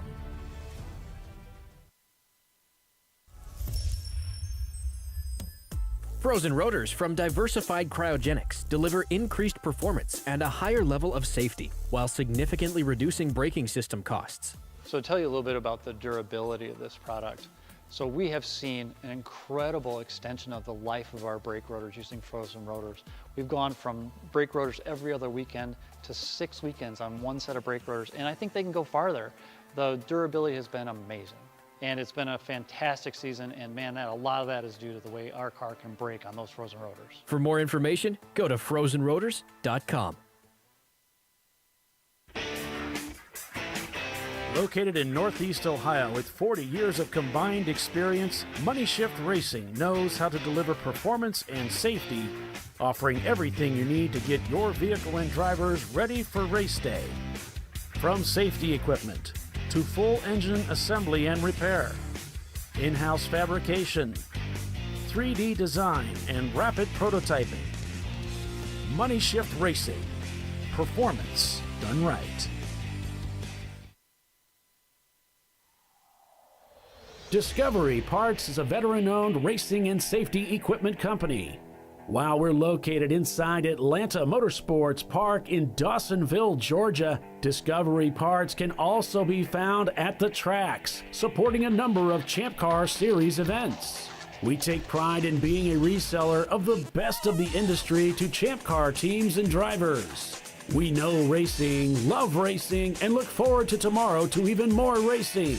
Visit us at discoveryparts.com.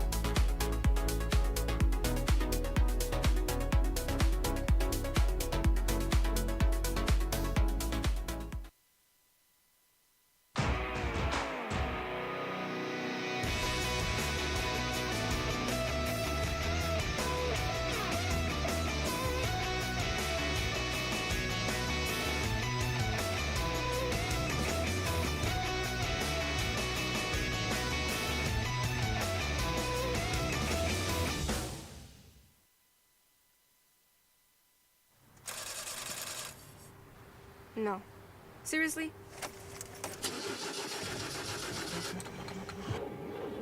Come on. No. You for real? Dale. Really? Wow. So maybe just a cable? We can help you. Welcome to America's #1 battery destination, AutoZone, your battery solution. All right. Back at the Ozarks. Still racing here. Looks like the Fox Shoddy Racing guys have come in, done a driver change, sending out a new driver here. Welcome back to ChampCar.Live, presented by AutoZone. It's the TireRack.com Champ Car Endurance Series race at Ozarks International Raceway, the Lake of the Ozarks Grand Prix, we're calling it. It's an 8-hour race today. Checkers at 5 o'clock Central, 6 Eastern. Tiffany Alexander, Bill Strong, and myself, I'm Paulie, calling the race for you this weekend. Working lap 70 is our race leader, Good, Bad, and the Ugly, in their vintage Corvette.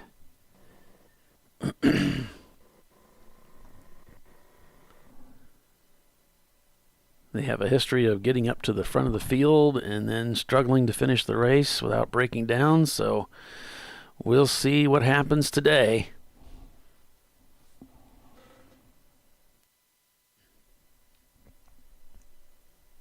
Tiffany and I were talking before we left for the break about track days. Excuse me, and how there are a lot of different clubs out there that you can get signed up with, and Motorsports Reg is a good place to go, I think, to find some. But sometimes the track calendars, the event you go to the track that you want to race at, they will have some things on their calendar about the different clubs that are coming. But I've also noticed some of the bigger tracks don't list the smaller events necessarily. There's Road America for once, or I should say for one, often doesn't have our events listed on their calendar.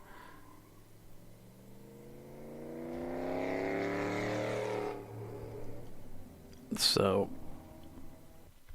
and there's GBU coming around the mountain.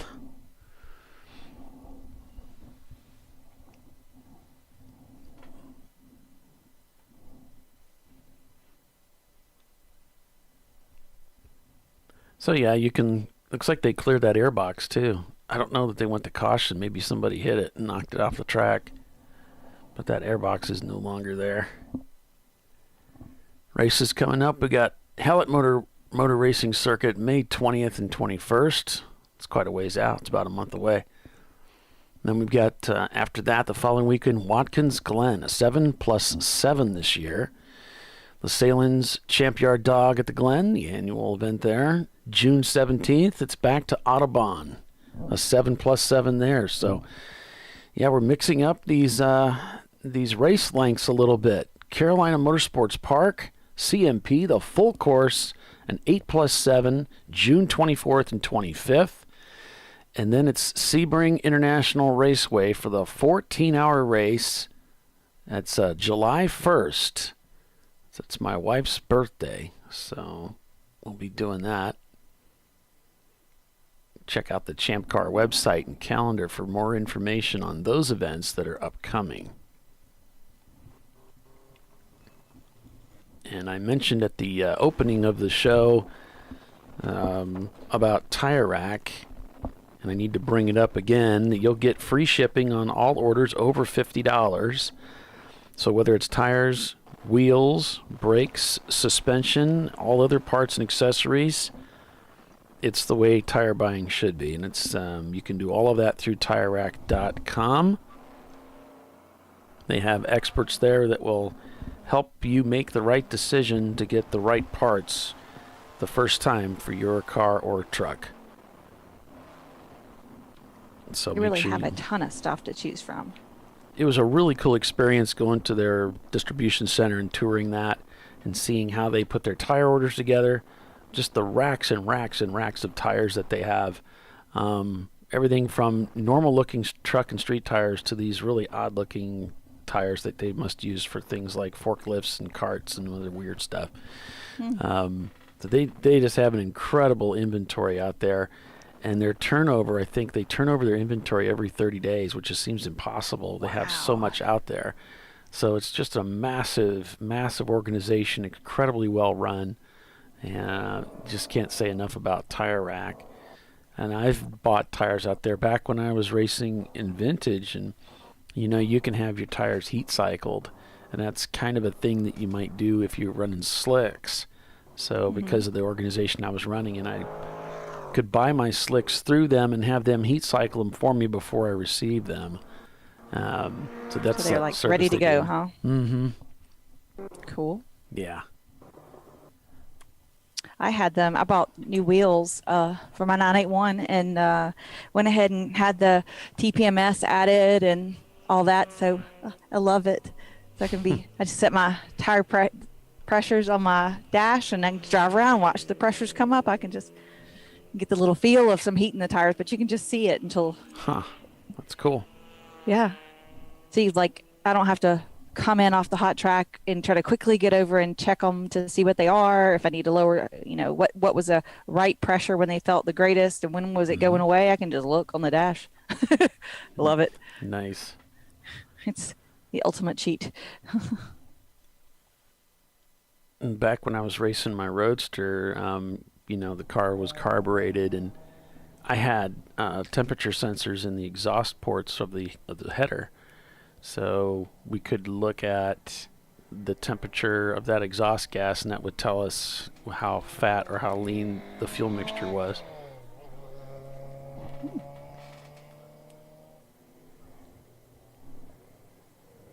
Yeah, I like that tire thing, that tire idea. That's pretty cool. I didn't know that was out there.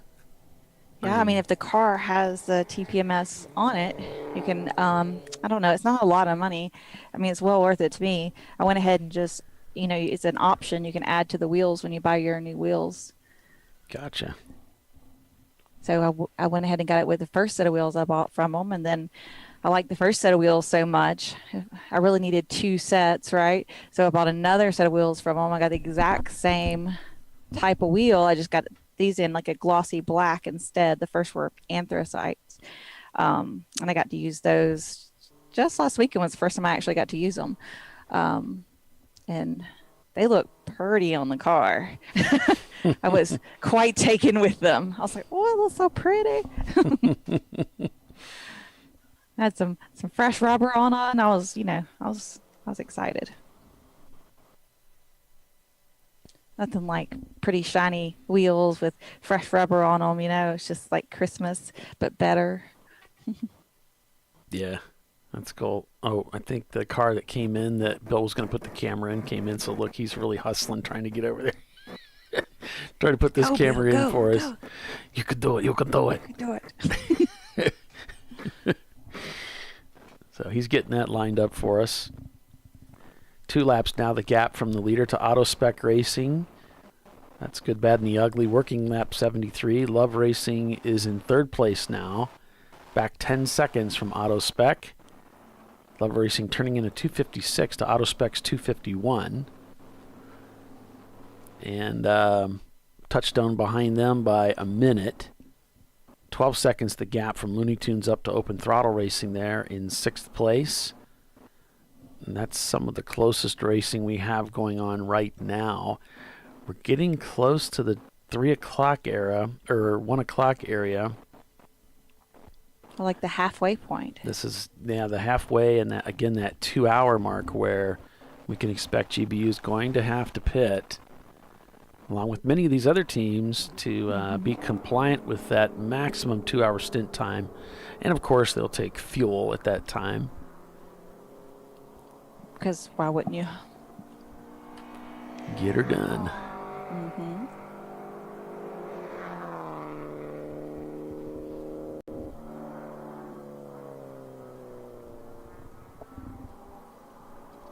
I know there's also, Tiffany, some clubs that will allow you to drive a prepared car at a track. So if you don't have a race car or a car that's, even race worthy or driving at speed on a track, and there's a lot of people that don't, you can get connected with some of these clubs that are, it's more of a school type environment. I know the Mid-Ohio has that, and there's a number of other groups that you can get connected with that they put you in the car.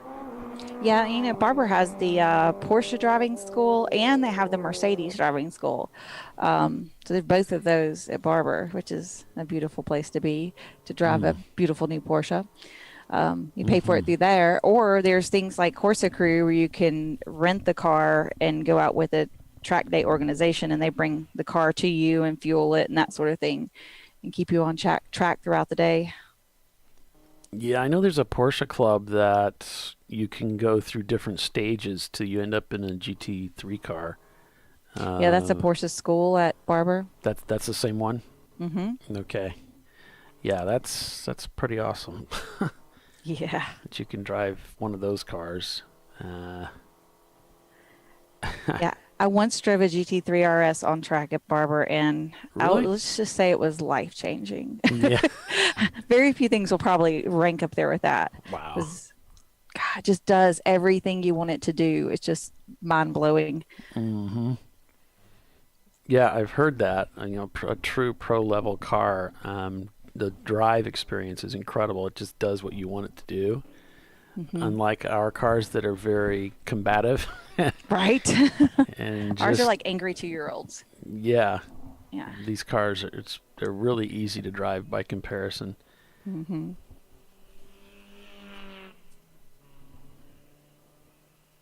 My wife did a Groupon thing and put me in a what's called a sportsman car. It's kind of like a stock car out at Lucas Oil, which is an oval. I can't remember how big it is, a half mile or quarter mile, something like that.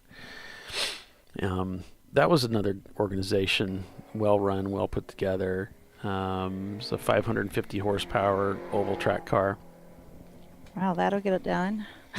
Yeah, that was a fun experience. So you can that's the Rusty Wallace experience. I know Rusty Wallace still has his experience. I know, let's see, Richard Petty had something going on for a while, may still have that, and he was... There was something in Talladega, one of those driver experiences. Mm-hmm. Yeah, and he was doing open-wheel cars, too. He had some Formula Fords, Rusty Wallace, that they were doing Formula Fords. You could drive a Formula Ford, or you could drive the stock car, basically. It's like a cooled-off stock car. It's not quite as powerful. And so I went with the stock car, of course, because I've driven cars that were like the Formula Ford. That's not that big of a deal. For me, it wouldn't be. So I wanted to try something a little different. Did you enjoy it? Yeah, it was a lot of fun. They let us do some passing, so once the controller gets a sense that you're Not okay with it, they'll let you do some passing, and he's communicating with everybody at the same time over the radio, and he's just kind of calling you by. So it was fun to be able to really stand on it and get a feel for a little bit of a feel for what it's like to drive a powerful oval car on the oval. Yeah.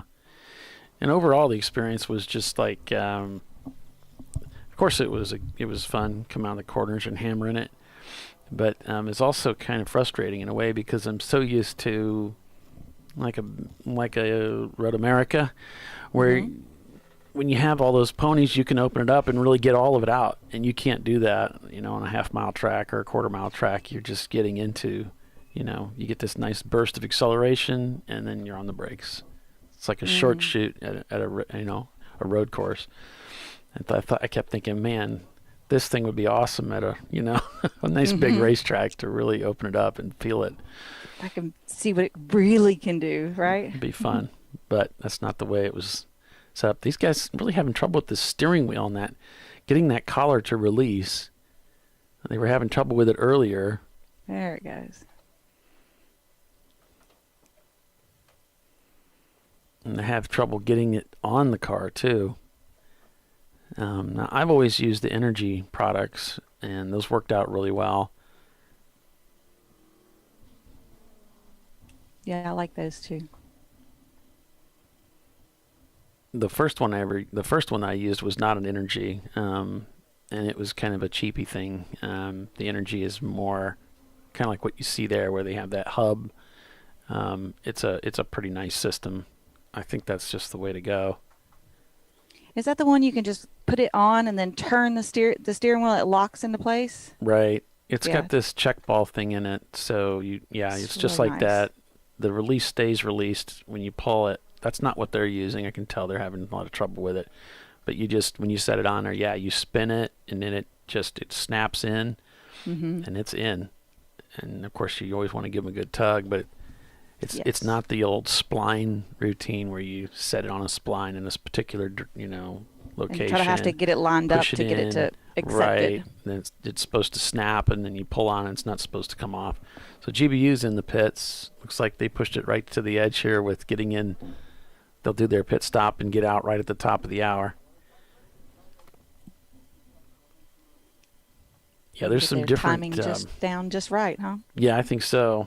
There are some different versions of the energy quick release thing, and I think too it's something to be said is I've raced with some teams that didn't have a quick release steering wheel, and you didn't really need it. You can get in and out if you're not too overly, if your size is such that you can just get out. It's one less thing to fiddle with. And there's one less thing to break. Yeah, what it's like. You've talked about your story of having a steering wheel come off in your hand, and in a fire, you're not going to mess with it in a fire anyway. You're going to be getting out of the car, so you shouldn't be. Right. You should be able to get out of that car without messing with the steering wheel. But if you can't, then you're going to need something like this. Yeah, ours was having kind of similar issues as he's was experiencing, in the little hub that it goes on had gotten kind of stuck, and it was accepting the steering wheel, but it wasn't locking completely in place. So I did my first lap out. I got about to the fifth turn, and I went to turn to the hairpin, and the steering wheel came off. And then I tried to put it back on, and it wouldn't go on at all. It was because the little thing was kind of locked up. So, yeah, that was not what you expect. No, it's terrible. Had to just kind of put my hands through the steering wheel and hold on to the collar there and just try to drive the car in. Like, you always want to be like, in the seat good so you can press against the seat to hold the steering wheel in, right? Just be prepared for that.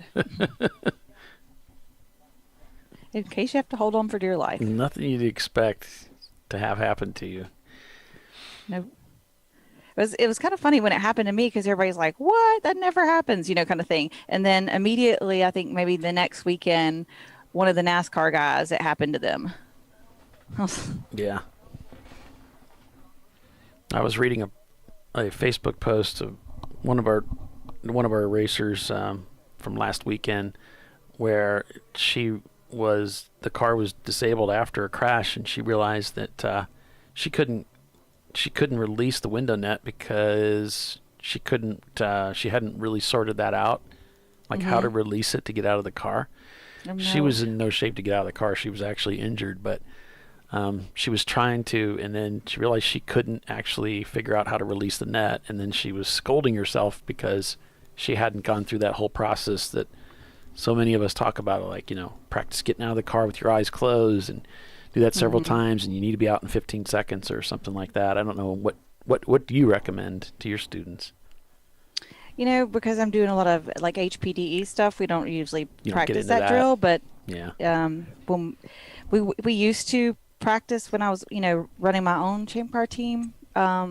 I just wanted them to be able to get out quickly, even with the steering wheel still on, and to be able to do it with their eyes closed, because the little bit of smoke, really impairs your vision, but also burns your eyes. So, also, if you have to pull the fire extinguisher, that's going to make it very difficult to get, to see where you're going. So, practice getting in and out, popping your belts, getting the window net down without being able to see, and getting out of the car. Right. All the little things that we need to consider before we get into a race car. How to get out of it. How to get out of it. Egress. Absolutely. Well, we're at the Ozarks International Raceway this weekend, folks. Lots of racing ahead. Pit stops being coordinated just now. We'll come back and see how it all shakes out. Stay with us. You're watching ChampCar.Live, presented by AutoZone. We'll be right back.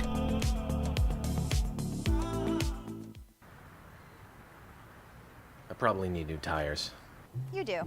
What if they sold tires online? We do. We're TireRack.com. They could offer lots of tires. We have so many tires. And help you find the right tire. It's called the Tire Decision Guide. Oh, and they could ship them to a nearby mechanic. We shipped over 7,000 independent recommended installers. This is an amazing idea. Sorry. TireRack.com, the way tire buying should be.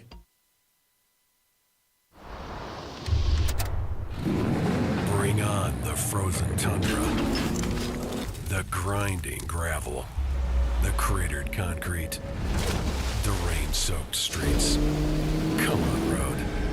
Do your worst. We'll be at our best. Reliable performance in unreliable conditions. Designed to meet or exceed original equipment performance. That's why more auto technicians choose Duralast parts. Exclusively at AutoZone.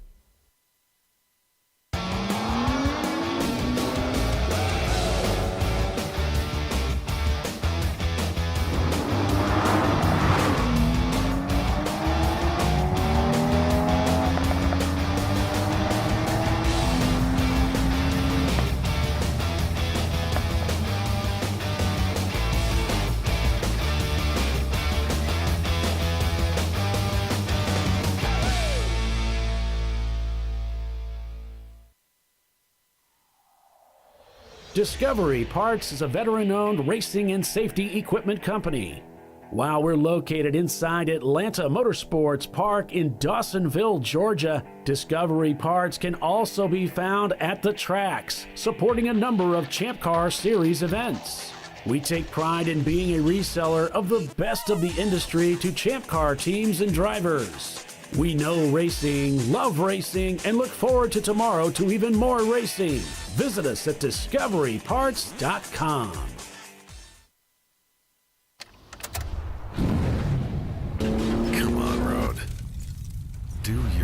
worst. We'll be at our best. Stress tested to meet or exceed original equipment performance. Exclusively at AutoZone.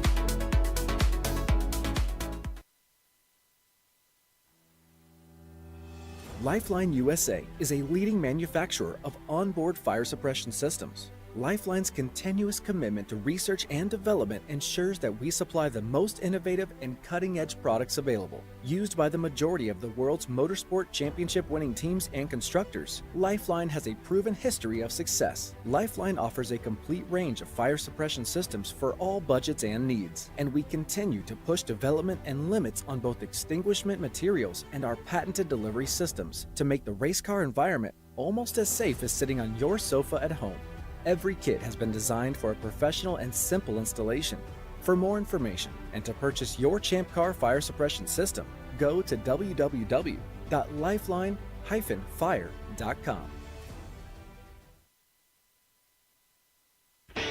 Located in Northeast Ohio with 40 years of combined experience, Money Shift Racing knows how to deliver performance and safety, offering everything you need to get your vehicle and drivers ready for race day.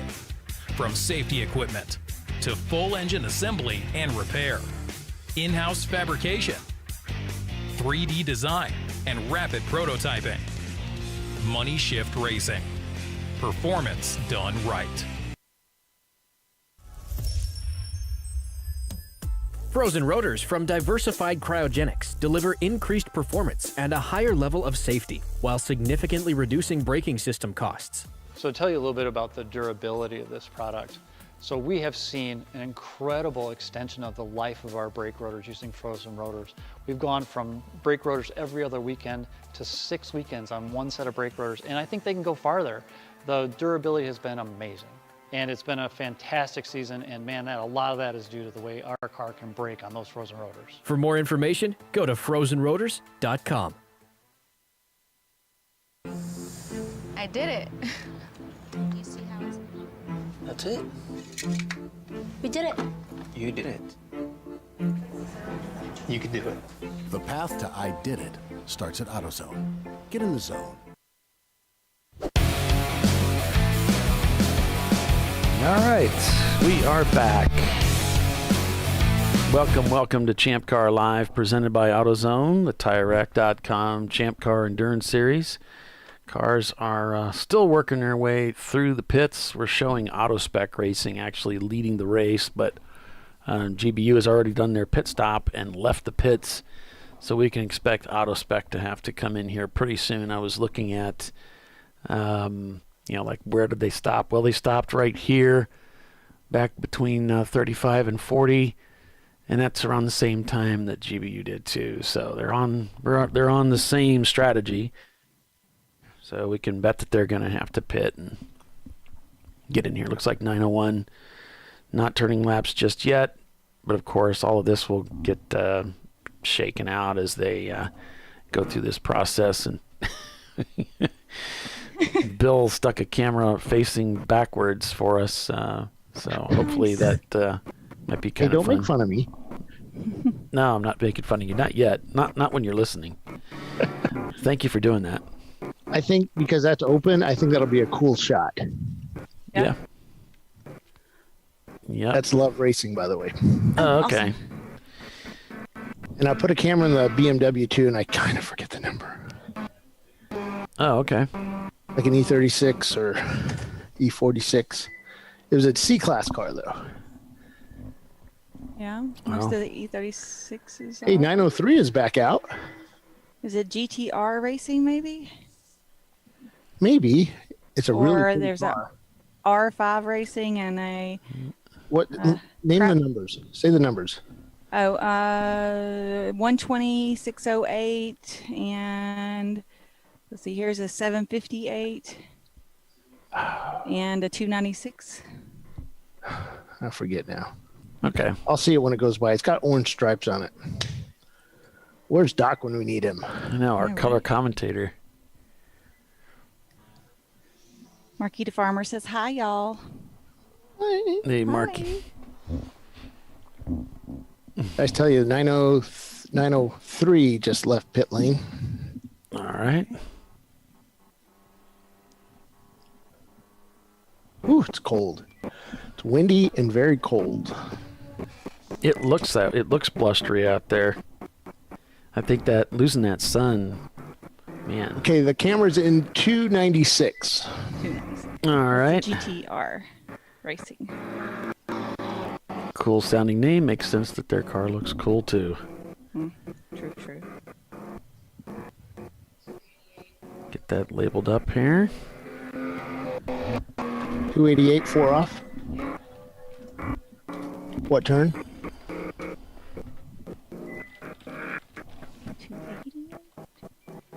Oh, that's Williams Racing.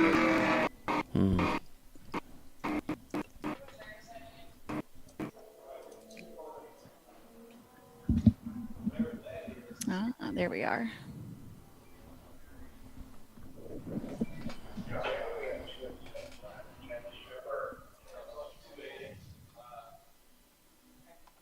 Five.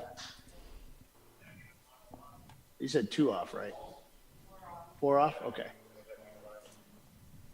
Turn 2.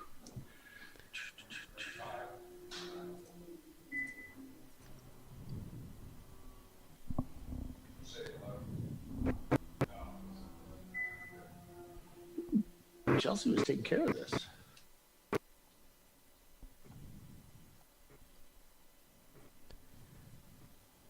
All right. Sorry about the sound there, guys. Is that me going really well?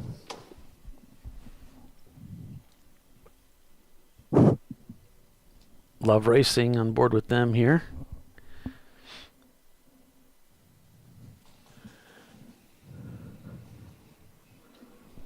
So, Bill, you got any ideas about any races you're going to be driving with next? Anybody, or no? No. I guess not. Just no.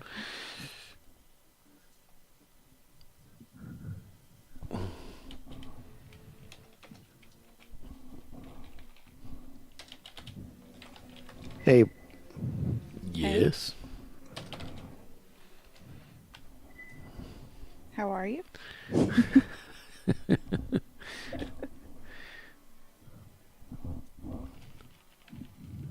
I've lost all my sound. I can hear you. Yeah, we hear you fine. Paul? Yep. We are here. There we go. Better than ever. Sorry.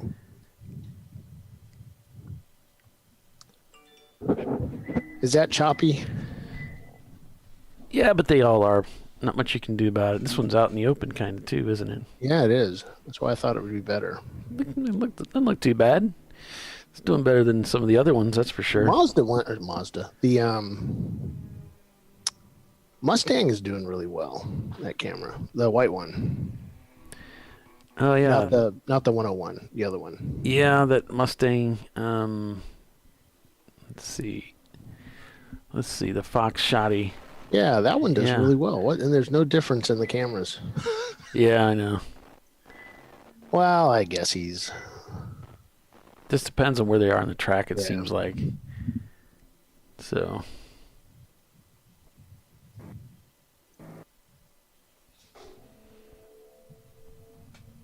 So we got Watkins Glen coming up here in a couple of weeks, a month, right? Yeah, 27th. We got Hallett about a week before that, or so. Yeah, we drive all the way out to Oklahoma and then turn around and go to New York.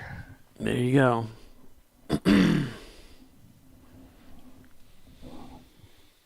Hiller says choppy is okay. Hi, everyone. Hi, all.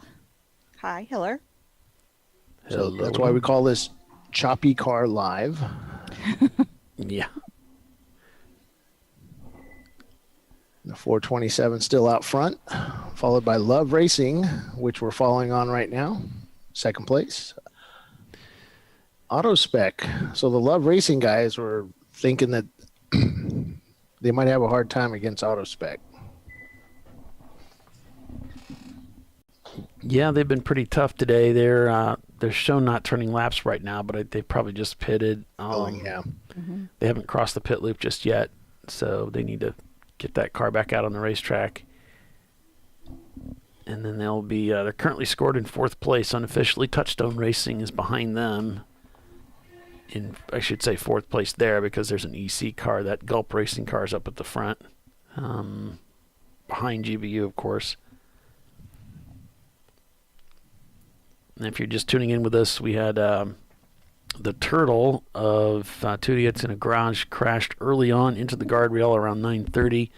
And then sometime after that, we had 901 Motorsports, the number 901 car, with engine failure in the bus stop. So that car got pulled back. Let's see, we had Utter Chaos with transmission trouble. So that took them out. Cone Crushers had, what was it, transmission issues for the Cone Crushers MR2 as well. So that car's behind the wall right now. They are fixing that one and plan to have it out by tomorrow for tomorrow's race. Now, the Chrysler LeBaron's not turning laps right now. We're not sure what's going on with that one. But, yeah, so far, Auto Spec crosses the pit loop just now, so they are on their way out, most likely.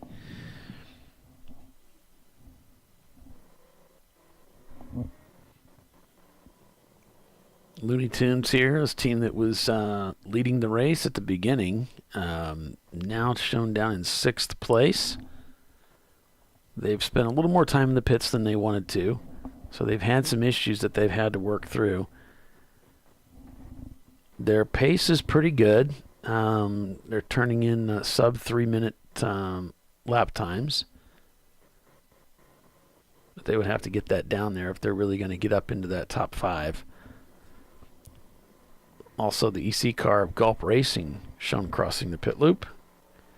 So they are the lead EC car of the two cars that are here this weekend.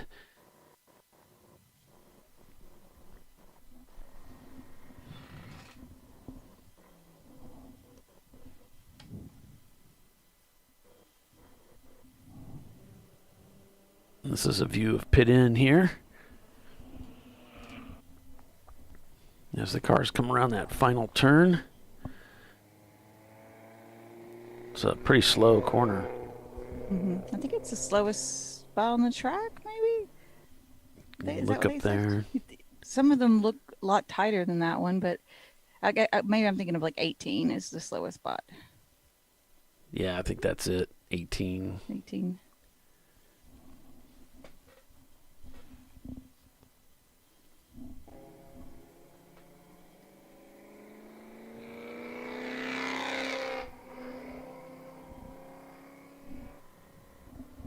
Here they are coming around that corner. Coming around the mountain when she comes. When she comes. Funny.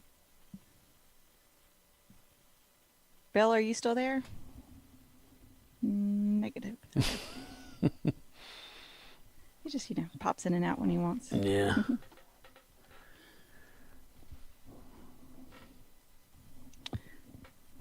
When he's not there, I try to keep the little race log up.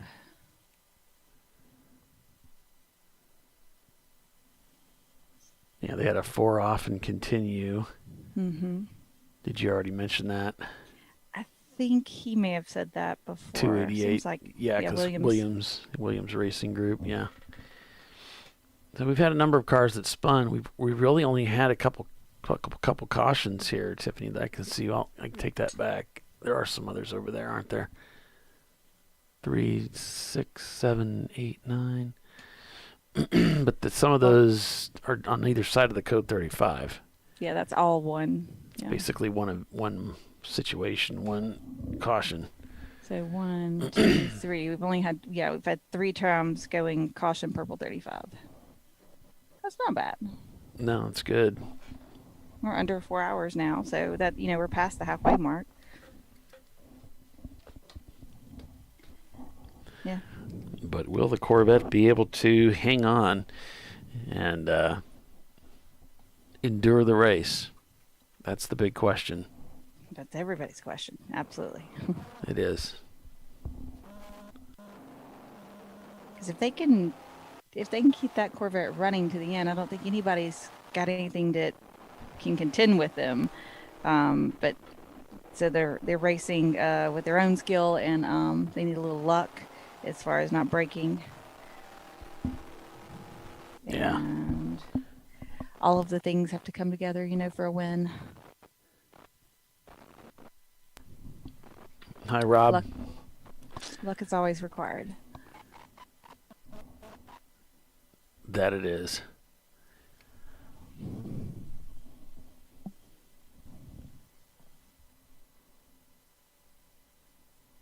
Whether it's a flag to go in your favor, or, that part didn't fall off till after the race, or whatever it is. Car 175 hit the wall in turn 2 and is against the wall. Oh, no. Oh. That's the same car that the was... Fox Shoddy Racing. That's the same car that was stopped on track after a while. Okay, he's got smoke coming out. It looks like a lot of smoke, just Got a dirt. camera on that car. Yep. Is he trying to start it? It looks like he just hit the power switch, didn't it, Tiffany? Yeah. He's putting the clutch in and out, but he's got it buried up into the tires there. He's gotten underneath that barrier. They often wrap the tires. They put a thick rubber band that lays on the outside of the tires, and he's actually gotten underneath that, so he's punched into it pretty good.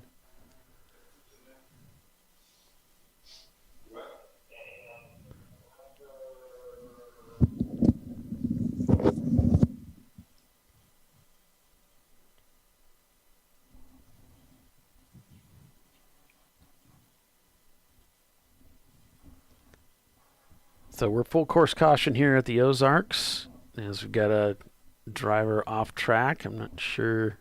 Yeah, rescue's on where this is at. Turn 2.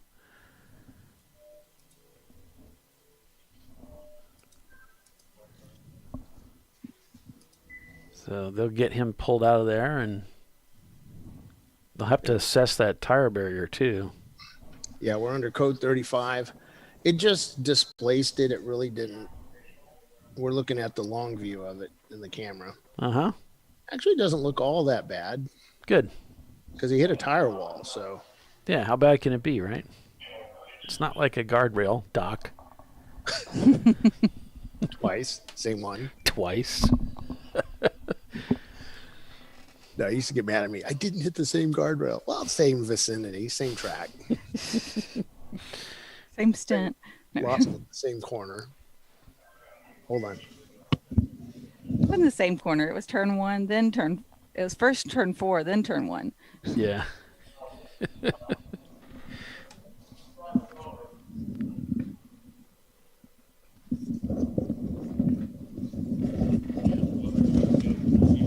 Sorry. But I really believe that his teammate had lost it before that, and I think that his teammate rearranged the setup there, probably knocked something out of alignment, because the car was behaving terribly for Doc. That's our story, and we're sticking with it. That would make sense, yeah.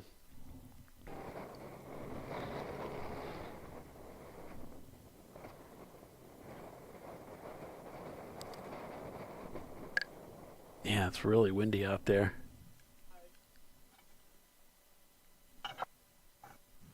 Well, this camera's been through 2 crashes today.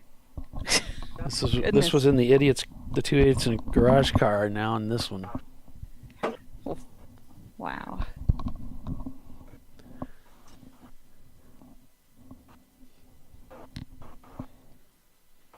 So they pulled the driver out, so they're going to go ahead and scoop this dude up, get him off the track. And then we'll see what we get. We don't have replay on that camera, do we? No, unfortunately. Oh.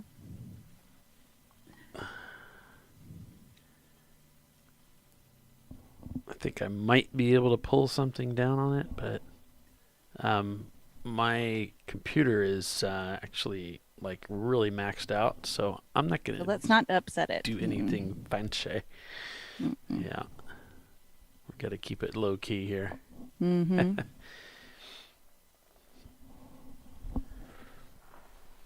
Do not upset the computer that we all rely upon. Well, I think Bill can do it from where he's at. Take a look at it, and I'm sure he is, and then he can tell us what he saw. So, gotcha. DirecTV trying to call me. I'm in the middle of a live production. Right. Full course. Not now.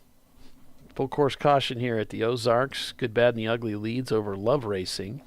Autospec Racing is third in the number 21. Touchstone is fourth. And 901 Motorsports in number 903 is fifth. That's your top five there. And right now, we're just talking about only having 3 cautions, and then bloop. Yeah. It's like they can hear us or something.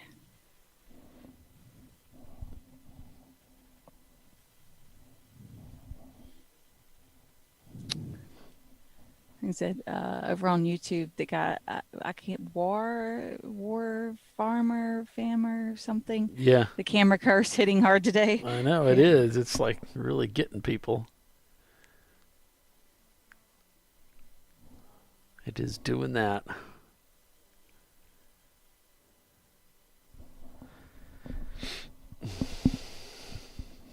So they're just finishing up getting that car out of the wall. They're pulling it out. The driver's out of the car, and they put him in the safety vehicle while they extract the car, keep him safe. Did you look at the? Did you look at what happened, Bill? Were you able to see the video? No, they haven't gone back that far. So once the incident is over, then they'll look at causes. But right now, they're just monitoring the situation. Mm-hmm.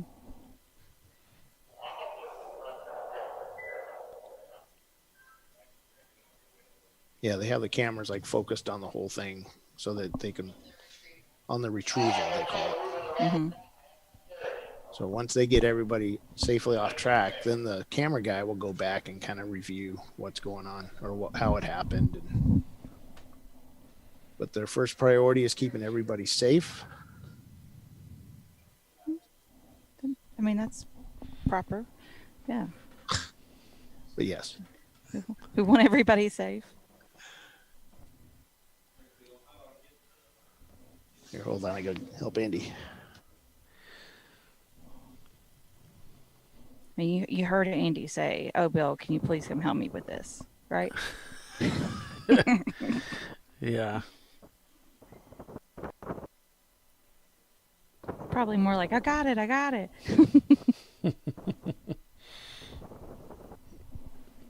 Just let me show you how to do it. No, I got it.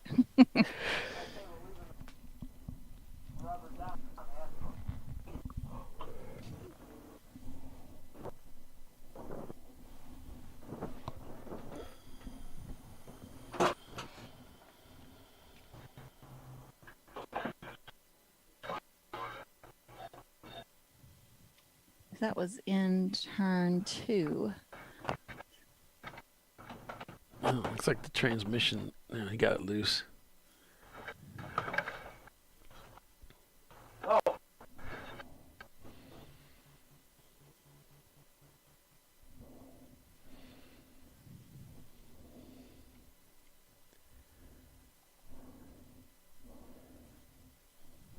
Yeah, it's back here on our left here. You can see the crews working on the scene. Mm-hmm. There's a guardrail that supports those tires, but you can see how many layers of tires they've got there to protect that area.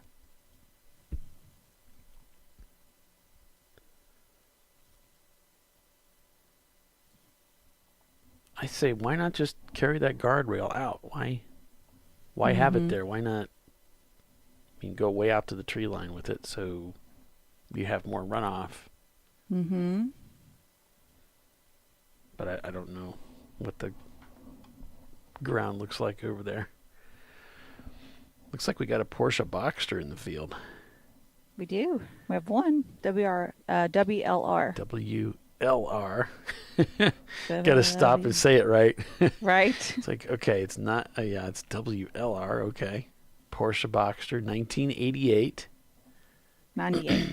Excuse me, 98. Mm-hmm.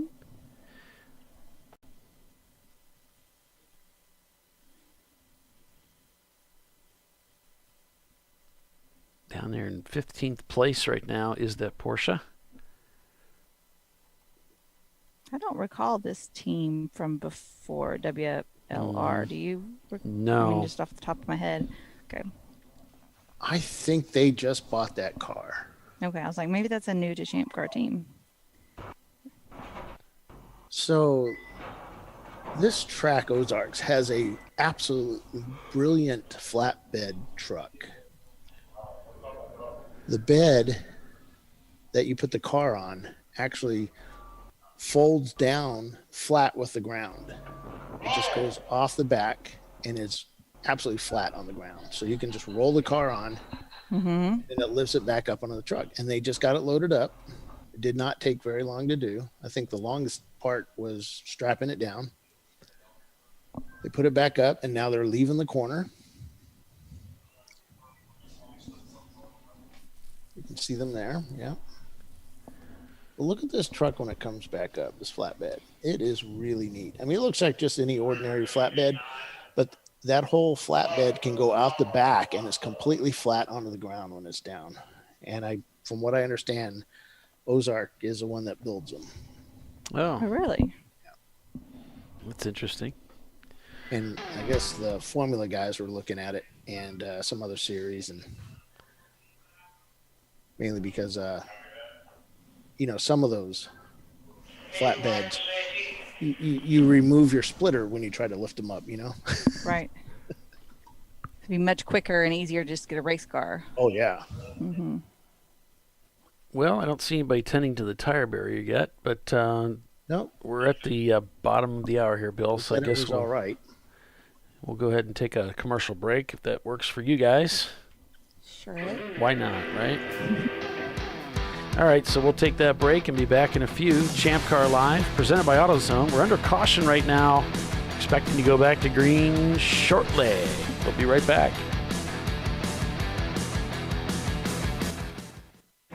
An important decision is afoot. This man is about to buy tires on TireRack.com. Tire Rack is the leading online retailer of tires in North America and a repository of advice and expert reviews. And it's done! All that's left is to arrange for safe, easy installation at one of our independent recommended installers. Well, I guess he did that too. TireRack.com, the way tire buying should be. Come on, Road. Do your worst. We'll be at our best. Engineered to meet or exceed original equipment performance exclusively at AutoZone.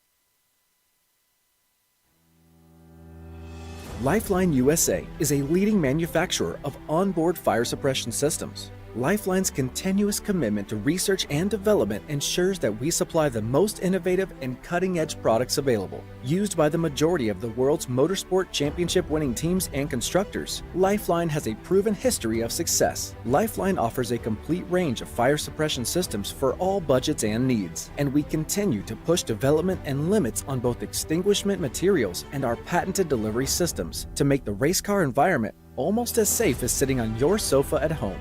Every kit has been designed for a professional and simple installation. For more information and to purchase your ChampCar fire suppression system, go to www.lifeline-fire.com. RVA Graphics and Wraps is a full-service design, signage, digital graphics, and wraps company located in Richmond, Virginia. With over 20 years of experience, RVA Graphics and Wraps offers premium signage options for your business. We are dedicated to offering our clients best-in-class service in all aspects of graphic design and application. For more information, visit us on the web at rvagfx.com.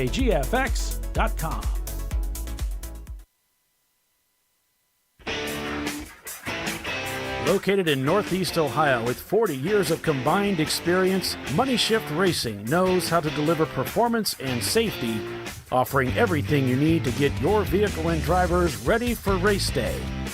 From safety equipment to full engine assembly and repair, in-house fabrication, 3D design, and rapid prototyping. Money Shift Racing. Performance done right.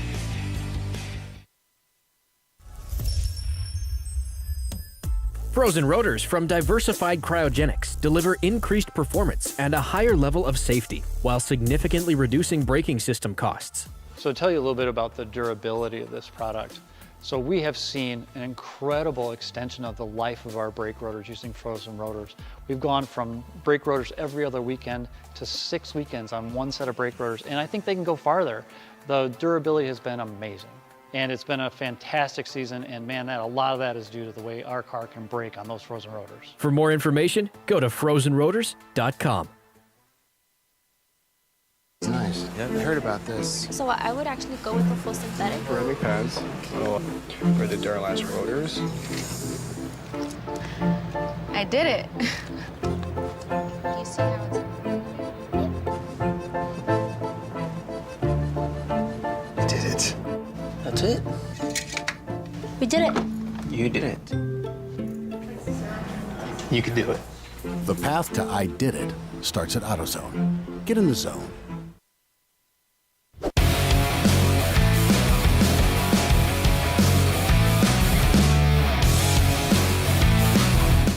All right, welcome back. Looks like we're back to green here at the Ozarks. I'm Paul Veltum with Tiffany Alexander and Bill Strong. We're calling the race for you this weekend. It's the Lake of the Ozarks Grand Prix at Ozarks International Raceway.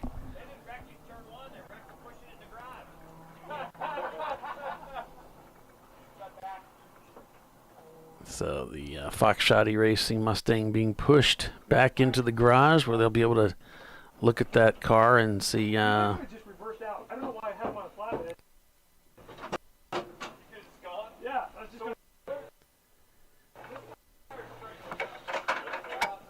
he's saying, probably could have backed out of there and left, so don't know.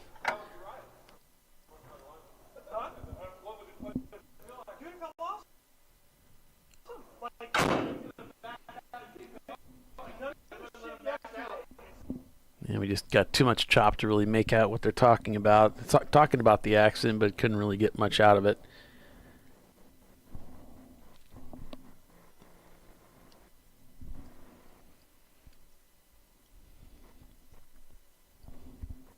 So back to green with GBU leading over Love Racing, Autospec Racing in third. So reviewing the video on the 175, he just went in way too hot. Yeah. Locked it up. He was way offline and ended up punching the wall there with the right front. Gotcha. But did you talk about the black flag? No. So we're going to hold car 478 at pit out because they're in pit lane right now doing a fuel stop. We're going to hold him for 3 minutes for speeding under the code 35. He was doing 45 miles an hour. That's the WLR team, their Porsche Boxster that Tiffy and I were just talking about. Yep, they're talking to him now.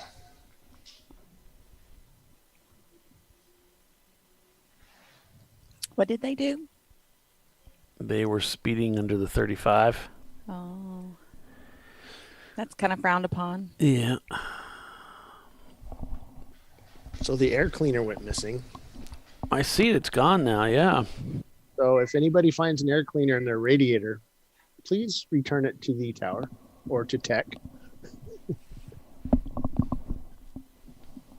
It may not be yours.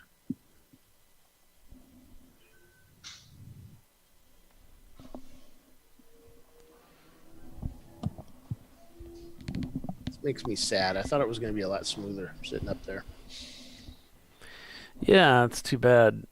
I don't know what's going on. Seems like we just don't have the bandwidth we did last year. Maybe it's the leaves. Do you have your cache on it set for like no cache, or do you have? No, they all have a couple meg on them. Okay. I'll make sure. I'm just asking. Where this one's set. Trying to tell you how to do your job, Paul. I know it. I would use all caps for that. It's set on 2 meg. It's the default setting. I use in all of them, 2 meg. Yeah. You just can't help it.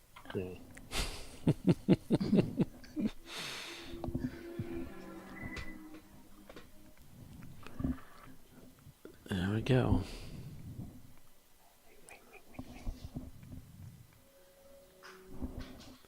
So what's our next broadcast there, Bill? Watkins Glen. WGI. Yep. Billy Salins will be handling it all by his lonesome. Mm-hmm. You guys don't need to be there. He'll just do it. Cool. I like the sound of that. You go right ahead there, Billy. No, we won't do that to you. Actually, I will do that to you. Yeah. It's my birthday. I will not be there. Tiffany's going to be doing that. You're not going to be there? Mm-mm. Oh, Tiffany. It's your birthday. I guess It's my birthday. You only turn 30 once. Or Chelsea, where you turn 30. 10 or 12 times or so. So you I have will to be at pit race that weekend. see if Chelsea's not busy, Bill. See if she'll get on the headset with us. We want to ask her a question. Okay. Let me ask her. Okay.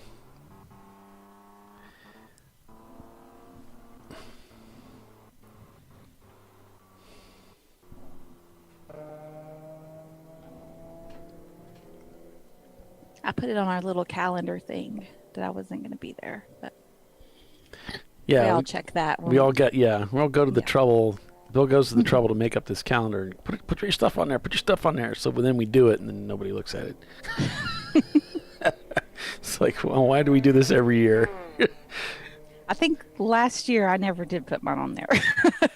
We got all the way to the end of the year. I was like, well, what's the point now? I'll just start over next year. They're made calendars, or those calendars made with good intentions, but they don't really get used properly. I mean, it's a good start from an organizational perspective. Yeah, it is. I'll never forget Bob Varsha scratching his head. It's like, what are you guys doing? Talking about what show you're going to do next. Like, you don't have it planned and you're talking about it during the show? This was early on before he knew us really well. Right. Now he's like, oh, well, what'd you have for dinner? I mean, we have 8 hours, so, you know.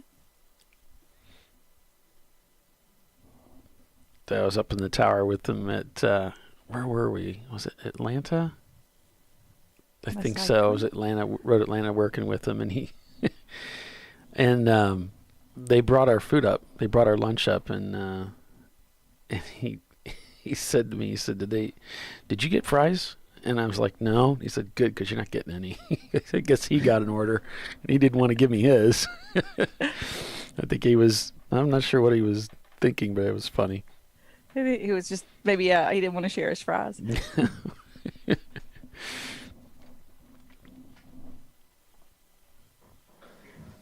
Hey guys, how's it going? Hey Chelsea. How are you today? We're lovely. How about you? We're doing good. We're doing good. Polly had some questions for you. Oh, now I'm the one that's got the questions. Yeah. So anyway, well, we were talking about doing track days, and I found on social media that you had been in a track day with with Tiffany here, and Yes. just wondering, what the experience was like, and if you think that's a good option for some of our teams to experience a track, and have some car control. Me and Tiffany had some fun. That's for sure. We were at Barber, and it was a really good time. What was the time you said, Tiff? It was in the low 140s. Yeah. So, yeah, we were having fun out there, and I do think it's a good program. Definitely with the different groups and all of that, and giving you... I didn't scare you or anything, right? No, not at all. Not at all. It was a lot of fun, though. That's cool. I enjoyed riding shotgun. Awesome. So what do you think of the Ozarks then? What do you think of the Ozark racetrack and the facility? You know what? It's a beautiful facility. I know I had a lot of feedback from... 301's dragging their exhaust. 301 is dragging their exhaust, Bill is saying. Okay, that's Dallas Makerspace. Yeah. Okay. Yeah, but I love this track. I think it's the drivers give feedback and they have to learn it, but once they learn it, it's always just, man, this is a blast. I think today with the 35s, all the drivers seem to be pretty much sticking with it. We haven't had too many speeders out there. I think it kind of gives them a break because it's so technical and you're always working. But yeah, I think it's great here. Cool. Well, I just wanted to get some feedback from you. I know you had some fun with Tiffany, and as things are kind of quiet around here, we thought we'd just bring you into the show for a minute and just hear how things were going. So your weekend's been good? Yeah, it has been good. Great. So hopefully we can continue into tomorrow and have a great week. Yeah. Right. And which event are you going to be running next? Hallett, May 20th, the weekend. So, yep. In a month, we will be a little bit further south. Cool. All right. Well, thanks for stopping by and talking to us for a little bit. I know you got a lot of work to do, and so we'll let you get back to it. I think we're about to go full course. So, okay. Appreciate you guys. Thank you. Thanks, Chelsea. Thank you. That was Chelsea Vickery. She's the race event director. Somebody that holds a lot of responsibility at these events. She's the coordinator that pulls everything together, kind of the person in charge who works very closely with track officials to put on these events. So it's kind of a privilege to have a few minutes of her time. Yes, and she's so good at what she does. Yeah. Always, handles everything in such a professional manner. She's a joy to work with. So we just had a report of a car dragging exhaust. Now we'll see, I guess, over around turns 10 and 11, there's an event. There's something that happened there. Car 301 is what's being marked up. That's a Dallas Makerspace, and that's probably the one dragging in the exhaust there. All right. So looks like they the message we're getting is parts falling off the car. So they've cautioned the track. It must be, I guess that's more serious than an air cleaner. Having a gigantic pipe on the racetrack. It's kind of a problem. Especially if it's not a place that's, if it's right on the race line too. Yeah. So I guess they're going to go get that. Yeah, they got to deal with that. Between 10 and 11. I'm looking at my little track map. Okay. It's a little tight area there between 10 and 11. Yeah. That's that same place where we had a car that was kind of stranded and... Right.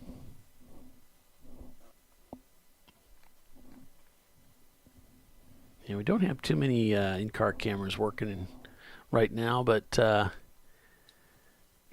all right. It's all right. We do have some good feedback coming back from the track, so we have a pretty good idea of what's happening at the racetrack. I think this year, maybe more than last year, because we've got this this information coming from race control, essentially, about what's going on the track. Right. And that's pretty helpful. I think last year I had a radio, so I was trying to keep us abreast of what was going on, but there's only so much you can listen to and talk at the same time. Right. Right. This works a little bit better, I think. Yeah. It's hard to figure out what they're saying, and then you can't ask any questions. Right. We seem to be getting a little bit more information this way. So looking at the standings here, we'll go through that. Good, Bad, and the Ugly leading by about a lap over Love Racing in their Miata. Autospec Racing is in third place in the number 21. They're back about a lap. Then just about 4 seconds behind them is Touchstone Racing in third place in their Miata. So that's 3 Miatas behind the Corvette. Then the first C-Class car shows up in fifth place. They're back about another lap. It's 901 Motorsport in that red BMW E30. And then there's an EC car followed by Looney Tunes, another D-Class car, their Mustang.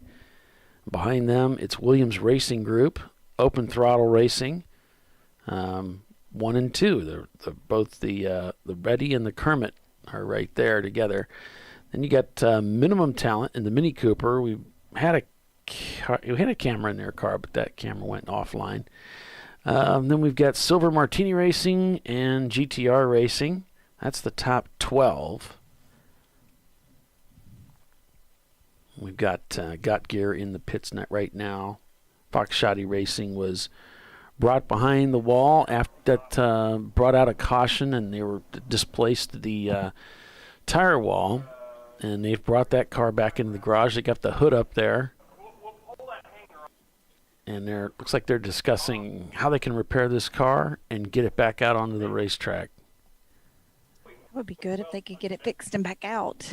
It sounds like they're working that direction. So, I mean, there is a whole nother race tomorrow. I'm sure that they would like to be, involved with. Mm-hmm. That is one of the nice things about Champ Car that I always really liked is that you can totally screw up your Saturday, and it's okay. Just get the car, sorted out so that you can get back out there the next day.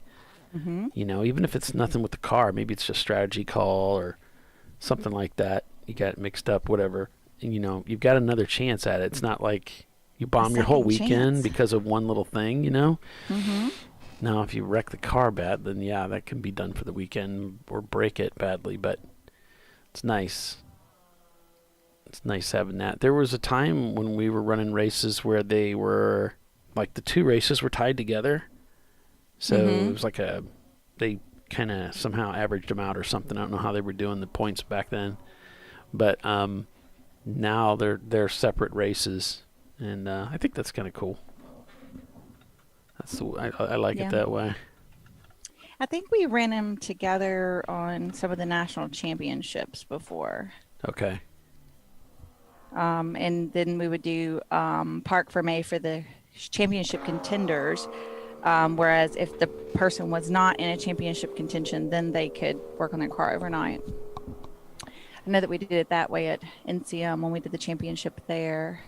And I think the year before that as well. Then we kind of got away from that. So, Man, my scrolling pylon here is just soldiering on. Look at you go. It's doing fantastic. Yeah, it was now always that we're so talking about flaky. it's going to freeze up. Yeah, it could be. It seems to be the way Hopefully it's going. not. You and I were just talking about WRL right before they their car croaked. Well, they were speeding, I guess is what it was. WLR, yeah, that's it. And then we were talking about Fox Shotty. Bill's like, "Hey, is that camera still working?" Yeah, that one's pretty good, isn't it? And then they end up in the wall. They're gonna not. I mean, nobody's gonna want us to talk about them. I know. Maybe that's why they're not sending me any information. That could be. I've been blackballed. Yes, you have. She's blacklisted. What? No, yeah, she's blacklisted.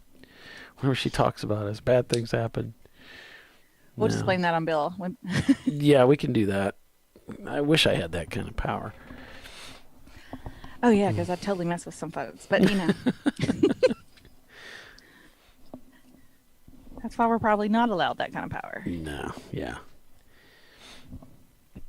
We've been talking about other teams, and they're not having any trouble. True. So. Proof. It's not us. No.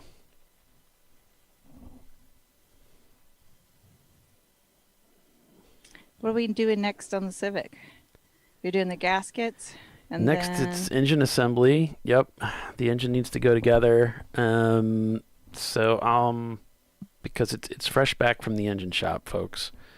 So we had some concerns about overheat, and we needed to get that cylinder head checked. And when I pulled the head off, I mean, I could tell before I even pulled the head off, I did what's called a CLT, which is a cylinder leakage test where you pump air pressure into the cylinder and you see how much leak down you get. And that's measured by a gauge, so you get an idea of how well the cylinders are sealing, how well the rings are working. We had one or two cylinders that were pretty different from the others, even with some oil added to the cylinder. So it's like, okay, let's see what's going on. Pulled the head off, and you can see there was rust in there. So this car had been sitting for several years outside and all that. So anyway, all right, so we took the engine to the shop and just had them go through everything. The cylinder walls were scored up enough they needed to punch it a little bit, so they did that, and they put the pistons in it and all that good stuff. So now we've got a fresh, clean, reworked engine. It's in great shapes, ready to go. Rebuilt trans. And a brand new, freshly rebuilt transmission with a new differential. I mean, it's coming together. So now I got to reassemble the engine. I'll need to get water pump, all of the idlers and all that stuff. T-belt. It didn't have a timing cover. We really should have that on there to keep anything from getting in there, like stones or anything. Gotcha. So I got to find one of those. We got to do something about the computer. It kind of got fried. Oh, no. And but I kind of sourced one through Money Shift Racing. He's got one, so I'm going to talk to him about that. And then we'll have to decide. We'll have to probably do something with Honda. With the wiring harness we got? That's the thing. We'll probably have to do some. I think it's not the harness that's the issue. I think it might be the way that the ECU works with the injectors. So that, I think what we were thinking between Kevin and I with Money Shift is that it would be okay. We're not exactly sure. We'd have to research it, but with a Honda system, with the new ECU, that would all work. So I was kind of trying to avoid the Honda thing just for right now because it's a big enough project as it is. I didn't really want to get into that too. So if I could find another stock ECU, we could do that. Okay. But I don't know. And they're getting difficult to find. The one to go for apparently is the one that has the it has the knock sensor feature, which are kind of hard to find. They're even more rare. But if we can get our hands on one of those, that would be a nice to have for your car, because I guess it helps with like getting the ignition timing dialed in. So anyway, yeah. So I would research that by putting like the B18 Mm-hmm. B. Is it B or C? I don't recall off the top of my head. Yeah. And then look for the ECU that goes with that. Yeah, this is all coming from Money Shift. They don't have what we need, but yeah, I can't remember. I can go back through my notes and we could get the specifics of which model version computer that we want that has this knock sensor feature built into it. And then, so we could do that or go to the Honda, which would be, now we're going to a dyno, a tuner basically, to go there and tune it and make sure everything is dialed in, get the most out of it. So it's like another level of money and like it has to be tuned. Effort, to make sure everything's right. Otherwise it probably won't work right. So, yeah. Okay, that's a lot. It is. It's gotta do all this stuff though. We'll have to research a clutch. I did some clutch research a while back, and so I gotta pull all that stuff back out. Get the clutch Clutch for that's it. in it's not so great. No, it's not. You it said that is- with so little conviction. It is junk now. Yeah, it's like all frozen up and nasty. Oh, nice. Yeah, they didn't do well, like being out in the weather like that and rusting up. No. Yeah, a car sitting is not a car for very long. It just goes to crap quick, doesn't it? No, yeah, it didn't. They just kind of start rotting away right away. It's terrible. Mm-hmm. It's very unfortunate. Then we'll need some tires. Yeah, exhaust is another. We're just hitting like all the corners. I mean, the exhaust is too loud, so we're gonna have to. I did find on. I think Bill had posted something about it's an insert.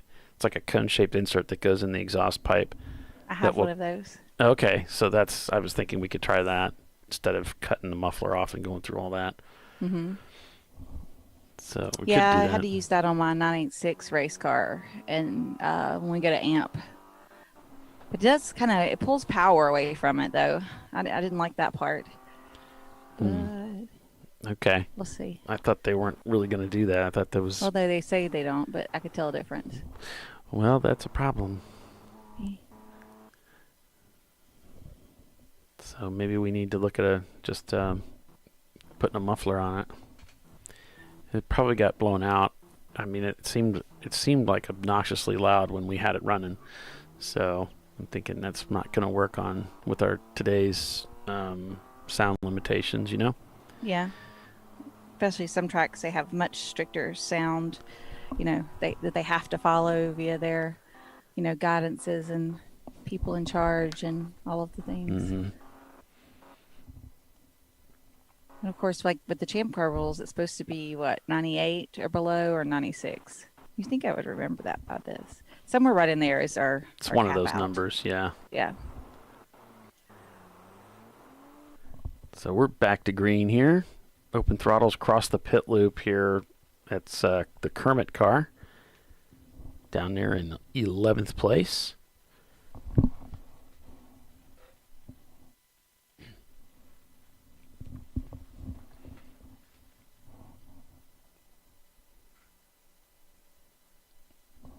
Still good, bad, and the ugly leading. That looks like a really fun turn right there. Would like to drive that one. I'm not sure what to make of it. I think I would have to drive it to get that sense, because what it looks like a tight entry, and then it's just wide open. Like there's no restriction. And it exits going uphill, so you should get some grip back going out of it. So I was thinking it kind of reminded me, like, I wondered if it was, since I haven't drove this track, what do they call it? They don't call it a bus stop. What do they call it? In Mid-Ohio, past turn 1, there's that little chicane when they run it. I don't remember. Seems like it had a name.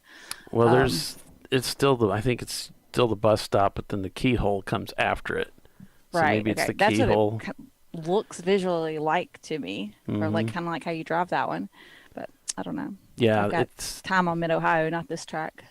Yeah, you can kind of see how it ends up putting them to the outside, and that's exactly what happens to you at Mid-Ohio. You end up at the outside of the keyhole at the entry, and then you got to decide how you want to cut through there, cut down through the keyhole. They black flagged me for putting 2 off there at Mid-Ohio one time, and I was like, but it was the front 2, and it was like, it's still 2 off, and I was like, but I saved it. Y'all should be like clapping for me or something. Yeah, I like crossed the second apex with just the front 2 tires on the corner. Maybe they wanted to congratulate you. See, that's what they should have called you and said, that was awesome. We were checking it out. That was so cool. We're so excited. We just want to bring you in and congratulate you. That's what they were doing. I was like, great save, because it had rained earlier, and there's a little river running there right before, so you hit the first turn, and then the rear end hit that little river and just swung around, and I just, the front end went across the apex instead of making it.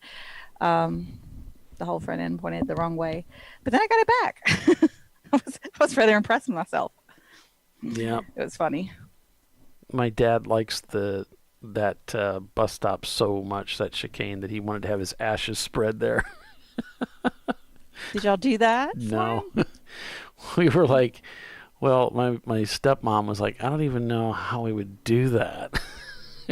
Like, I think we'd have to contact the track and see if they would even allow it. I don't even know, like, if we could do that. I know it, like Barber, there's a procedure. You have to fill out a form, and it's got to be approved, and they have a procedure. Yeah. Where we had a friend pass away this past Sunday, and I'm that's sorry to part hear of that. his. He was a Champ Car racer. He was in our original Birmingham race team. He loved Champ Car, and we had as many as 3-4 cars in the Birmingham stables at one time. One of us was his. He had a green car as well. We had all 944s. Well, they had 2 944s, and then the other 944, the original, they call him Chumpy, was crashed out beyond repair with actually our buddy Rick in it. Thankfully, he wasn't hurt then, but he lost the battle with cancer this past Sunday. So we're planning some memorial services for him, and that is part of his wish, is to be spread around Barber and some other tracks as well. So I'm going to make sure that happens for him. That's cool. I'm glad you're going to be able to do that for him, fulfill that wish. For all of those who have gone by the wayside, and we sympathize with you, because this is a family of racers. It's ChampCar.Live, presented by AutoZone. We'll be back in just a few minutes to continue with race coverage here at the Ozarks. Stay with us. We'll be right back.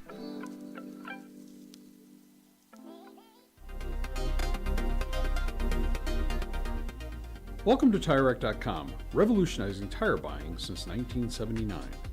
With our unmatched selection of branded products, finding what fits your vehicle and is right for you and how and where you drive has never been easier. Through helpful online shopping tools that include our professional hands-on reviews done at the introduction of a tire, and consumer reviews that give real-world feedback over the life of the tire, you can make the right tire choice and find exactly what you need. And if you prefer to talk to someone, our tire testers, our sales team, are available on the phone. And that's how we get you the right tire for you and your vehicle for where and how you drive.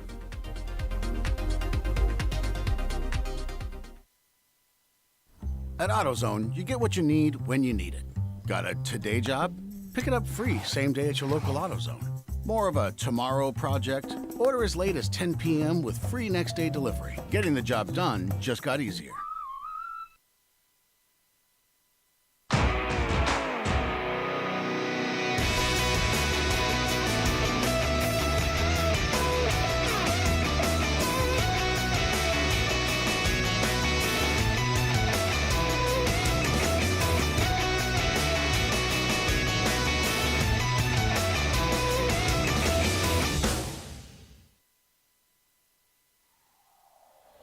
Discovery Parts is a veteran-owned racing and safety equipment company.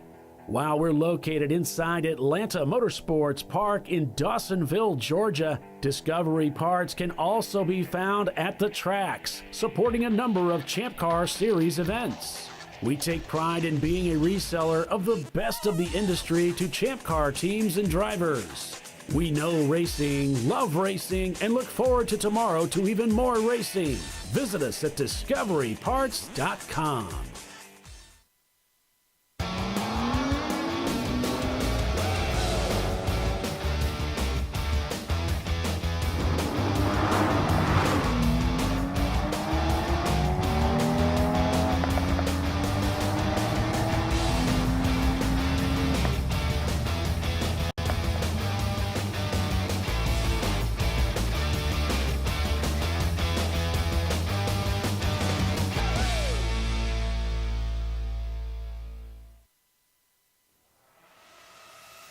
RVA Graphics and Wraps is a full-service design, signage, digital graphics, and wraps company located in Richmond, Virginia. With over 20 years of experience, RVA Graphics and Wraps offers premium signage options for your business. We are dedicated to offering our clients best-in-class service in all aspects of graphic design and application. For more information, visit us on the web at rvagfx.com. Lifeline USA is a leading manufacturer of onboard fire suppression systems. Lifeline's continuous commitment to research and development ensures that we supply the most innovative and cutting-edge products available. Used by the majority of the world's motorsport championship-winning teams and constructors, Lifeline has a proven history of success. Lifeline offers a complete range of fire suppression systems for all budgets and needs, and we continue to push development and limits on both extinguishment materials and our patented delivery systems to make the race car environment almost as safe as sitting on your sofa at home. Every kit has been designed for a professional and simple installation. For more information and to purchase your ChampCar fire suppression system, go to www.lifeline-fire.com. Located in Northeast Ohio, with 40 years of combined experience, Money Shift Racing knows how to deliver performance and safety, offering everything you need to get your vehicle and drivers ready for race day. From safety equipment to full engine assembly and repair, in-house fabrication, 3D design, and rapid prototyping. Money Shift Racing. Performance done right. Frozen rotors from Diversified Cryogenics deliver increased performance and a higher level of safety, while significantly reducing braking system costs. So to tell you a little bit about the durability of this product. So we have seen an incredible extension of the life of our brake rotors using frozen rotors. We've gone from brake rotors every other weekend to 6 weekends on one set of brake rotors, and I think they can go farther. The durability has been amazing. And it's been a fantastic season, and man, a lot of that is due to the way our car can brake on those frozen rotors. For more information, go to frozenrotors.com.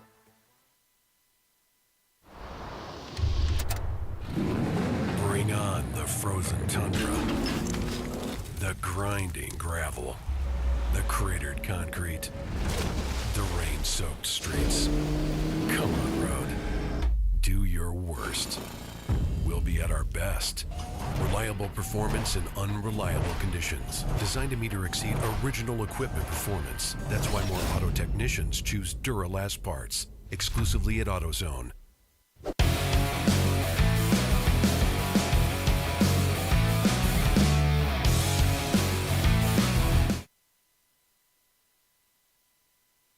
It's a great day for a motor race. I have two favorite Jackie Stewart stories. When he was a color commentator for ABC, he was with Chris Economaki, and they were out at Riverside Raceway, and they took him to Ascot Park and showed him a sprint car, and said, "Jackie, would you like to race one of these?" He says, "No, I don't think so." And he said, "Well, Jackie, would you at least like to take a ride in one?" He says, "Well," he says, "to tell you the truth, I don't have my helmet." And so they said, "Well, we can get you a helmet." And he says, "Well, I forgot the other thing I need." And he goes, "What's that?" And he says, "Your balls." One of our favorite Doc jokes, and it does remind you of this racetrack. Yes, you better bring those if you're coming to race here. You better bring your Konas, because this thing's crazy. Now, I think racing in general. I mean, I've been racing in places where I see a new driver show up, Tiffany, and they're like, okay, this is pretty intimidating. And I mean, how do you speak to your students when they are feeling, whoa, this is intense, I didn't think it was going to be, or maybe they weren't sure and now they're like, wow, I don't know if this is for me? I mean, I feel like if you're on the track, especially like at a track day, you're there to learn. So, and you're there to have fun. So just figure out the way to slow it down, get at the back of the pack, whatever we need to do, get some space, and so that they're still having fun and learning, because they can't get better if they don't learn. And That's the main reason to be there. And so, kind of get their focus off of, oh, everybody's passing me, or, take, if a lot of people aren't used to shifting gears anymore, don't have that, that muscle memory of doing it like some of us do. So, we just, put it in fourth and just leave it alone. We'll add shifting later after you get more comfortable. Just try to take some of the variables out of the things they're processing so they can get more comfortable with some of the basics. And then, if you get overwhelmed, just come in the paddock and take a deep breath, pass it off to somebody else, Right. I mean, kind of got that always can happen. It seemed like that's kind of what the Fox Shoddy team was doing, that they've got some drivers that are just kind of learning their way through all this and came in. It's like, well, they're flagging me. I don't know why. And he's like, well, this is what's going on. You're going slow. And I'm like, okay, well, do you want to switch drivers? Yeah. Okay. Just to kind of reset.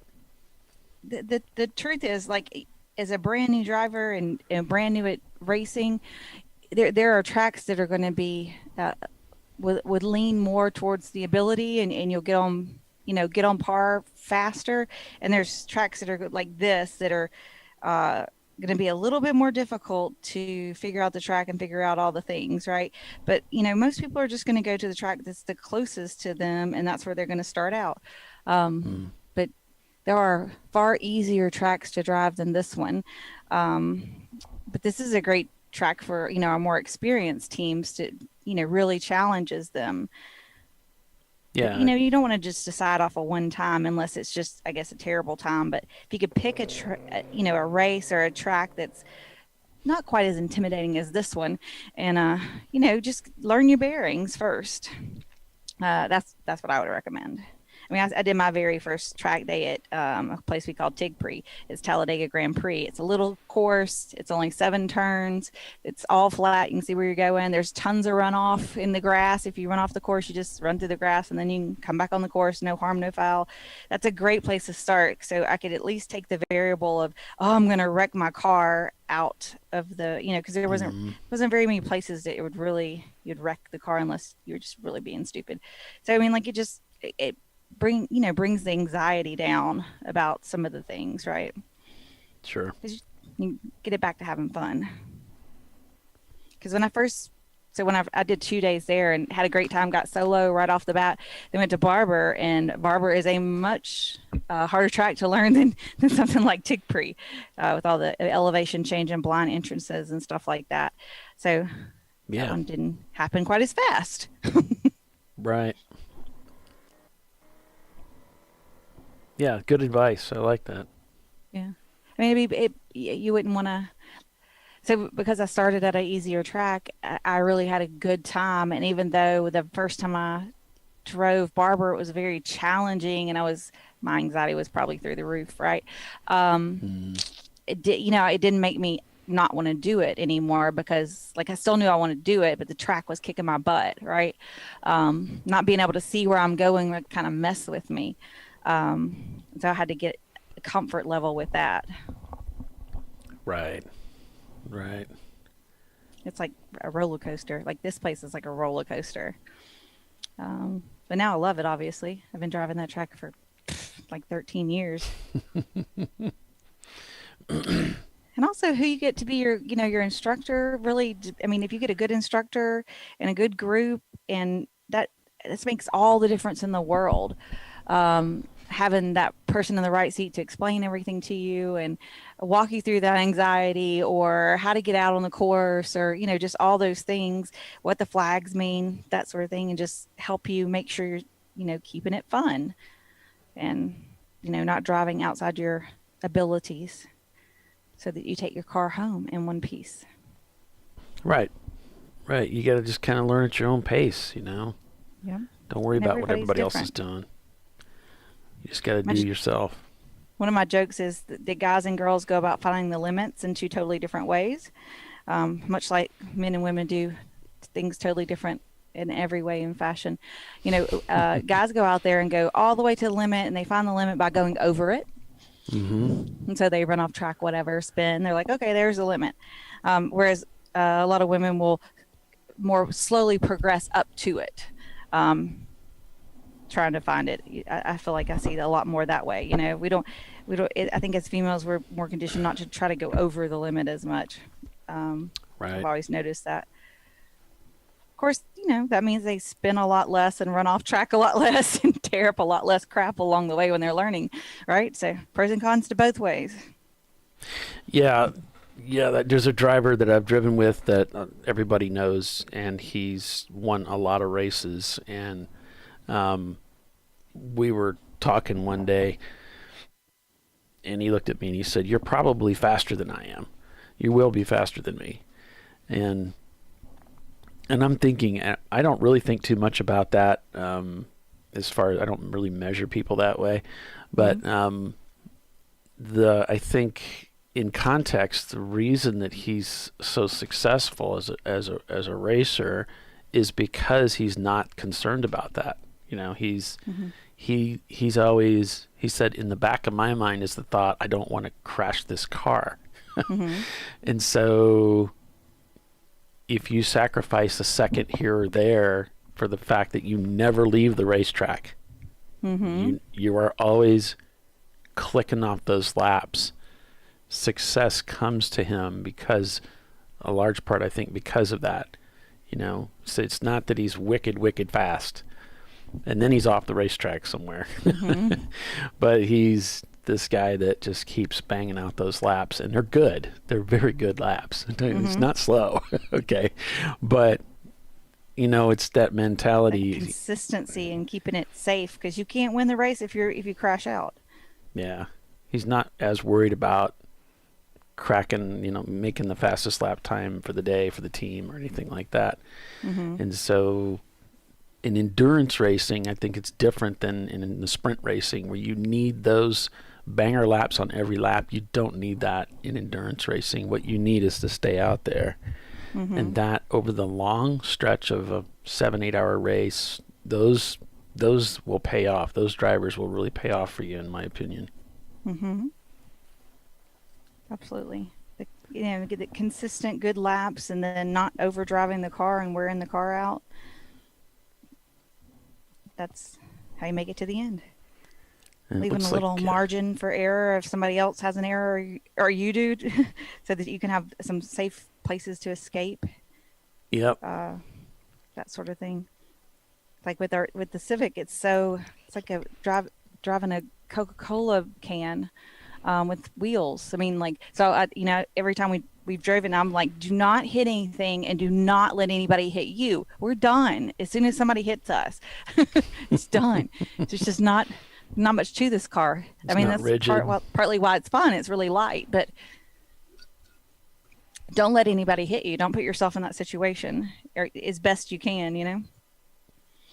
Yeah, okay. One of the first team owners I was driving with, got it. Was, you know, don't put yourself, if you get hit by somebody, you're paying for it because you put yourself in that situation. And that's hard sometimes for a driver to digest that. It's like, look, I didn't do anything wrong. That guy hit me. And he said, you're, you know, I'm one of the guys that drives with you, and you're putting yourself in that situation. And I was just reviewing an accident that happened for a guy, a video that I came across that I don't know if it's published or not. I think it might be, but it's like, you know, he put himself in a situation, and yeah, he got tagged by somebody coming across the track who was looking for a way around, but he put himself into a really, at the top of a roller coaster there at VIR, he stuffed himself into a situation where he's really risky, you know, and just letting the momentum of the car carry him into that situation instead of just backing out. Get through roller coaster, you know, get through those tighter areas that are really quick so that you can get open in an open area of the track that's safer to pass. So in a way, was it his fault?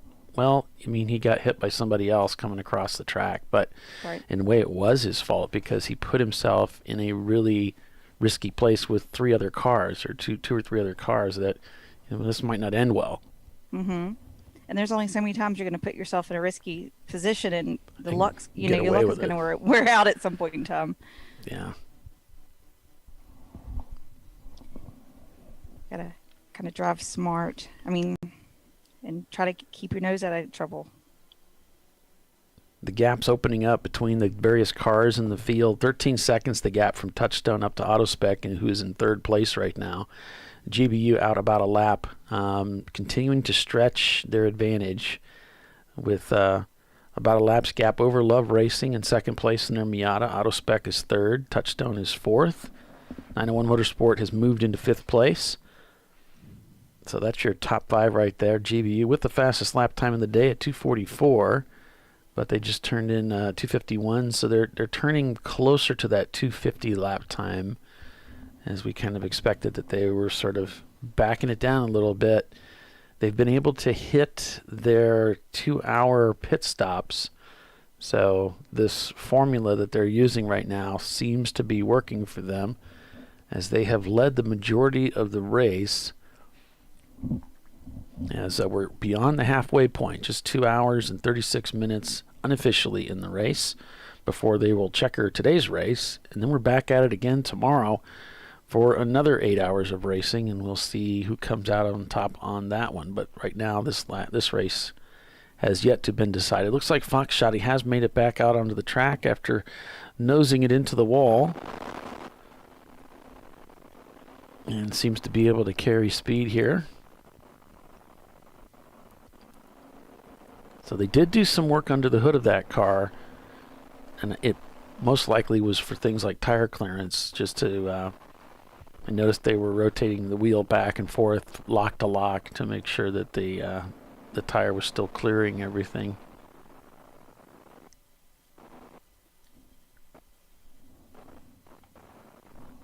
You know, GPU started at the back of the field this morning and just progressively marched to the front. Just think within like what, right around the 2-hour mark, somewhere in there. No, Marky, there's no bill updates. Not really.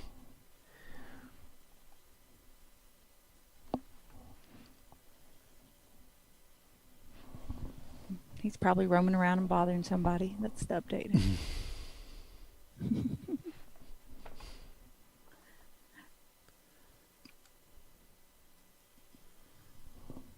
I think that is, for a newer driver, you're coming out to a track that's kind of intimidating. It's just like what you said, that it's something that you, in my words, it would be, it's something you work up to getting comfortable with it. And this is one of the fewer areas in life where you want to push yourself, really.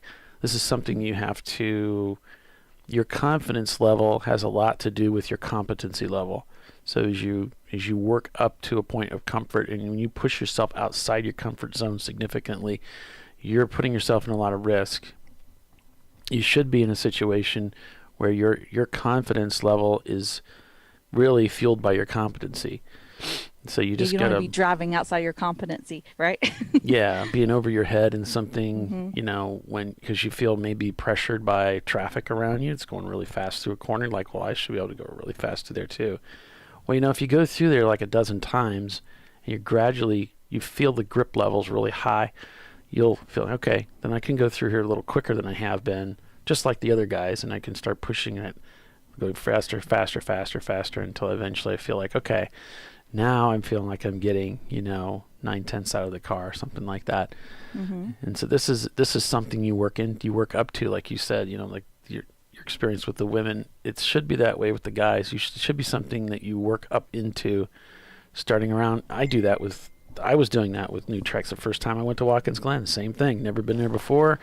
Okay, then drive around it in fourth gear and fifth gear. This isn't about cracking out awesome lap times. This is reducing my workload. Even with all the experience I have, I'm going to do the same thing. Reduce my distractions with all the shifting, and let's just focus on driving the racetrack. And then I'll start adding gear changes in as I feel like I've got some competency and beginning to feel comfortable with the racetrack and the car. And that's kind of how Mario Andretti described it in the first video my dad gave me about racing. And he said, you just go fast as soon as you're ready. It's a good way to put it. And that's I like that advice, and I took that with me as I started racing. And the faster you go, the more spot on you have to be with your line, you know? So you want to get the consistency of the line down first before you start trying to put major speed through a turn, you know, because you get both of those lined up the wrong way, and yeah. Yep. So once you can hit that turn consistently, then you can start, you know, turning the wick up, as you like to say. Yep. Another way to put it is I noticed that the faster the racetrack, the narrower is the racing line. True. It's the same thing you just said. As you go faster, the more precise you need to be. It's the same thing. The faster your car is going on a racetrack, the less room you have to really make mistakes. Your racing line gets narrower, so you do need to be a little more. You do need to be more precise the quicker and quicker you go. And if that makes you nervous, then you're going too fast. You need to back off a little bit and get comfortable with it to the point where you're confident in the car and your ability to carry that kind of speed through the corner. And then you're fine. But anytime you're beyond that threshold, you're not having fun. You're stressed out. We've seen it all the time. We'll see cars. We'll see a driver get out of the car, just won the race, and he's like, "Wow, that was stressful. That was awful. I was just so stressed out the whole time." It's like, well, did you have fun? He was like, "No, I mean, I was stressed out the whole time. It was so stressful." It's like, well, you know, why are you doing this? You know, you get that trophy, but I don't know if it was worth it to you. You should be having fun. You should be comfortable and have a good time out there. Yeah, and the more relaxed you are behind the wheel, where, you know, just the less driver fatigue you have, too. You know, of course, I mean, it's hard to be in first place, and the team's all excited, and you don't want to mess anything up. You don't want to drive too conservatively and lose it, but you don't want to drive so fast and wreck the car or have an off and, you know, ruin it for anybody. So, you know, most of us, that's, you know, we're not pros. We're not in that competitive kind of experience all the time. So when we are, it's a little bit more nerve-wracking, right? Yeah. Yeah, absolutely. You start hearing every little sound on the car, and, you know, I don't know. You think of all the worst. Every time you come past the start-finish, you're like, is it checker yet? Checker yet? Checker yet? Right. Come on, I'm ready to put this one in the books. And maybe that's the thing about Champ Car that's helpful for a new driver is you just get all that seat time, Tiffany. And is there really any replacement, you know, for just good old-fashioned seat time? No, there's not. I mean, there's lots of things you can do when you don't have seat time to do, like sim or watching videos and stuff. But, you know, seat time is seat time. It just, you know, nothing else. Nothing else like it. You get lots of that in the Champ Car, that's for sure. Well, stay with us. You're watching Champ Car Live at the Ozarks. We'll be right back.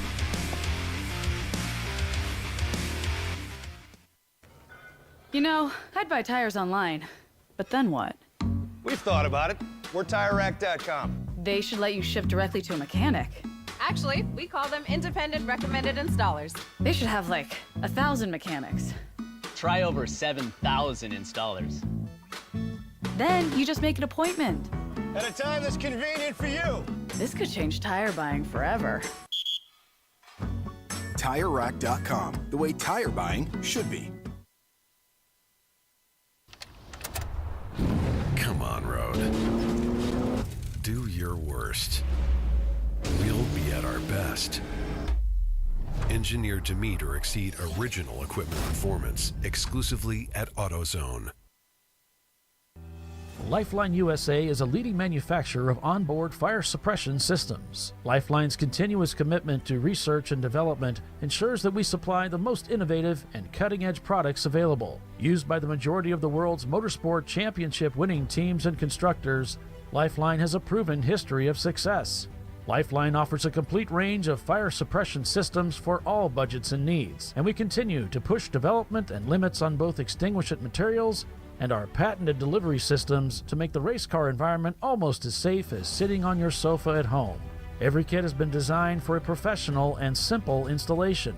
For more information and to purchase your Champ Car fire suppression system, go to www.lifeline-fire.com.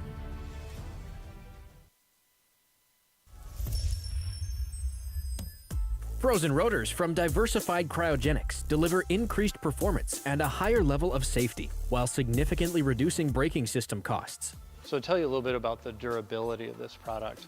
So we have seen an incredible extension of the life of our brake rotors using frozen rotors. We've gone from brake rotors every other weekend to 6 weekends on one set of brake rotors, and I think they can go farther. The durability has been amazing. And it's been a fantastic season, and man, a lot of that is due to the way our car can brake on those frozen rotors. For more information, go to frozenrotors.com. Located in Northeast Ohio with 40 years of combined experience, Money Shift Racing knows how to deliver performance and safety, offering everything you need to get your vehicle and drivers ready for race day. From safety equipment to full engine assembly and repair, in-house fabrication, 3D design, and rapid prototyping. Money Shift Racing. Performance done right.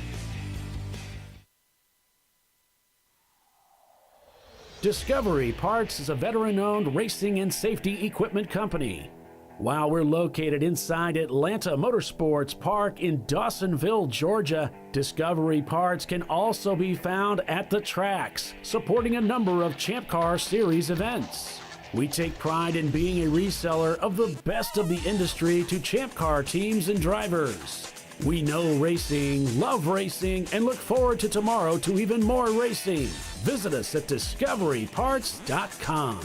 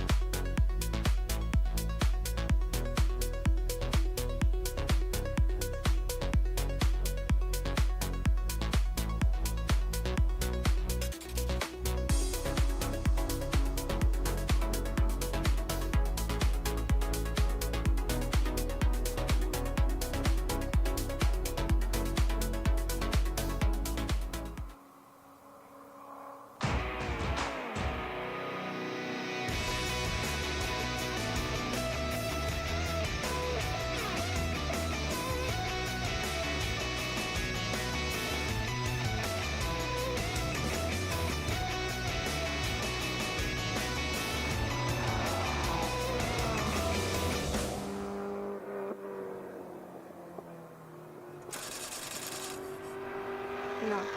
Seriously?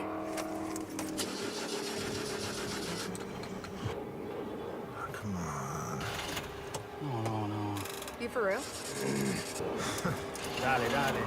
Really? Wow.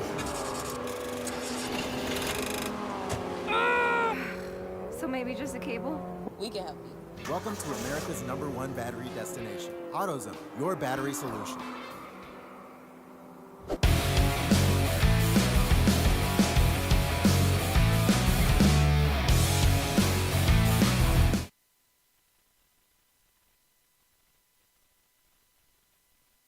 My favorite Dilbert cartoon is the one where he says we're going to give you more responsibility and so there'll be more pressure on you, but there's no money.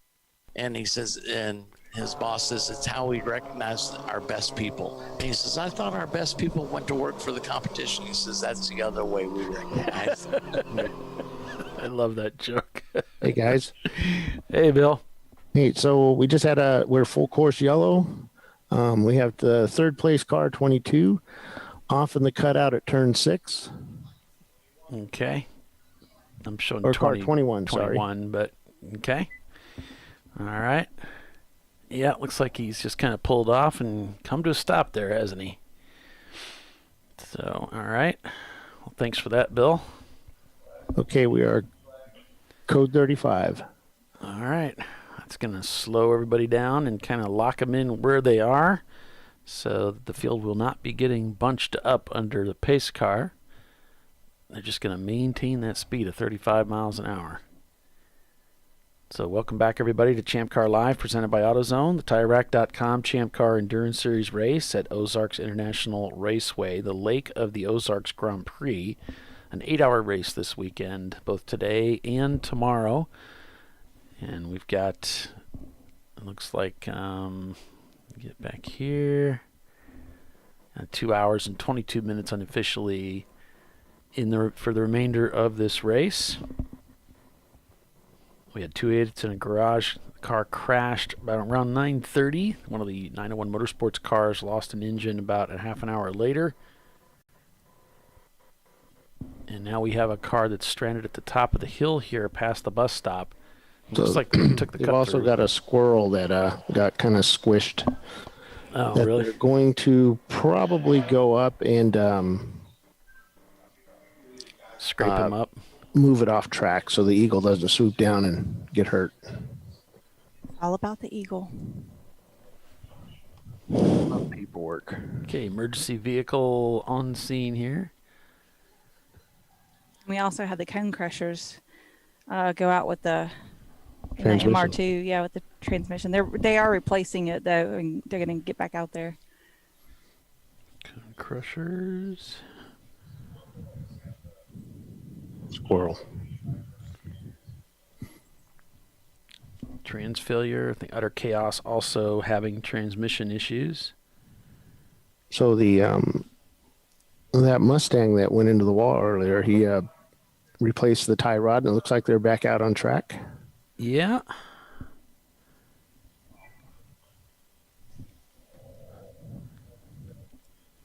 Trans issues.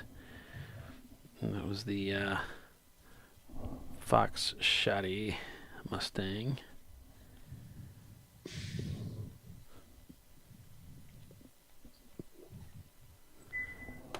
Got into the wall and fixed it up. Picking I up a think that Miata. was like turn 2. Yeah. Paul, can you give me a list of numbers of the cameras when you get a chance, a free minute? Just put them up on somewhere.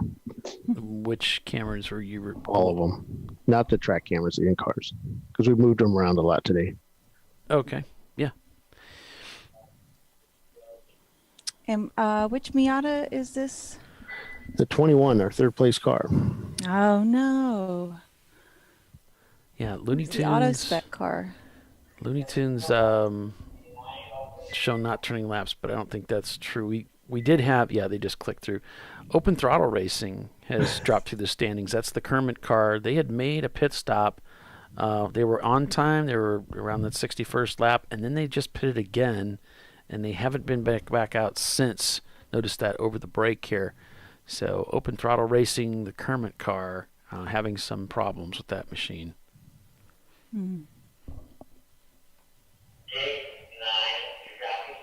So they've got the auto spec machine on the hook, and they're pulling it back.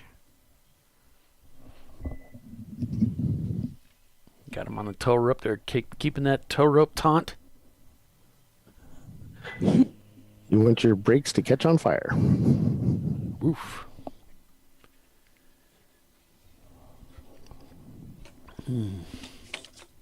We've still got overcast clouds, as you can see, with the wind has kind of not died down, but it's not as blustery as it was earlier. Still moving some of those cameras around pretty good. Yeah.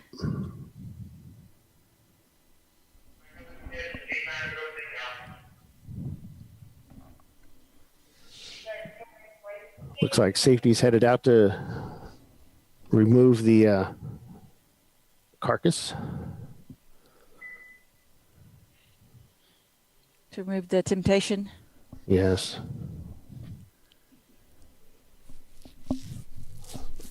Oh, looks like 427 coming into pit lane. Yeah. Should be you pitting?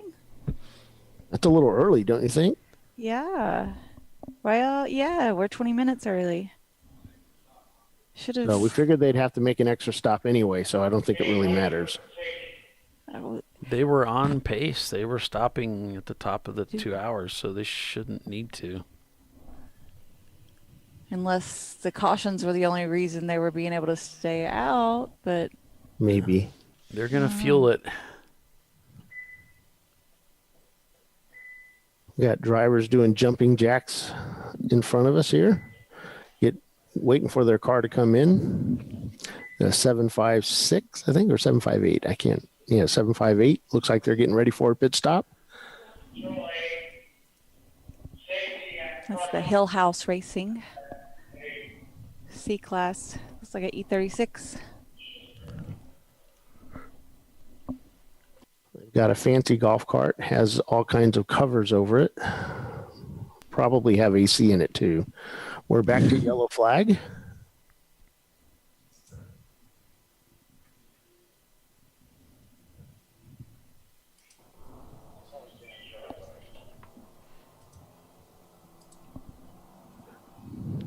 And we're back to green flag racing.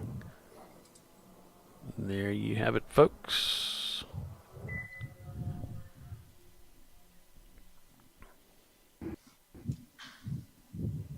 Just a dash of a delay for us. Not much, yeah. It was Not much pretty at all, good. yeah.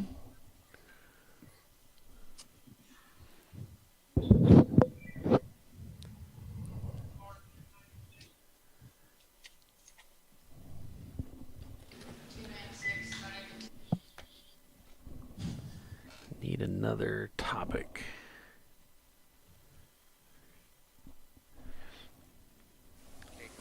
Got a report that 296 spun in turn 3. All right. That's the GTR Racing BMW. Yeah. We had, that's the one we had a camera in, so. But that camera's not working anymore. Imagine that. So. If anybody over on YouTube has any questions for us, maybe we can get to those. Yeah, for both of you. Mhm. Either one of you guys. Don't forget to like and subscribe. Smash the like button. Hit the subscribe. I don't think you can comment on YouTube unless you're subscribed to the Champ Car channel. So Yeah. if anybody's not being able to get in the chat, that would be the reason. Yeah, and they should get a little message. Fox Shotty has pitted again. Drivers getting out. They are in the pits though, so I'm not sure what's up. Maybe he's just took it out and drove it for a few laps to make sure it was okay. Yeah, looks like they're doing a driver change. Gonna send the next driver out. But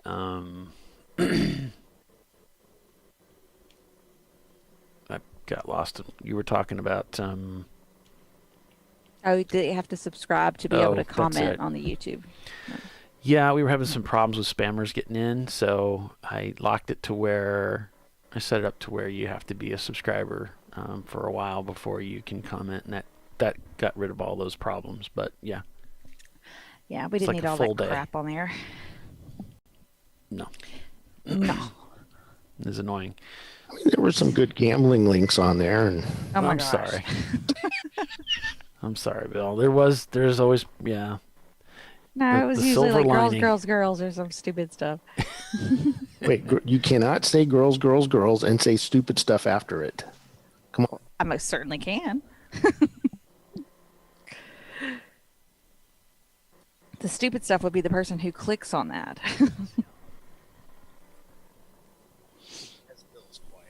Uh-huh. And crickets. Oh, goodness.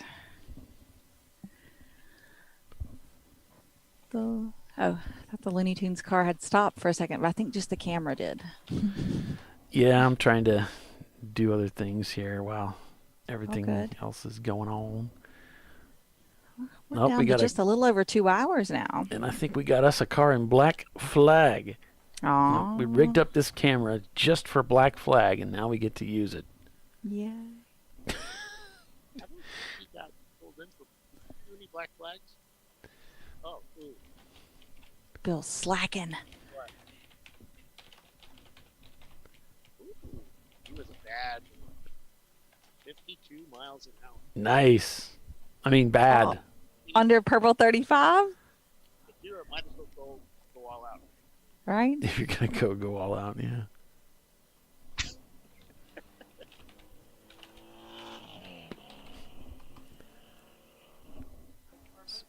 So Fox Shoddy getting another driver loaded in there.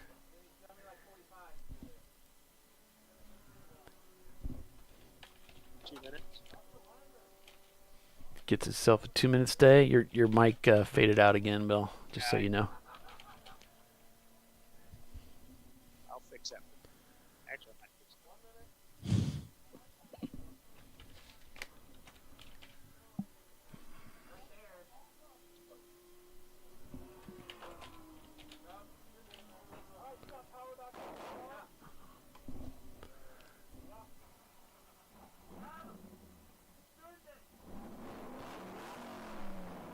There you go. At the gear, first gear. There you go. Easy. Don't spin out. Yeah. Such a pet peeve of mine when people try to like peel out of the pit box. I'm like, eh. You can't go over 20 mile an hour on the pit lane, so there's no reason to be dropping the clutch and all of that nonsense. Yeah, what are you trying to do? Yeah. Head towards pit out in a controlled fashion, please.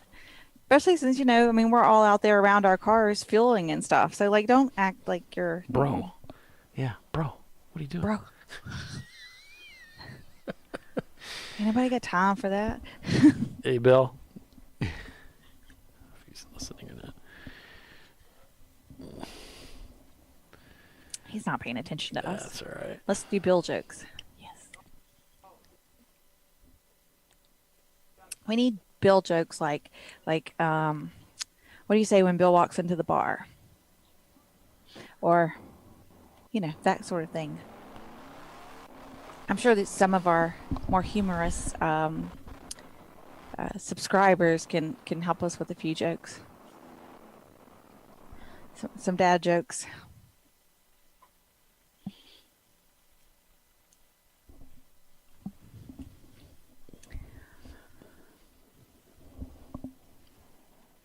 Oh, that's colorful. Yeah, that's why I don't use that very often. That's the problem we're having with their cameras there. It's kind of a waking up effect. It's weird. Yeah. Like kaleidoscope.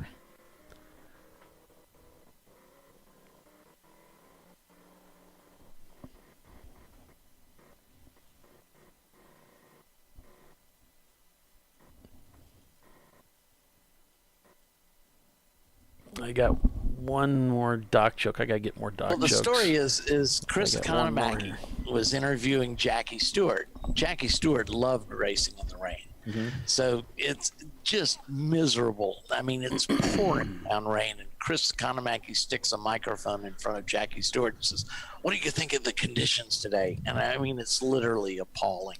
And Jackie says, "It's a great day for a motor race." I love that one. Yeah. I like the I miss that character. The Dilbert one with the employees. How do we recognize? How we recognize our best employees? That one Yes. just slays me. That one's hilarious.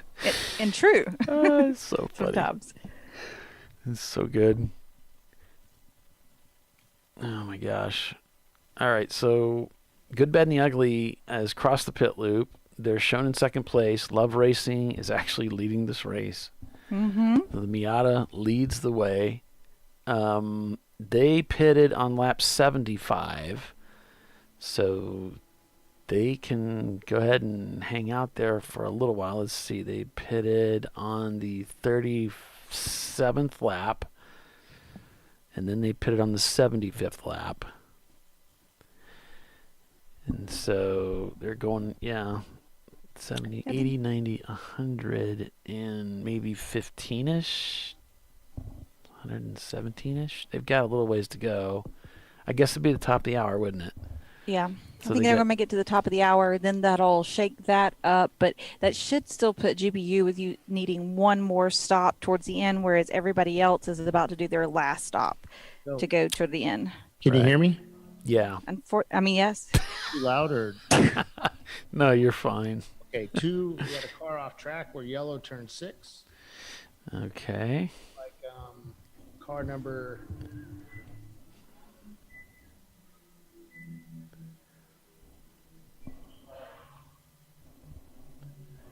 don't know, 296, I think, but I don't know. I'm not quite certain on that. But we had a car go off track. So now we're yellow at turn 5. So 296 is GTR racing. The E36. The pretty one. This is the one we put a camera in again. No. Yeah. But the camera's is it the same offline. camera? No. Okay, good. No, but they're competing with each other now. Camera CCL 1 and for 2. Yeah. Oy. If we put that camera for the third car in a row and it took a dive, I don't know. We'd have to go get an exorcism on the camera. No, it's not the camera's fault. Everybody knows that. It's your fault. Everybody knows that. Yes, you're right. All right. Oh, wherever it was, T5 and T6, we're now back to green flag over there. Oh, that was quick. Okay, good deal.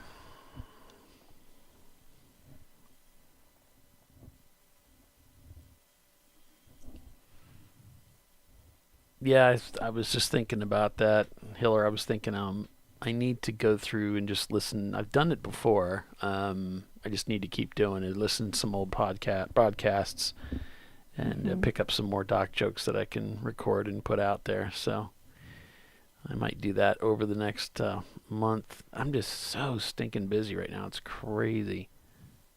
I don't know how I'm going to get anything done. Any kind of extra stuff, I just have to put it on the shelf because I just got too much. I know what you mean. Yeah, how are things going for you? What is that? That's loud. Bill, is that you doing that? Yeah, I'm really sorry. Okay, that might get us into some trouble. Okay. How are things going for your business, Tiffany? Is it settled down at all? Yeah, a little bit. I've had the same office manager stay put for, the last 2 years. She's doing a great job. Cool. That really relieves me to do my real job.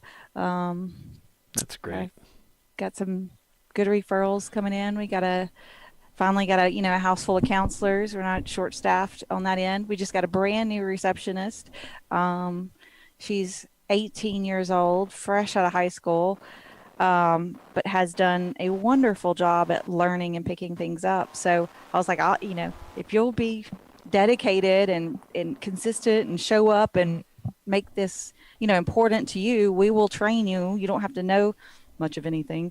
We'll train you how to do everything. But I don't want to put all that work into somebody who's not going to be long term. So, but yeah, so far she's been fabulous. That's great. I'm glad to hear that. That's a big relief off of you for sure. Oh, that was kind of crazy there for a while. We're hopefully getting some work done on our house, and I've got my 986 I got to put up for sale, and all lots of other things that have been needing to be done that have been shelved because you just get to that point where I can't take on anything else, just nothing. So yeah. Be getting to some of those other things that have been shelved all through COVID. Got my taxes filed on time. Well, the business taxes. That's a lot to get done because those are filed in March. Yeah. And you're just coming out of December and January. You're just getting all your statements and everything, and you got to turn it around, and you can't give it to them mid-March. You got to get it to them by end of February to get everything organized and over to the accountant. So I know they're pretty unreasonable in that. I mean, so they know that you're not going to get anything. You're going to have people that don't give you everything on January 31. Right. You're going to have stragglers, and it's just why would you only? I mean, that means all of these accountants like mine, under a heavy load for 30 days trying to get all that stuff done. I don't see why they can't do taxes like they do your tag, where your day, they're different months based on your last name or something, where you kind of split it up. But it seems like that'd be more civilized. We always end up filing an extension. I always file an extension for 1 month, push it out a month, and then we have time to get everything done. And my accountant has time to get it done, and then we're good. Well, me and my husband both own our own businesses, so he's got to get his in on time, and I got to get mine in on time. Mm-hmm. then to unload that and then get our personals done, not even a month later, it's just so, sometimes we get the business in on time. One of us does, and the other one doesn't make it. And so then we can't file our personal either. So, so we almost always have to file an extension for our personals. It's stupid like Cupid. Mm-hmm. I agree. Love Racing still shown in the lead, but we know they're going to have to pit, so that's going to put GBU back in the lead of the race over 901 Motorsport, second place right now. They're going to have to pit, so they're off sequence here, the Corvette. They're shown up about 3 laps somehow on 901 Motorsport, even though they haven't pitted yet, but we know 901 had to come in, remember? Right at the beginning of the race, they had to come in for an extra pit stop to get something done, and then they went back out. Touchstone shown in 4th. Looney Tunes 5th. They, too, had to make unscheduled pit stops. In 6th, it's Williams Racing Group. Autospec, the number 21 car, is retired, at least for the time being. So, although they're scored in 9th, or in 7th, rather, they're going to fall by the wayside. Open Throttle Racing's behind them, followed by Minimum Talent, Silver Martini Racing, and WLR Racing in their Porsche Boxster. So that's a quick rundown of where things stand right now. We are working lap 110 here at the Ozarks. We've had some cautions, but things, for the most part, have been pretty good. Yeah, fairly smooth. I mean, all things considered. Yeah, we've had a few guys into the wall, and we kind of expected that because it's the Ozarks. It's a very challenging track. That's kind of, I guess that's really our only fear, is that, we're gonna have some car damage here because of the challenging track. But we know that coming here. The guys that come out here, they know that it's going to be pretty challenging, and that's part of the fun, though. I remember it was interesting. We'd spoken with Timothy after he crashed, and he said, yeah, I just messed up, I messed up. It was my fault. But I just love this place because it's so much fun. So, yeah. The damage, knock on wood, it's been pretty good today. It's like people aren't taking chances. They're behaving themselves. Until you say that. No. Earlier about, there wasn't any, at one point, the speeding was contained under code 35s. Passing under yellows have been nil. That's good. So it's like, that's pretty good. Mm-hmm. Yeah, we heard from Chelsea. She was liking the way the code 35s was working with all of the members. She thought that they were clicking. Everything was working well. Right.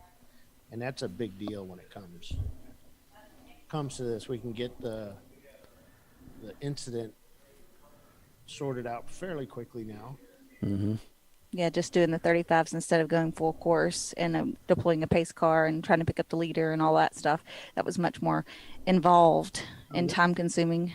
Yeah, and on this course, if you try doing that, you're looking at 5 minutes under yellow before you could pick up everybody.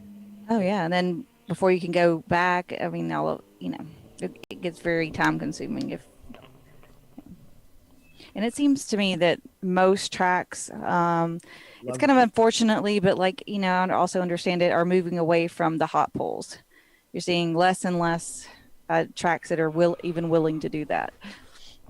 One leaving pit lane, and it looks like Love Racing is coming down pit lane as well right now. Yep. Is this better? This, Mike? It's quiet, but if you turn it up a little bit, you'd be fine. I just didn't want to pick up stuff in the background. Yeah. Like that. Okay. All right. Well, it's time to take another commercial break, folks. So I know you're looking forward to this. I know you love these commercials. So we're going to do that, pay some bills, and we'll be back in a few. So stay with us. You're watching Champ Car Live, presented by AutoZone. Good, Bad, and the Ugly is your leader. Stay with us. We'll be right back.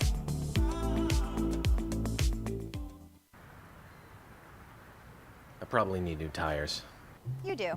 What if they sold tires online? We do. We're TireRack.com. They could offer lots of tires We have so many tires. and help you find the right tire. It's called the Tire Decision Guide.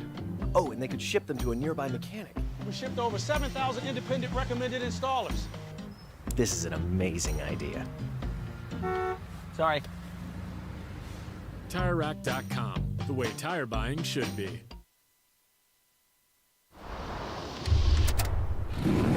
Bring on the frozen tundra, the grinding gravel, the cratered concrete, the rain-soaked streets.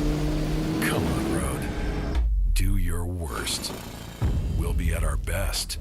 Reliable performance in unreliable conditions. Designed to meet or exceed original equipment performance. That's why more auto technicians choose Duralast parts. Exclusively at AutoZone.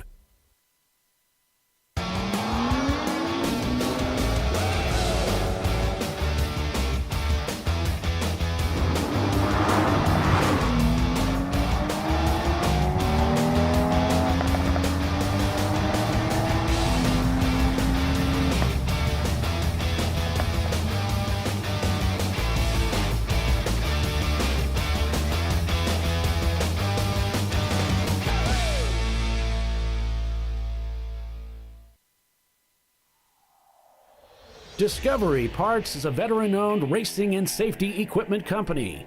While we're located inside Atlanta Motorsports Park in Dawsonville, Georgia, Discovery Parts can also be found at the tracks, supporting a number of Champ Car Series events.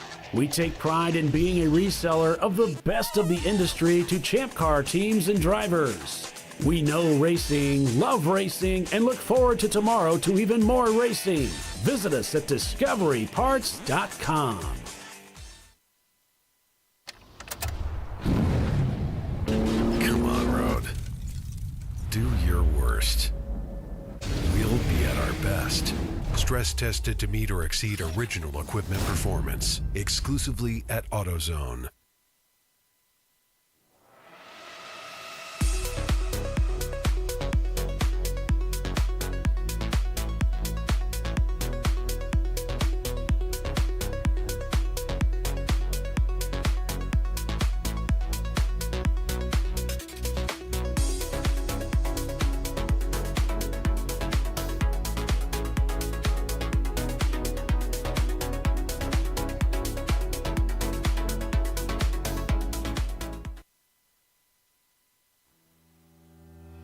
Lifeline USA is a leading manufacturer of onboard fire suppression systems. Lifeline's continuous commitment to research and development ensures that we supply the most innovative and cutting-edge products available. Used by the majority of the world's motorsport championship-winning teams and constructors, Lifeline has a proven history of success. Lifeline offers a complete range of fire suppression systems for all budgets and needs, and we continue to push development and limits on both extinguishment materials and our patented delivery systems to make the race car environment almost as safe as sitting on your sofa at home.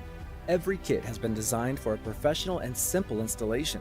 For more information and to purchase your Champ Car fire suppression system, go to www.lifeline-fire.com.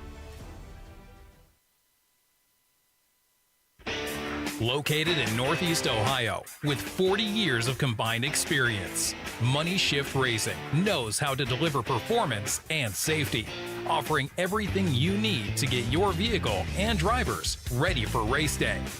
From safety equipment to full engine assembly and repair, in-house fabrication, 3D design, and rapid prototyping. Money Shift Racing. Performance done right.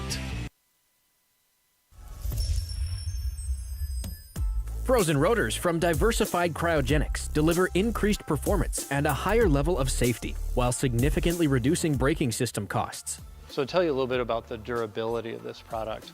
So we have seen an incredible extension of the life of our brake rotors using frozen rotors. We've gone from brake rotors every other weekend to 6 weekends on one set of brake rotors, and I think they can go farther. The durability has been amazing. And it's been a fantastic season, and man, a lot of that is due to the way our car can brake on those frozen rotors. For more information, go to frozenrotors.com. I did it. You see how it's... That's it. We did it. You did it. You can do it. The path to I did it starts at AutoZone. Get in the zone.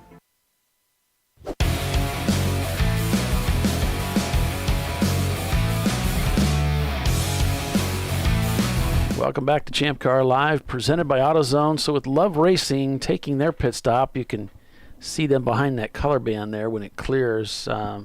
Going through their pit stop, once they come out, that's going to put them behind GBU. They're currently scored in second place behind Good, Bad, and the Ugly. 901 Motorsport also shown not turning laps right now, so they too are most likely in the pits getting serviced. Welcome back, everyone, to the TireRack.com Champ Car Endurance Series broadcast of the Lake of the Ozarks Grand Prix. It's an 8-hour race today, unofficially just under 2 hours remaining in the event. But then we're going to be back at it tomorrow for another 8 hours. I think we should. Got nothing else going on. Mm-hmm. Might as well do that too. Might as well.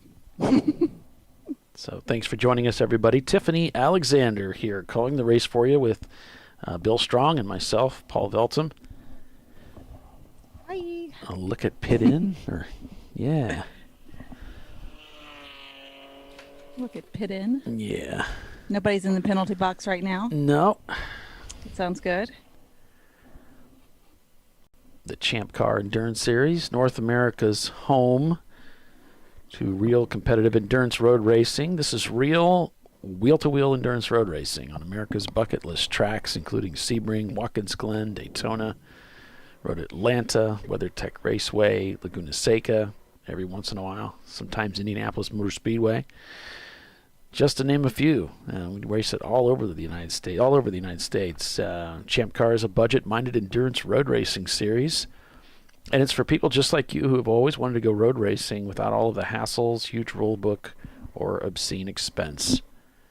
All you need is a valid driver's license and some safety gear and a race car, which you can rent from Arrive and Drive teams, or you can build your own car. As Doc used to say, all you have to do is be able to fog a mirror. That's what I was thinking about. He always would interrupt me right there. Say, yep. All you got to do is fog a mirror. I was about to interrupt you, and I was like, nah, I'll let him go ahead and finish. Champ Car is the simplest path to North America's largest endurance road racing series. While we often see new racers from outside the world of motorsports, our series is a diverse mix of automotive enthusiasts, weekend warriors, and race series veterans. But at the drop of the green flag, we're all racers participating in the challenge and thrill of real wheel-to-wheel racing. To find out more information, go to ChampCar.org. Lots of information on the ChampCar.org website. There's a forum. You can ask questions. There's a mentorship program. There's the event schedule. The enormous amount of information. Yeah, as I used to say all the time, you can check out the forum. There's plenty of bad ideas in there. True. Or you can get to the rule book and get the facts. Yeah, the forums, it's crazy. Your board of directors are there. If you want to come volunteer for a race, that's a great way to get involved. You can volunteer. They'll give you lunch, earn some race credit, that sort of thing. Come out to a track near you and kind of, just see how things work out, meet some cool people. It's a good way to spend a day or two. Yep, our swag shop is open. It doesn't look like I can click on it for some reason, so maybe it's not. This is where we've got all our sponsors.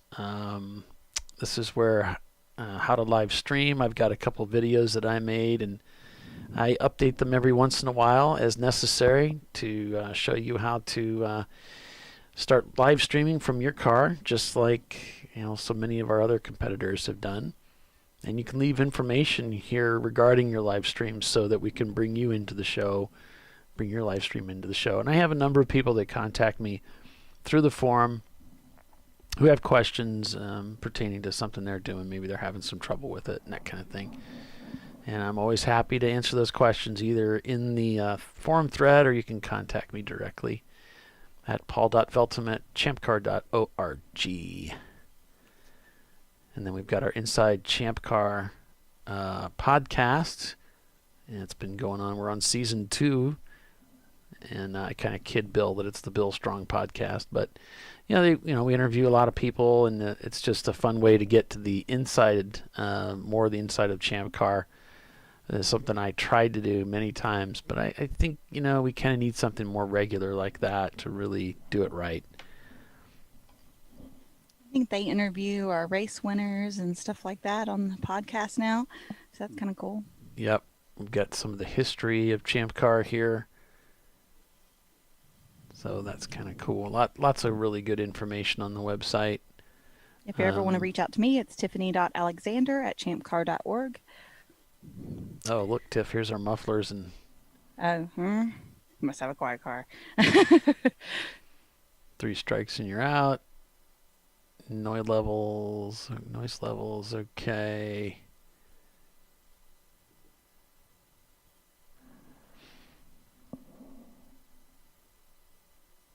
Huh, 90? Oh, wow. That's even lower than I thought it was. It says that would have you going home, but I don't know.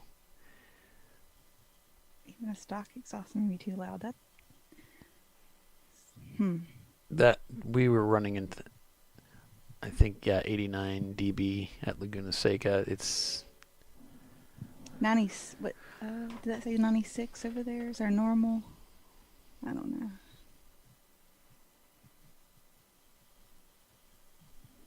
Yeah, Laguna Seca is the quietest track we go to. So right now, Good, Bad, and the Ugly has overtaken the lead of this race. Love Racing in second. 901 Motorsports is in third now that they are out of the pits.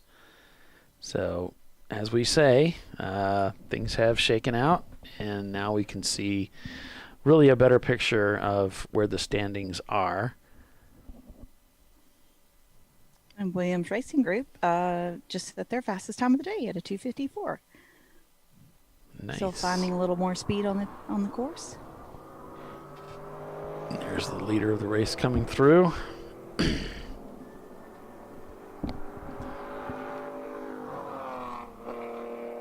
As you can see, the front unstraightaway is very fast and not very straight at all. This thing pitches downhill, and it looks like it kind of tips to the right, so the car just wants to fall off and slide to the right.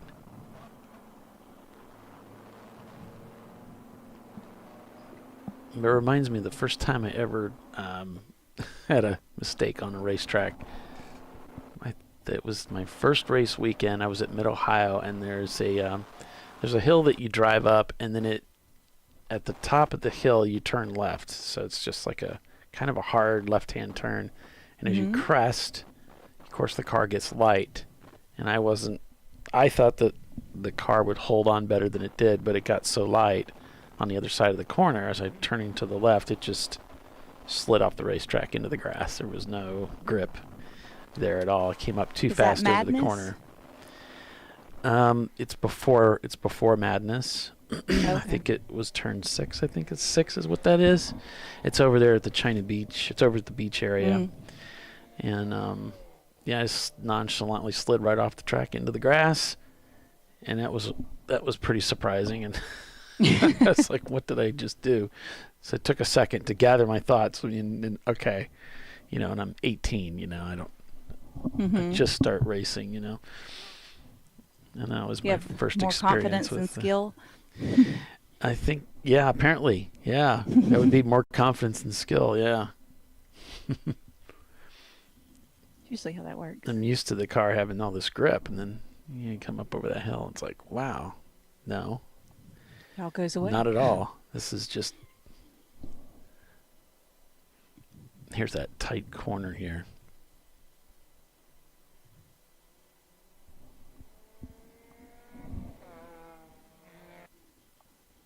Love Racing. So Silver Martini crossing the pit loop. So is GTR Racing. So that was the team that was flagged in for speeding, crossing the pit loop. It's funny. The weather there in Missouri is almost identical to the weather here in Fort Wayne. And I was telling my wife during the break, I said, this is a perfect take a nap type weather. We get a little bit of drizzle outside here in the fort. but we've got the overcast and the cold and all that. See, it's like beautifully sunny and a little cooler than the last couple of days. So I'm guessing high 70s, here in Birmingham. So where's Missouri? I'm not good at geography, but Closer to you than me. is it? It's way north. I mean, but for me, but most things are north for me. Yeah, it's 71 today and sunny. I mean, it doesn't get better than 71 and sunny.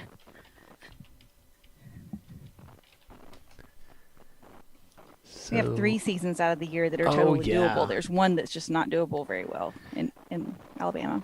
That's the summer. So we must be you guys must be underneath the front then, because we're right up there with Missouri. So that makes sense why we're all experiencing kind of the same weather up here. Yeah. It came through last night and stormed really strongly, but then it brought cooler air with it.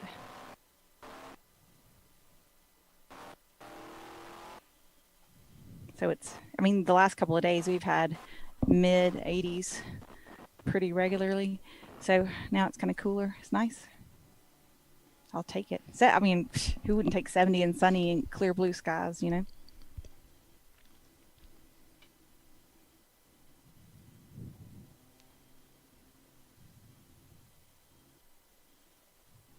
that little storm system seems to still be hanging out in some of our northern states. It's kind of cleared out of the south now. Remember we were talking about, I think it was a year or so ago, we were talking about having a database for the points system for Champ Car. Mm-hmm. Well, I've been working on that. And that's why we don't have the standings up just yet. It's because I've been working on that along with all this other stuff I got going on. Oh my gosh. So that's my mission for the next couple of weeks, is to get that finished and get our results published so that we can all see where the national standings are. So it's going to be kind of nice. It'll be something that the goal in this database is, of course, to have something that's a little more reliable. What I had was fairly reliable. Didn't get too many mistakes with it, but there were enough that it was just kind of cumbersome and difficult to work with. So I ponied up some bucks to get a professional to build a database with me, so that we could have something that was more in line with really what it should be, instead of just some spreadsheets with a lot of Visual Basic. Like more searchable and usable. Yeah. Okay. Yeah. So that'll work out. Right now, it's at a stage where it's not focused on any kind of searchable needs. It's just about getting the national points sorted correctly. Mm-hmm. So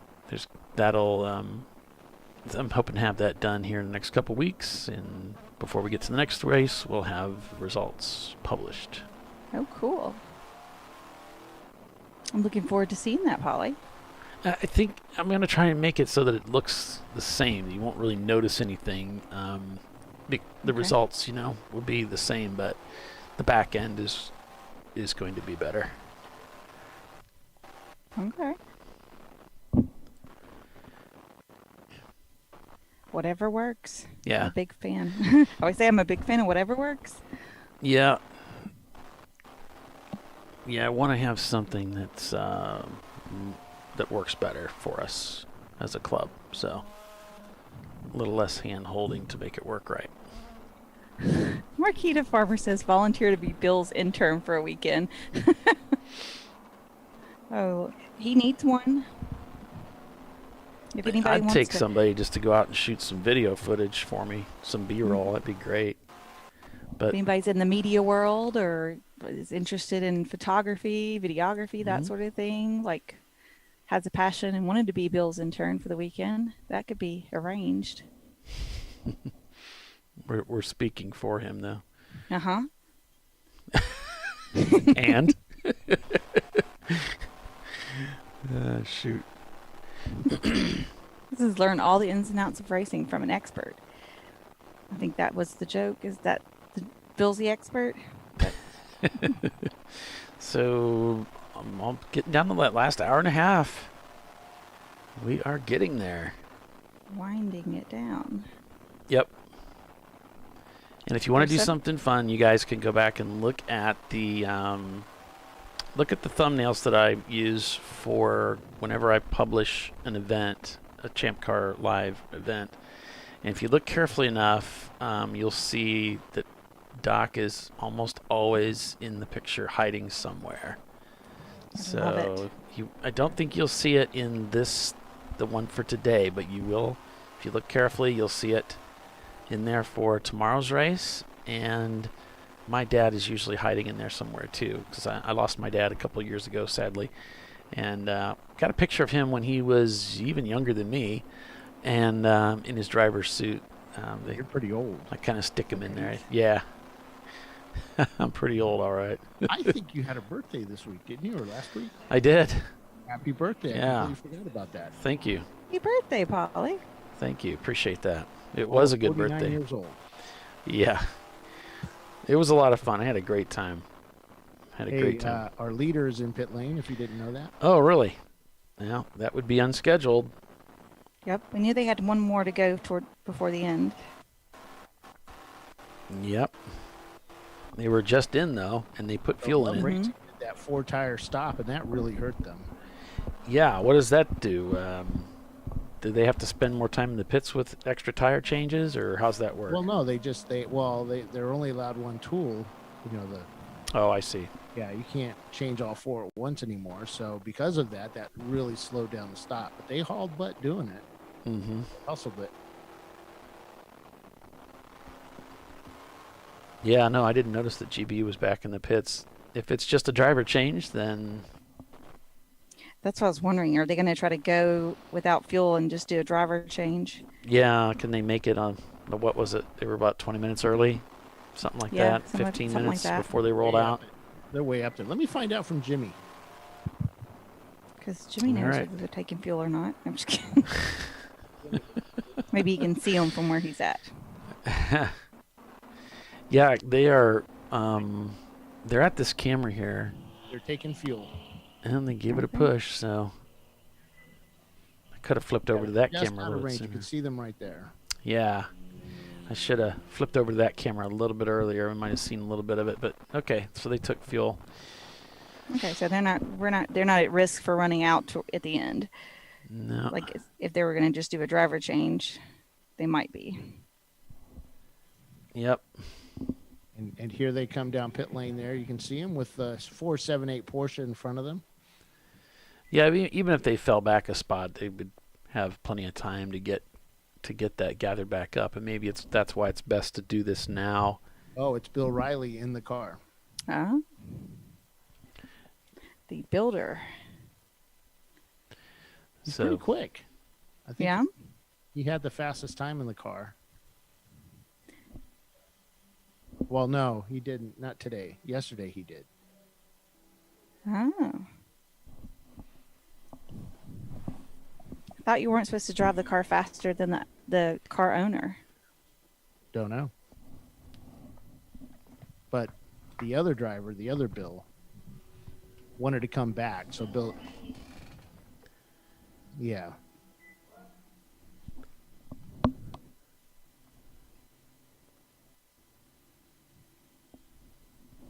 Oh, Riley's behind the wall. What? Yeah, he just turned up. Oh, well, the window net's down. Oh. I don't know what's going on, but he's gone up the paddock. Hit the paddock shot now, and you'll see him. I'm in there. Oops, I didn't flip it over that. Yeah, He'll go from first place to paddock. And that's not smoke behind it. No. It's just camera. Yeah, artifacts.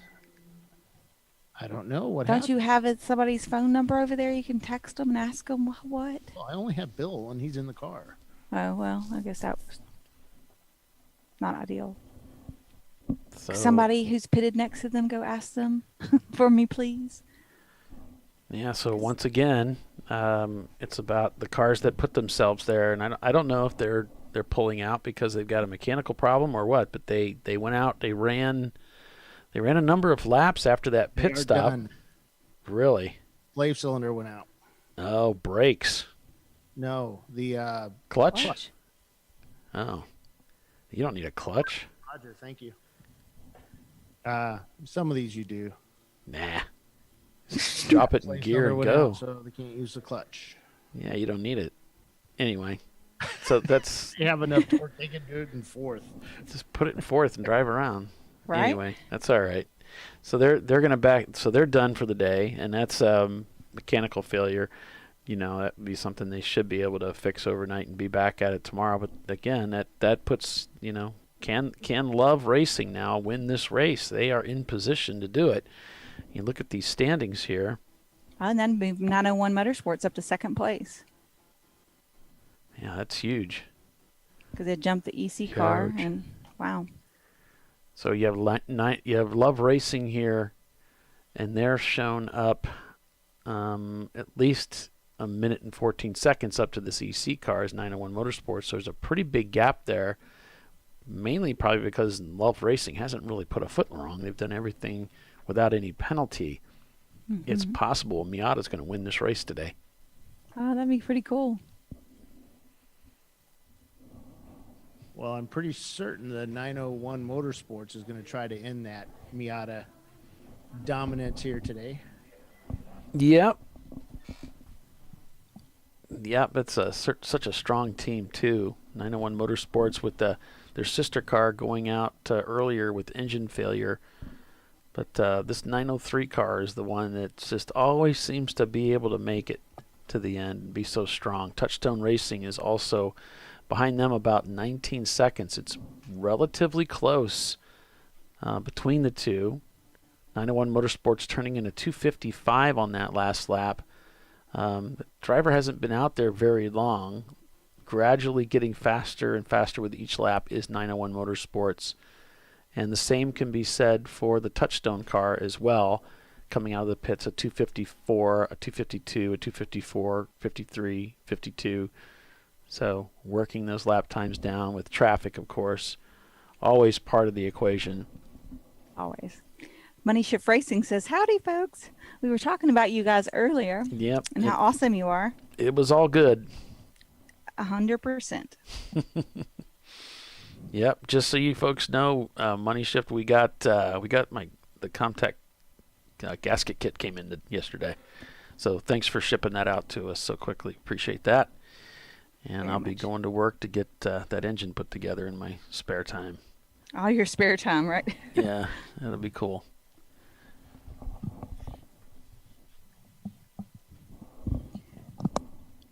Get the old Civic back running. Yep. Get the new wiring harness in there, get that switch plate mounted somehow, and yep, we'll get her going.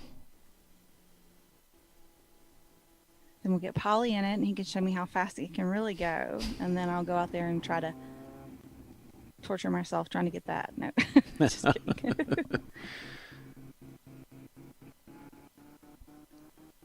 It's been so many years since I drove that car. I'll have to take me a minute to relearn it. Go out there and learn it, yeah. Yeah. Love Racing. I'm going to be leading this race here shortly as the big news here. Working lap 118, Good, Bad, and the Ugly retires with a clutch slave cylinder failure on the Corvette. They're no longer able to make those gear changes that they need.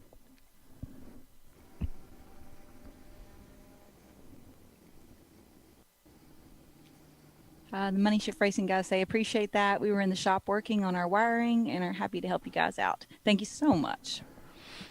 Yeah, I appreciate that. We both do. Mm-hmm. So when you're going to buy a gasket kit, and they're expensive, you want to make sure you get the right thing for what you're doing, and you don't want to just go get something that, in a catalog that looks right. You want to call an expert like them and get with them and have them help you make sure you get the right product for what you're doing. It's too important. The Auto Spec guys, they were just up here, and they had to leave quickly because their guy just came into the pit lane, and we can see him up there. Oh, boy. So they ran out to see what's up because they were currently in 8th place. Well, they were towed in earlier, and then I guess they got him back out.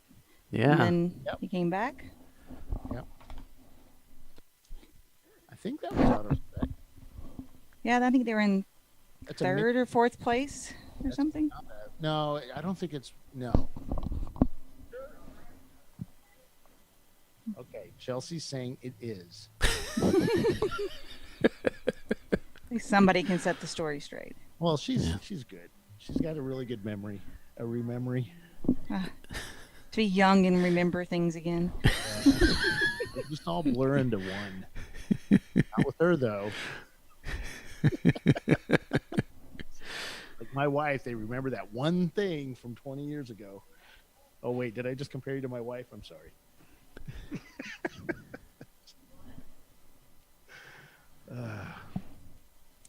Well, it's time for our break anyway, so. Oh, yeah, it is. You're right. So we'll go ahead and do that and be back in a few minutes. Champ Car Live, presented by AutoZone, the TireRack.com Champ Car Endurance Series. Love Racing has overtaken Good, Bad, and Ugly for the lead of this race. What will happen next? Well, stay with us and we'll find out together. Back in a moment.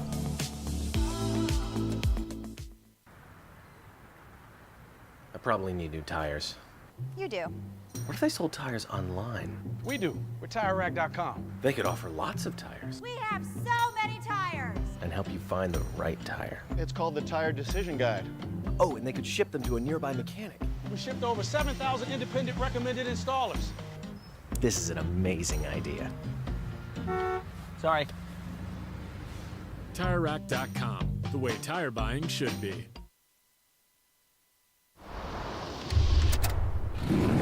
Bring on the frozen tundra, the grinding gravel, the cratered concrete, the rain-soaked streets. Come on, road. Do your worst. We'll be at our best. Reliable performance in unreliable conditions. Designed to meet or exceed original equipment performance. That's why more auto technicians choose Duralast parts. Exclusively at AutoZone.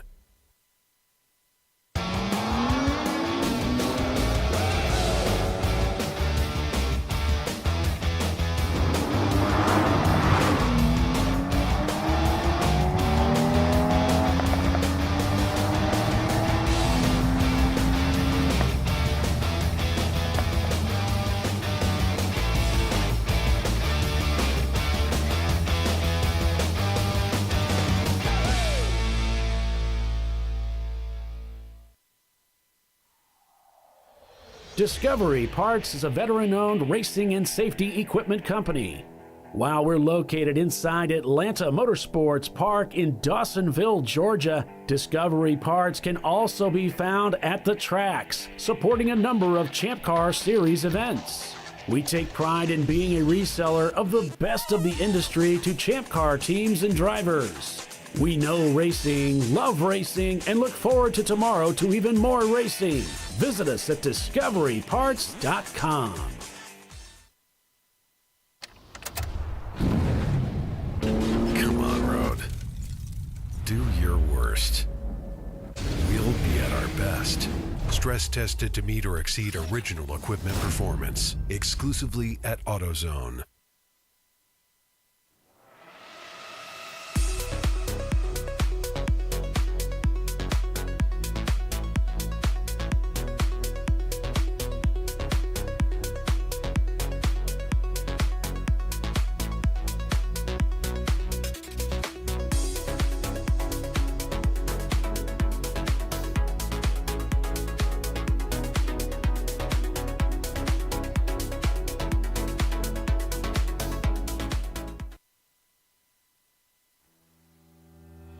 Lifeline USA is a leading manufacturer of onboard fire suppression systems. Lifeline's continuous commitment to research and development ensures that we supply the most innovative and cutting-edge products available. Used by the majority of the world's motorsport championship-winning teams and constructors, Lifeline has a proven history of success. Lifeline offers a complete range of fire suppression systems for all budgets and needs, and we continue to push development and limits on both extinguishment materials and our patented delivery systems to make the race car environment almost as safe as sitting on your sofa at home.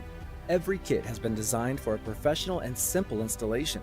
For more information and to purchase your ChampCar fire suppression system, go to www.lifeline-fire.com.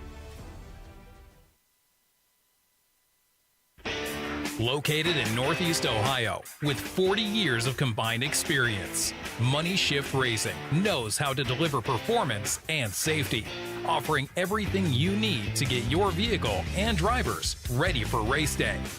From safety equipment to full engine assembly and repair, in-house fabrication, 3D design, and rapid prototyping.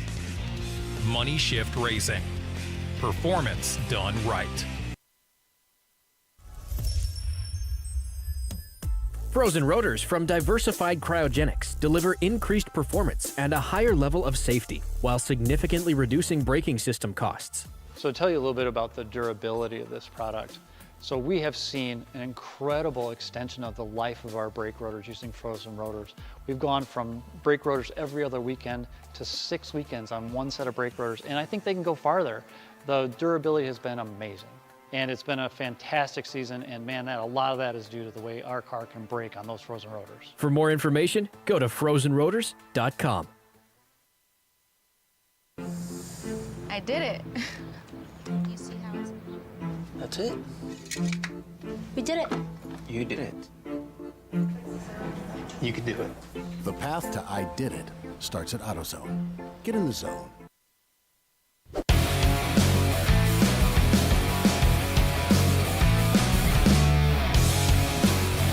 And welcome back to ChampCar.Live, presented by AutoZone. Looney Tunes climbing out of the car. Looks like I got a new driver climbing in. ChampCar.Live, presented by AutoZone. It's the TireRack.com Champ Car Endurance Series Lake of the Ozarks Grand Prix at Ozark International Raceway. Tiffany Alexander calling the race for you with Bill Strong and Paul Veltum, myself. Thanks for joining us, everybody.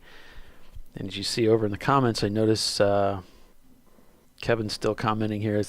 That was his previous career, was working for that gasket company, Comtech. I didn't know that. I'm probably pronouncing it wrong. Maybe, is it Comatech? I'm not sure. But anyway, nearly 15 years. Wow. I definitely called the right person. Yeah, and they also helped us out with the wiring kit, too. So it's that harness, it was... Thank you for sending us to them. That was a blessing. Those guys are amazing out there. So, Money Shift Racing. Check them out. Make sure you give them some love. Love Racing now in the lead of this race. And Good, Bad, and the Ugly. Again, the gremlins of mechanical seems to be their Achilles heel. And it's put them out of this race as well. Comedic? Okay, because there's a T in there. I'm hopeless.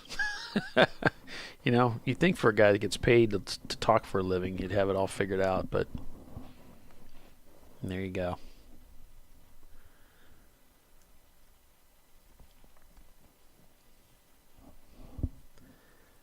So looking at the standings here, we got Love Racing. We've got 901 Motorsport in second place, Touchstone Racing in third. Williams Racing looks like they're going to move into fourth place.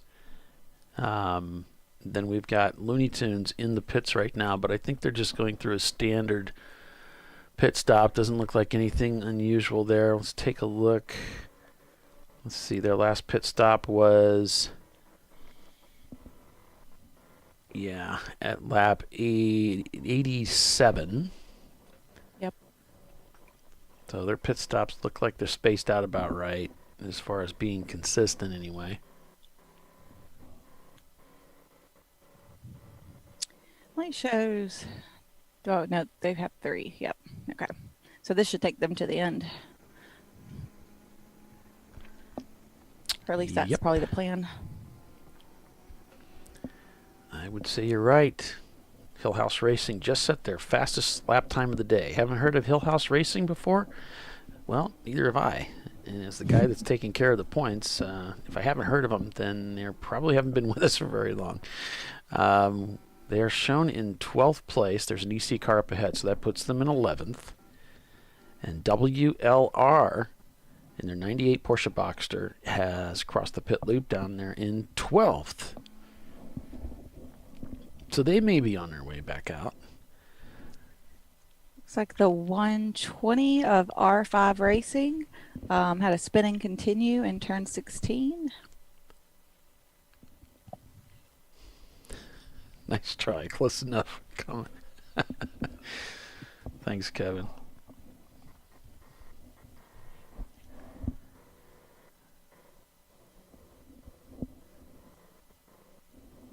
Comedic? Could it be comedic? Possibly. Sounds. I need to get my mic turned right. up a little bit. There we go.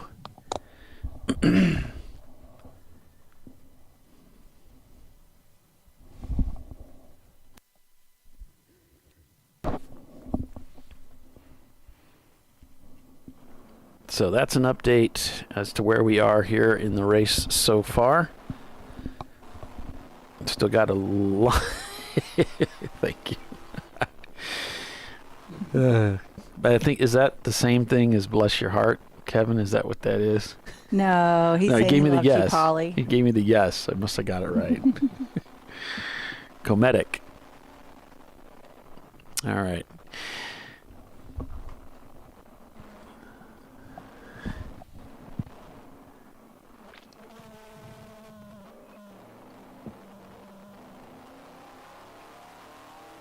Williams Racing Group just set their fastest time of the day, or reset it, 2:53.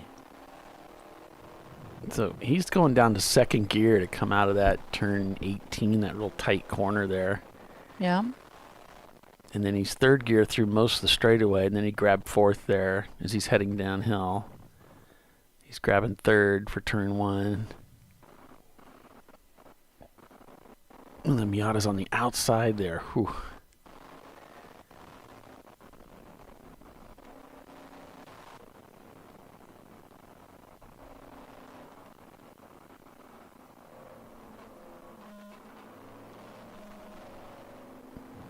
Yeah, this was the race last year when we had, remember that was very early on, one of the Visceral Racing Group Porsches crashed out, got into that guardrail out there in turn 1. Oh, yeah. It tore the car up pretty bad. They ended up, that car didn't finish. It pierced the gas tank. The other car won the championship title that year. It's a pretty eventful weekend for the Visceral Racing Group team. Yeah. Not here this weekend.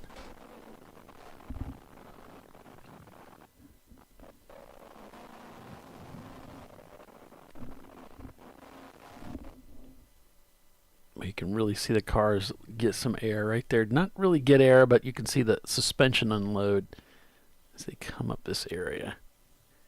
That's cool. Better land it right, though.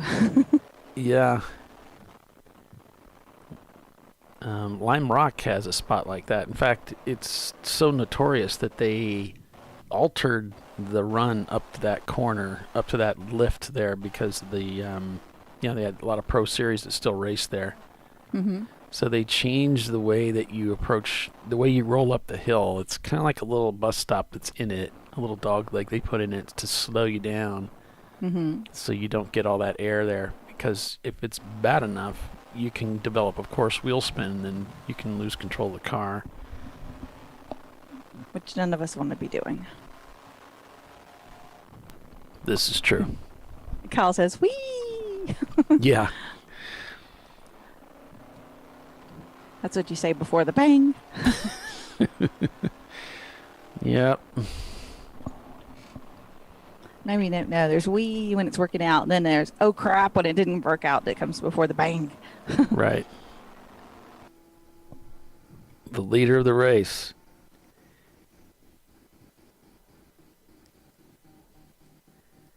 Okay, he's turning 3-minute lap times now. They've toned it back a little bit. There's a 3:03, so slowing down a little bit now. Came out of the pits, turned a 2:58, 257, a 255, a 258, and then started to slow down. 58, 303, 301, 301, 301, 301, 303 minute flat, 303. Some braking issues. Man, your brakes better be on point if you're going to race out here. If you want to go fast. If you want to slow down. Yeah. Overall, go fast. Slow down in the right spot. Make the turn after going fast. Yeah.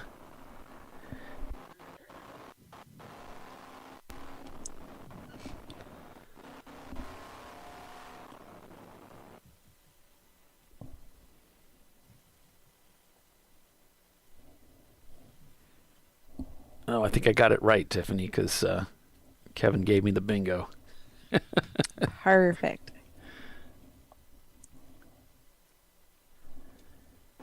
I've been saying it wrong all this time. Yeah.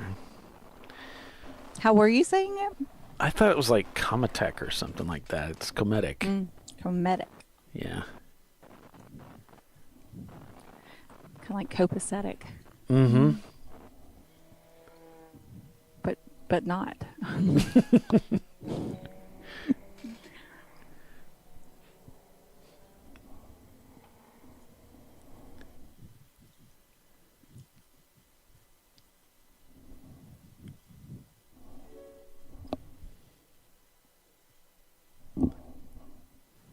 Looks like 901 Motorsports just set their fastest time of the day again with a 251.3. Yes, they did. Love Racing turned in a 303 on that last lap. Let's see how they're doing on this lap. I don't see them, there may be traffic ahead that we can't see, but there's not much going on behind them. And traffic, is pretty thin, if I'm being fair. It is. We started with a little under 30 cars, and then we have several cars retired. Be surprised if there was more than 20 cars on track right now at the moment. So that should really help out a car like the Miata, where you don't want to have to get involved in traffic and end up braking more than you want. They can just kind of put pedal to metal. Right. And who is this coming up upon them? This is Looney Tunes, yeah. Looney Tunes trying to put a pass on the leader of the race. Now, they are down a little ways, so this isn't going to affect the running order by any means. Now, I think there are 5 laps to the leader.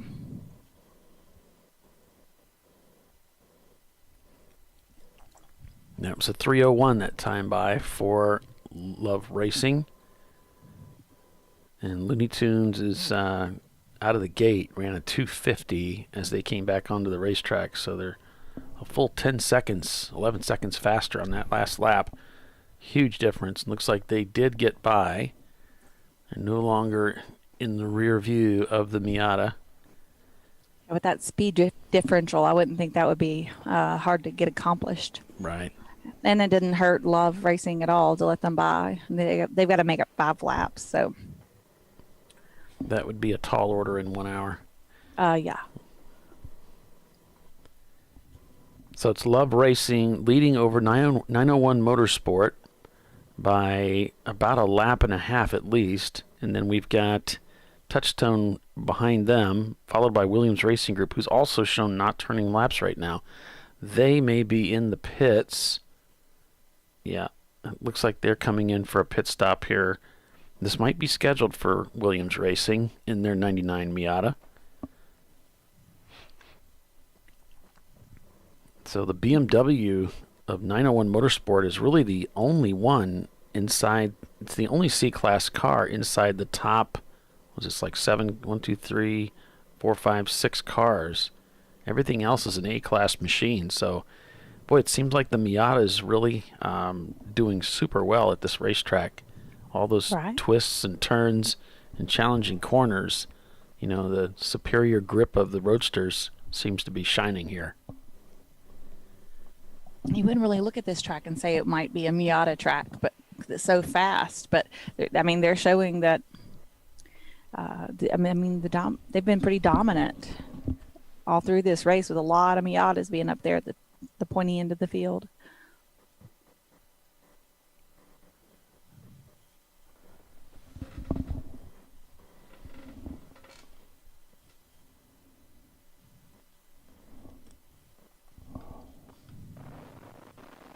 Fox Shotty Racing, earlier in the race, they found themselves pinned into a tire wall.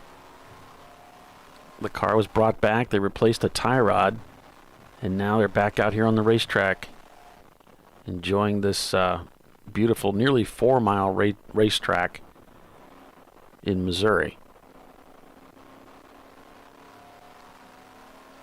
Well, Love Racing picked it back up. This last lap was 2:56.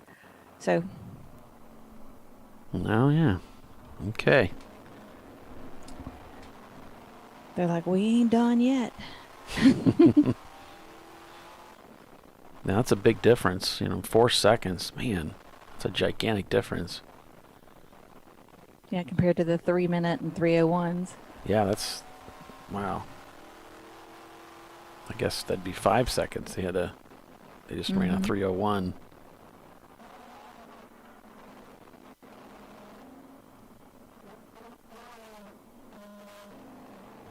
Minimum Talent just did their fastest time of the day again. It's a 2:52.0.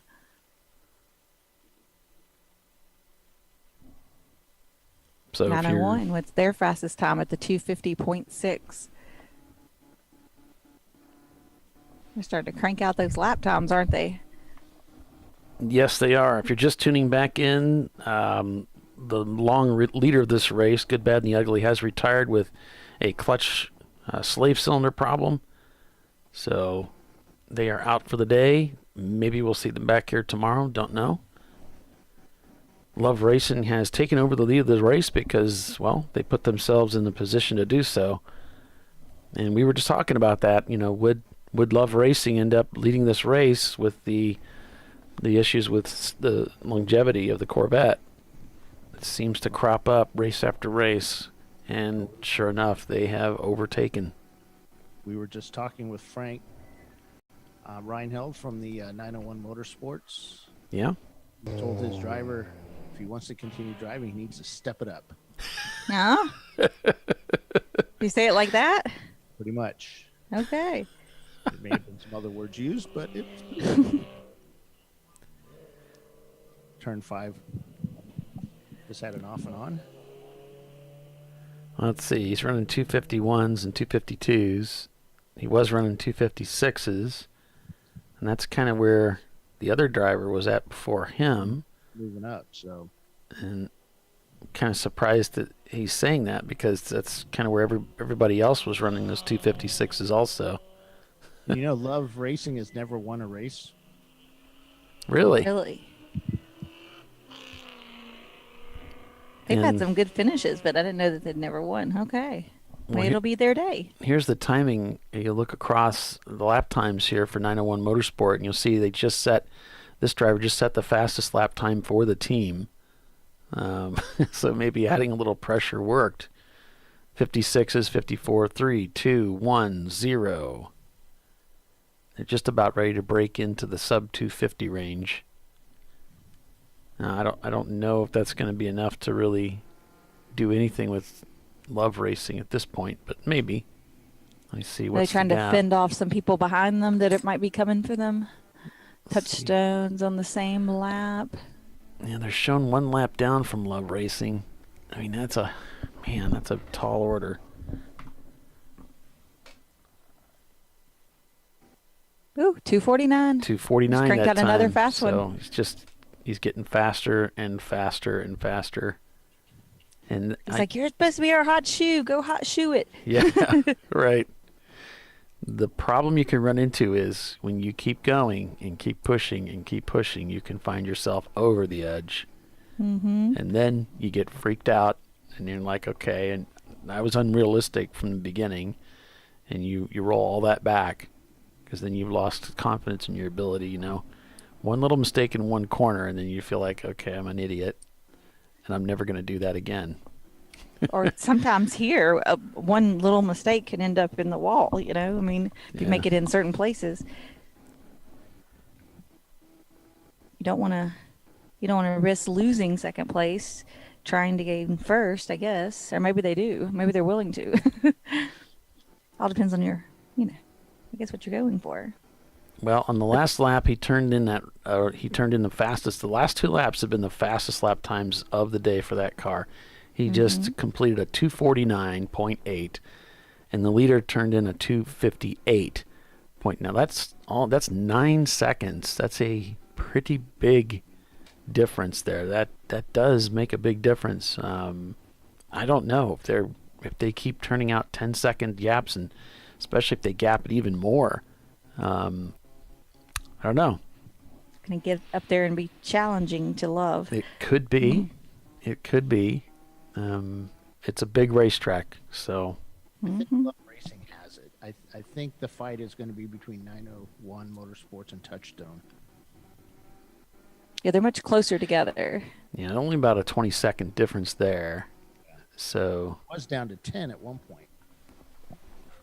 So this pulls that gap apart, and it would be difficult for the Miata to get those kinds of lap times, but he might be able to. They've got some 250s in there.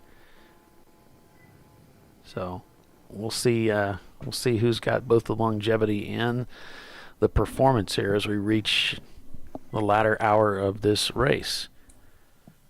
Well, we're green racing here at the Ozarks on this Saturday. The leader of the race, it's a Miata. They've never won before, apparently. Could this be their day? Possibly. Stay with us. We'll find out.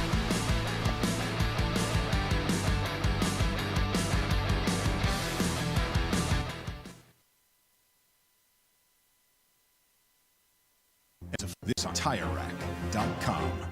Tire Rack is the leading online retailer of tires in North America and a repository of advice and expert reviews. And it's done! All that's left is to arrange for safe, easy installation at one of our independent recommended installers. Well, I guess he did that too. TireRack.com, the way tire buying should be. Come on, Road. Do your worst. We'll be at our best. Engineered to meet or exceed original equipment performance exclusively at AutoZone.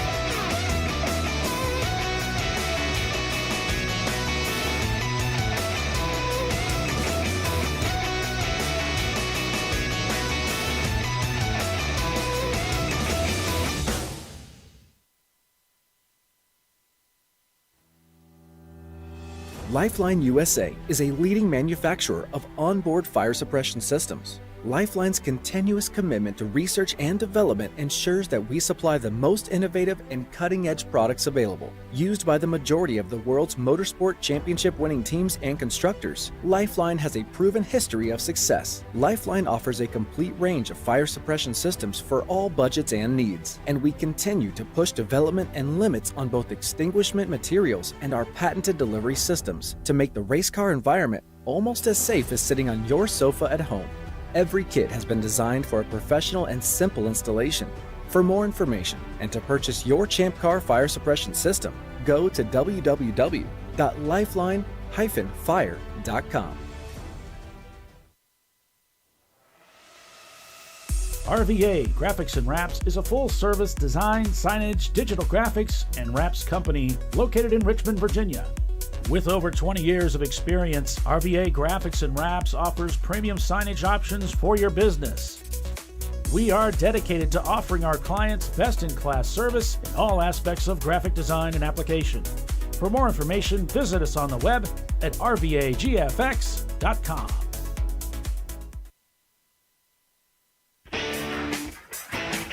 Located in Northeast Ohio with 40 years of combined experience, Money Shift Racing knows how to deliver performance and safety, offering everything you need to get your vehicle and drivers ready for race day.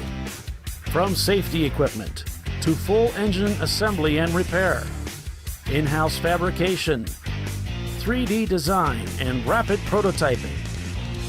Money Shift Racing. Performance done right.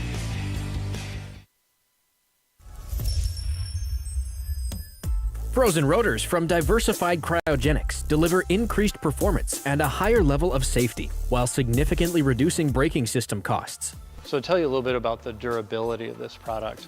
So we have seen an incredible extension of the life of our brake rotors using frozen rotors.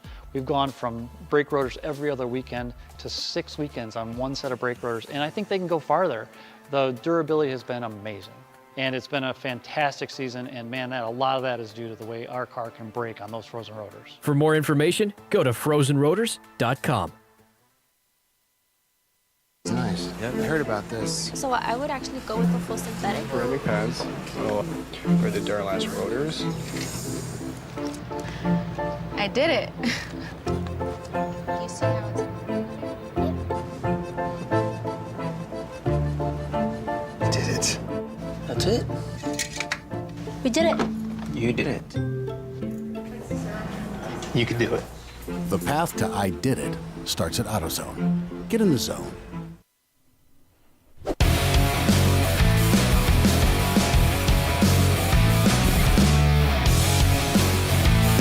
And welcome back to Champ Car Live, presented by AutoZone, the TireRack.com Champ Car Endurance Series. I'm Paul Veltum, Tiffany Alexander, Bill Strong. We're all calling the race for you here down to the end. The final hour of racing here today at the Lake of the Ozarks Grand Prix at Ozarks International Raceway.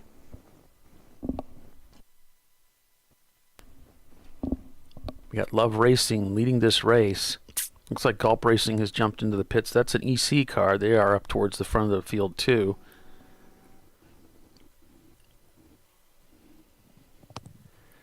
Love Racing beginning to pare back there the time.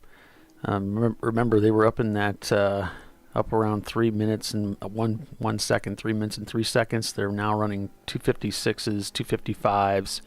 So they're beginning to pick up the pace and lean into it a little bit again.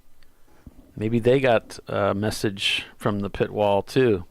Like, look, this is your delta, and this is what we need you to aim for.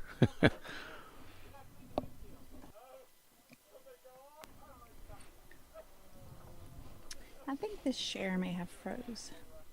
Okay. Yeah, I'm switching cameras, so you should be seeing. Yeah, I'm still seeing the advertisement. Alrighty. Looks like 901 Motorsports has stretched out a little bit more gap between them and Touchstone. It was at, I think we said 19 seconds, and then it went up to 25 seconds. So they're trying hard not to let them make up any time on them. And the Gulp Racing, the EC car, which is not in contention for the overall win, but they've dropped down to 4th. So yeah, it looks like they were in the pits, and now they've cleared the pit loop. They've rejoined the race. Okay. So just so you folks know, we don't score the EC cars with the rest of the cars. So although they do appear in the standings here, once the race is flagged, they are actually removed from the standings here, and they're separated. So that means a team that, say, for instance, number 21 Autospec shown in 5th is actually in 4th place at the end of the day at this point. So yeah. That is our exception class, the EC class. Cars that do not qualify for a podium position. They run outside the rule set. Yep. Usually have too many points to qualify for within the rule set. Oh, we'd love them come and hang out and see what Champ Car's all about and do the thing with us. Did you guys lose a share? Yeah. I'm resharing it right now. You should have it back. Well, let me know if you don't. It's going to take a minute. It's still thinking about it. Yeah. Let's see. There. Internet C. No, it's still thinking.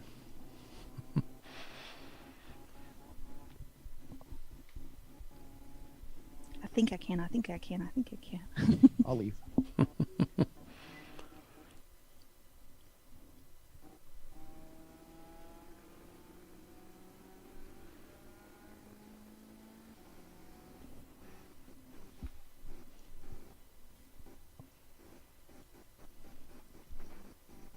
obviously in second place. And a Mustang's mixed in there, and then it's Miata, then a Mini Cooper, then Miata. Lots of Miatas well represented here in our top 10.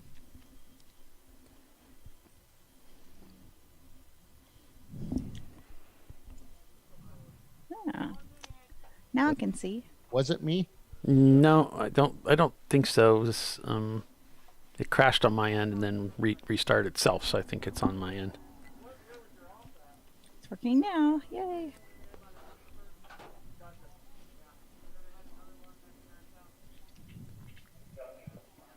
What do I have against EC cars? I have nothing against EC cars. In fact, I used to race an EC car. So we had car number 175 4 off at turn 5. Okay, 175. Oh, that's the shoddy team, so that's who we're on board with right now. Must have come in after he went off. Little Code Brown moment, maybe. Cray cray. Mm-hmm.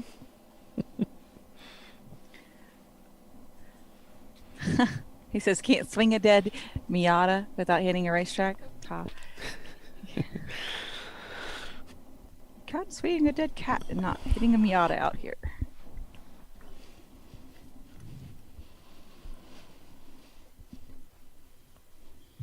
Until the PETA people get angry with us. The EC car trying to chase down Love Racing again. Then we'll have to change it to like Mousetrap or something. Nah, they probably wouldn't like that either. See, they fell back pretty good distance there. They were up to 10 seconds, but now they're what, 32 seconds back, 33 seconds to 901 Motorsports.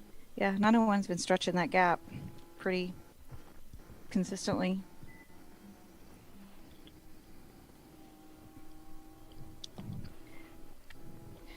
They were kind of like, you shall not pass. Couldn't help it. Well, I think 901 was trying to see how far they could, because of fuel. Oh. What I'm watching for is I'm looking to see the actual time gap that exists between Love and 901 as they come across the start-finish line.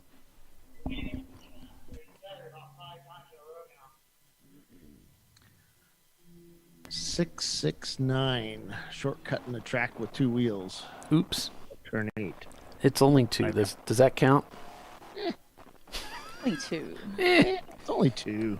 We bought the dirt, didn't we? Or we paid for the dirt. What's a couple wheels between friends? Miller says you just have to put up with us pesky Miatas, of course. And you're welcome to be in ChampCar. A very fun car to bring to a ChampCar race. Oh, now 901's shown 2 laps down. So that means they're over a lap down, not under. Yep, they're just clicked, and now they're showing 1 lap down. So they would, boy, yeah, I don't think that's a long way to go. That's not going to work out for them. But you do the best you can. Keep pushing.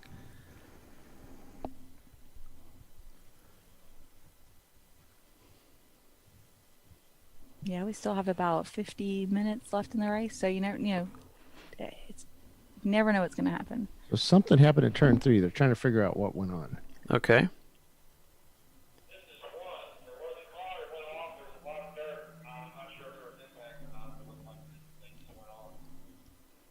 They're just having a party over there.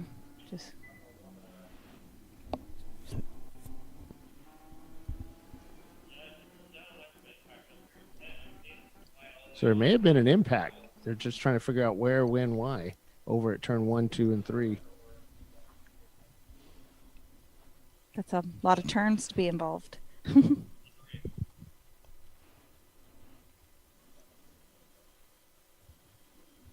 So they're looking at video to see what happened.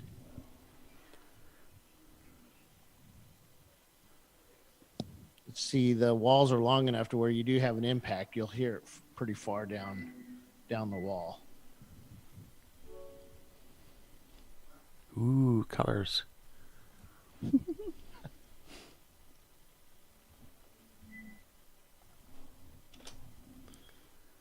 Kaleidoscope effect. Nice. Nice. It makes them look fast. And they have these trailing colors behind the cars.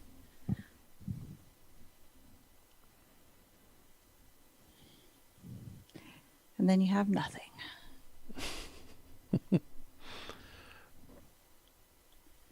Back on board with Looney Tunes.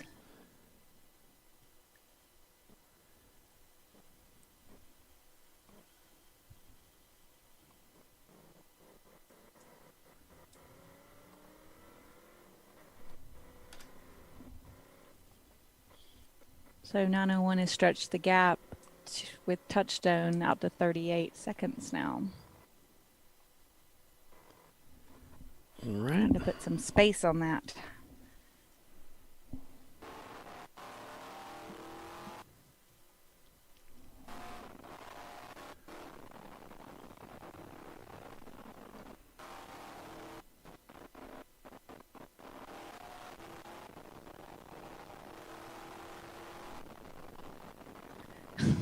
Racer Fink said, I used to race a 350Z in another racing series for Team Skid Marks, and we ran against a Boxster that was 3 doctors called Code Brown. Were they proctologists? That would be so funny. That would be funny. Oh my gosh.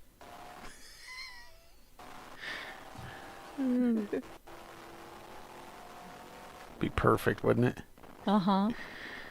Oh my gosh.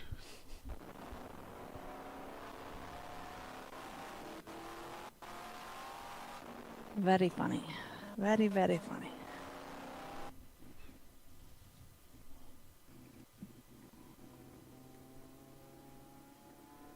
We're still green, so whatever the situation is down there in around turns 2 and 3 doesn't seem to be requiring a caution at this time. Yeah.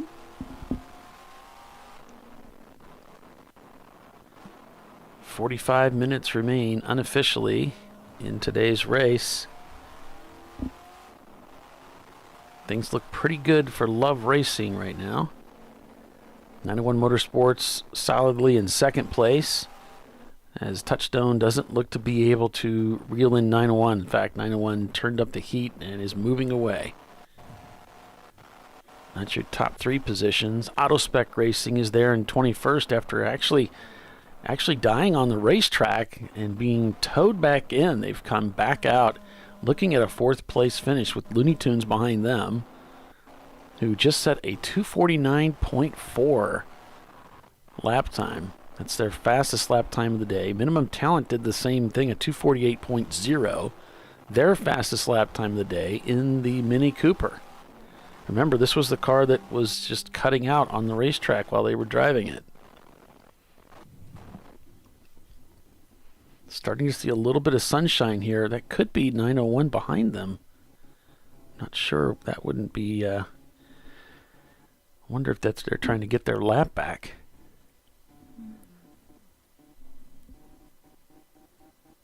I mean, they've got the pace to push the issue for sure. Here they come. Well, it looks like 901 Motorsport getting their lap back.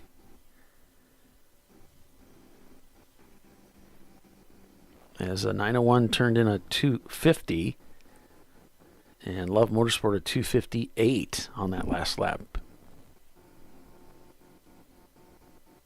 So that should, once they clear around and we get a split You just for get a that second. brief split there. As 901 has picked up their lap, they're now scored on the same lap as Love Racing.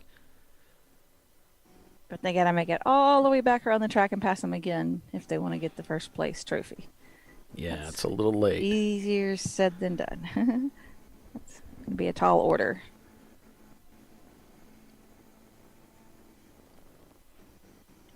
It's a big racetrack.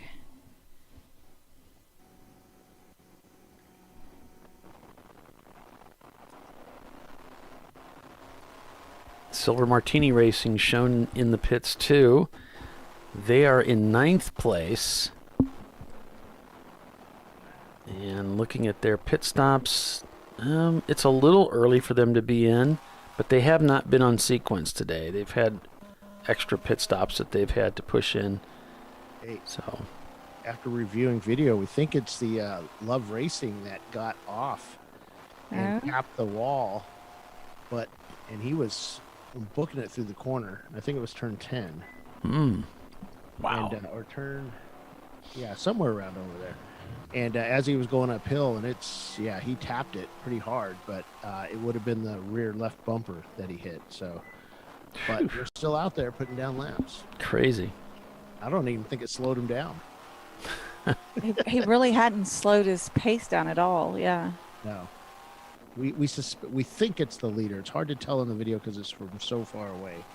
But the shape, the colors, it looks like the leader. The shape and colors. Oh, lovely. But it's a kaleidoscope. Epic save.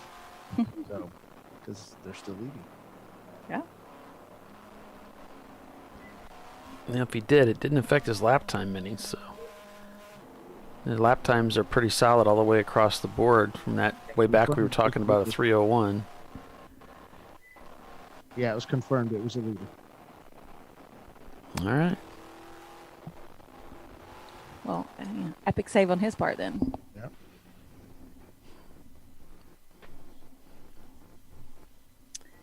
Marquita Farmer says there's a Seinfeld joke in there somewhere. I don't know which part, which in there we're talking about there.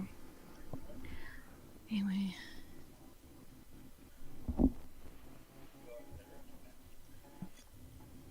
Since YouTube is on a dash of delay from us.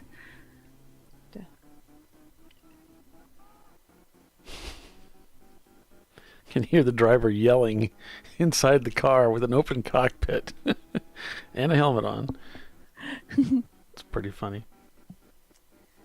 Oh, us drivers, we get pretty animated about what we're doing. All right, it was car number 57 actually that hit it. Okay. So they're working on the tail lights now. They don't have any brake lights after that hit. So. Yeah. Silver Martini Racing. That was our 10th place car. Oh, that's all over the car too. That's why we saw that they were in the pits. Yeah. Mm-hmm.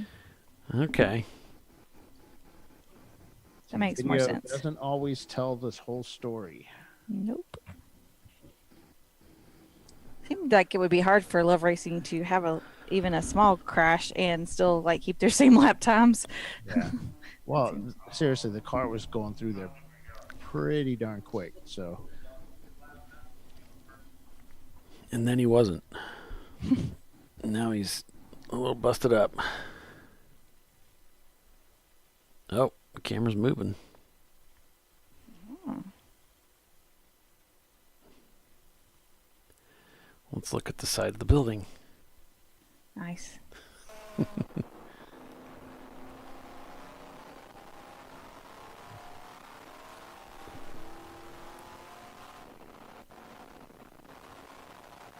Fox Shoddy shown in 18th place with the EC car ahead. That puts them in 17th. And they've just turned their fastest lap time of the day with a 3:08.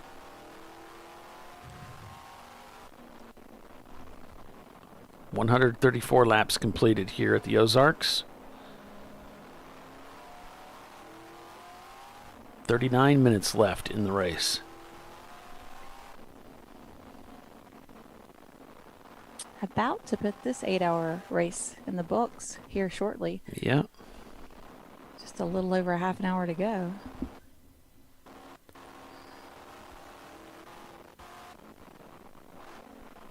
So Timothy's saying that Turtle's able to get himself into the trailer. He'll be fixing up the rabbit turtle for the Autobahn. And that Champ Car is the best. I agree. Autobahn's a lot of fun. He says he figures he'll stay till tomorrow. It's still a great day. Turn 1, we got a yellow. Had a car off driver's right. 101. Oh.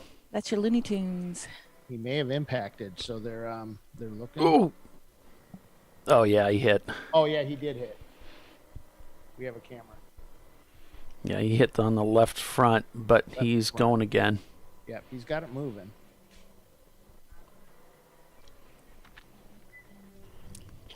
Oh, yeah, that hurt. You saw his hands kind of go up. He let go of that wheel. Good. You want to be holding the wheel when it hits something. If anybody's ever done that, they'll remember it.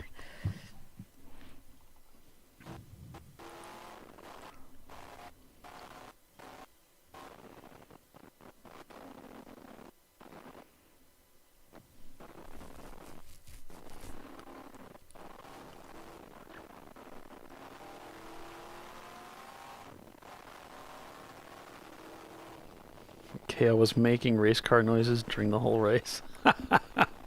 Oh my gosh, you're kidding me. Did he really do that? That is hilarious. It's strange. People are funny. So funny.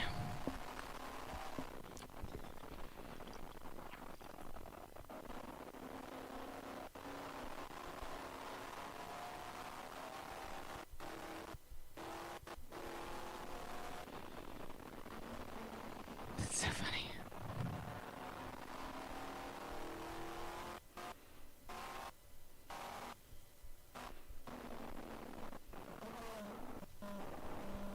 I was a big Cale Yarbrough fan when I was a kid. I don't really know why. I guess sometimes you become a fan of somebody and you don't even know why. You just are. And that was one of those cases. See, I didn't grow up in a family who did any racing or car stuff, really. So it's something I more got into as an adult. Mm-hmm. I've always liked cars, though. And my dad always disagreed about the purpose for a car. He thought it was to get to work and school in a reliable and safe manner. And I thought it was to have fun and get to school having fun or work while enjoying the going. Okay, 101 is going really slow. Corner workers reporting smoke from the left front. So he might be rubbing again. Yep. Well, yeah, because he had just hit a wall pretty hard. They'll do it. Yeah, he was down up to sixth place there. They've been doing really good today. Our early leader today. Yep. They were in fifth when they hit. Was it EC really? car? Oh, okay. Mhm. Yeah. Oh, yeah, I forgot about that guy. Yeah. Just leave it to us professionals here. I know. We'll take care of that. Tiffany. She's in rare form today, folks. I know, right? I got to sleep in this morning compared to some of the other races. Yeah. 4:45. It felt good. Up. So we're looking at the replay here, and he hit really hard. Yeah, he had some speed going in there. Mm-hmm. Boom. He was able to get it turned a little bit, so that probably helped him, but not by much. You talking about the 101 car? Yes. Okay. Yeah, and it looks like there's tires up there too, so that probably helped as well.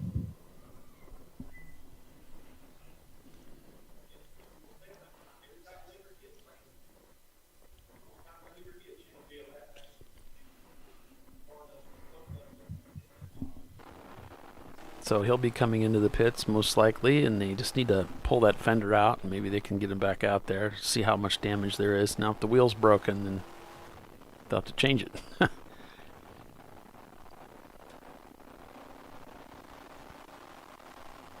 Hopefully it's okay, since he just got into the tires.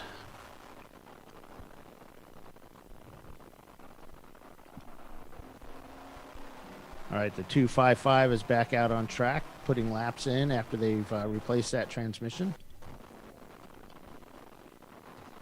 Okay. MR2. Cone crushers. Going to shake it down, make sure it's okay for tomorrow. Perfect. I think they've done multiple laps so far. They're just put another driver in just to let him get some time. Might as well get everybody comfortable with it, right? It still shows them in the pits right now, so they haven't cleared the pit loop, at least what I'm looking at.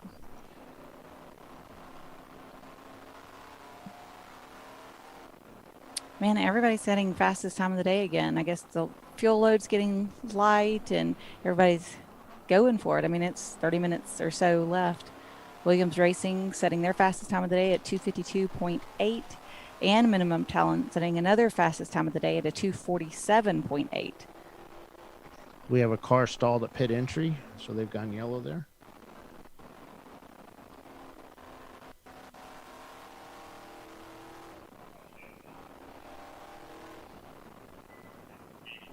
It's the Mini Cooper. No, that's they just set their fastest time of the day and broke. Is that the Minimum Talent car? Is that the only Cooper we have? I think. We've got 2 Coopers, but I think it is a Minimum Talent car. Our 8th place car. Wow. These teams up at the front struggling. That's painful. It's actually 7th place. Yeah, Williams Group set their fastest lap time of the day just now, so hopefully they don't overdo it. So we've got a yellow at 16.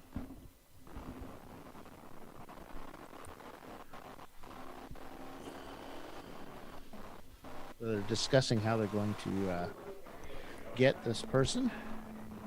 I think it's and the 101 is on pit lane as well. Yeah, it looks like they're trying to pull somebody in here, Bill.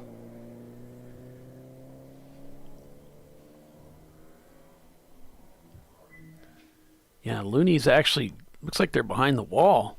Oh yeah, that's over. That's why I see them up there. So, yeah, they're showing behind the wall. Yep, there they go.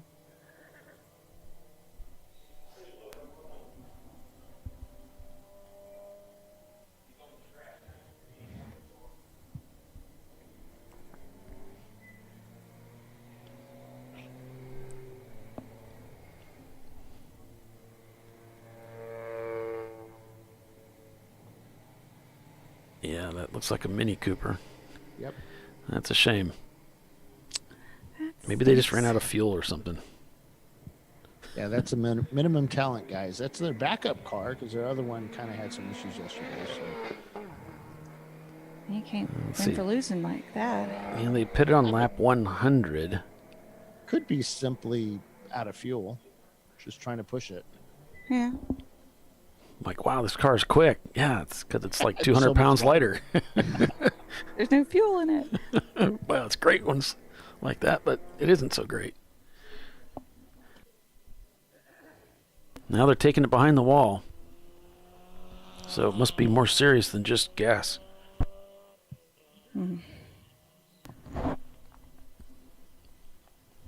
So another one to attrition in the closing minutes of the race. Meanwhile, Love Racing just keeps motoring right along.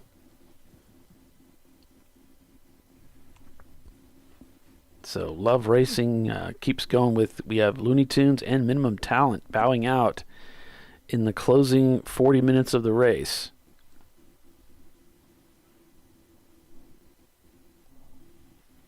Goodness gracious, talk about shake it up at the end. So that gets Auto Spec up there in 5th. Williams Racing Group, actually they're in 4th. Williams is in 5th. Open Throttle now. This gives them the opportunity to move up with Looney Tunes falling by the wayside. They're just a couple laps behind. Silver Martini, although shown in the pits, they're working on the taillights of that car. So Hill House Racing has an opportunity here to move up the field in their Chevrolet D-Class car. I'm sorry, it's a C-Class BMW. My eyes kind of skipped a line there. And it also looks good, can be some improvement for WLR Racing in their Boxster.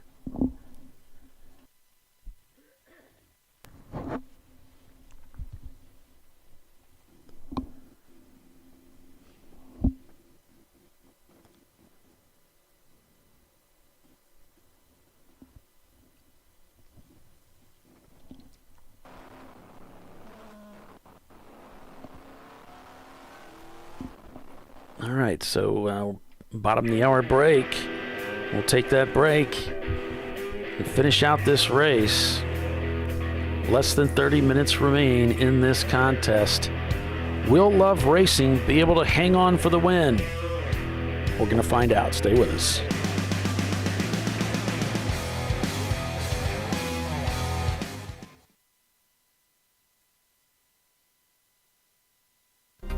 TireRack.com, revolutionizing tire buying since 1979. With our unmatched selection of branded products, finding what fits your vehicle and is right for you and how and where you drive has never been easier. Through helpful online shopping tools that include our professional hands-on reviews done at the introduction of a tire and consumer reviews that give real-world feedback over the life of the tire, you can make the right tire choice and find exactly what you need. And if you prefer to talk to someone, our tire testers, our sales team, are available on the phone. And that's how we get you the right tire for you and your vehicle for where and how you drive.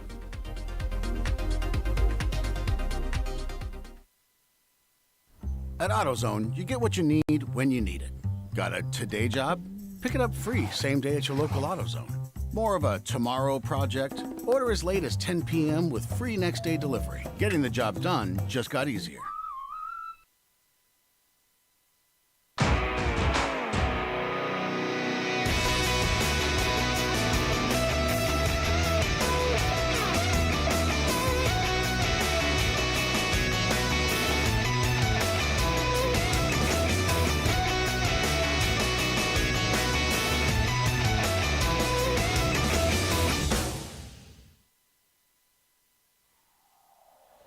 Discovery Parts is a veteran-owned racing and safety equipment company. While we're located inside Atlanta Motorsports Park in Dawsonville, Georgia, Discovery Parts can also be found at the tracks, supporting a number of Champ Car Series events. We take pride in being a reseller of the best of the industry to Champ Car teams and drivers. We know racing, love racing, and look forward to tomorrow to even more racing. Visit us at discoveryparts.com.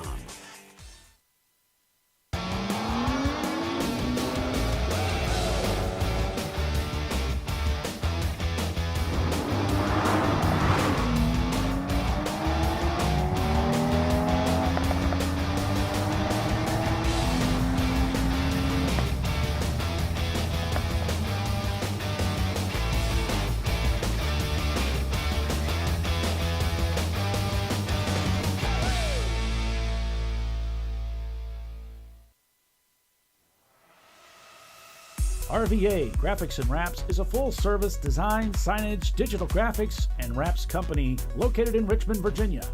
With over 20 years of experience, RVA Graphics and Wraps offers premium signage options for your business. We are dedicated to offering our clients best-in-class service in all aspects of graphic design and application. For more information, visit us on the web at rvagfx.com. Lifeline USA is a leading manufacturer of onboard fire suppression systems. Lifeline's continuous commitment to research and development ensures that we supply the most innovative and cutting-edge products available. Used by the majority of the world's motorsport championship-winning teams and constructors, Lifeline has a proven history of success. Lifeline offers a complete range of fire suppression systems for all budgets and needs, and we continue to push development and limits on both extinguishment materials and our patented delivery systems to make the race car environment almost as safe as sitting on your sofa at home. Every kit has been designed for a professional and simple installation.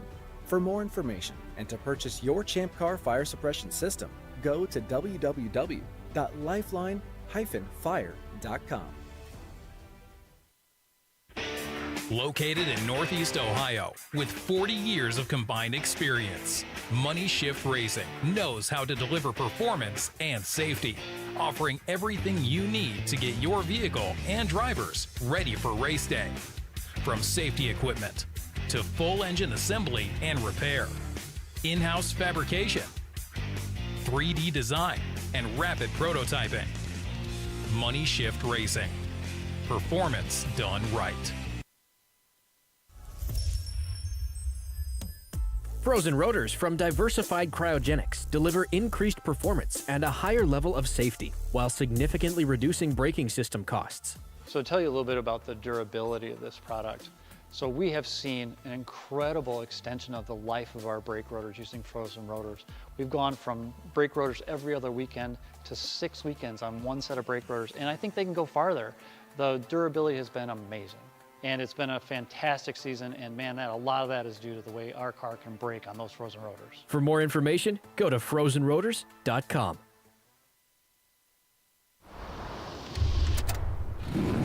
Bring on the frozen tundra, the grinding gravel, the cratered concrete, the rain-soaked streets. Come on, road. Do your worst. We'll be at our best.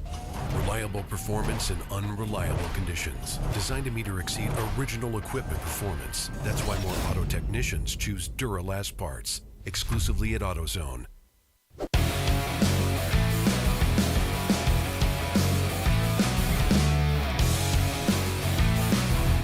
Pulling for love, says Hiller. And I think a lot of others are as well. Love racing, leading this race with an opportunity to take home what seems to be their first win ever in Champ Car. And for a team that's been with us for quite a while and doesn't really race a lot of races with us, this would be a nice feather in their cap for the Miata team. Welcome back to Champ Car Live, presented by AutoZone. It is the TireRack.com Champ Car Endurance Series race, the Lake of the Ozarks Grand Prix Day 1, with Tiffany Alexander, Bill Strong, and Paul Veltum calling the race for you today as we look at the final 20 minutes or so of racing here at the Ozarks. Love Racing decisively in the lead. 901 Motorsports behind them by about a lap. It's running lap times about 10 seconds a lap faster. But it looks like it's going to be too little, too late. Touchstone Racing, with 2 minutes and 5 seconds, the gap there, that time through. Touchstone Racing in third place. Behind them, it's Autospec Racing, Williams Racing Group. That's your top 5. A-Class being led by Love Racing. B-Class by Minimum Talent, but they have retired the car from the race. I'm not sure that Dallas Makerspace has enough time to make up all those laps to capture the B-Class win, but it's possible.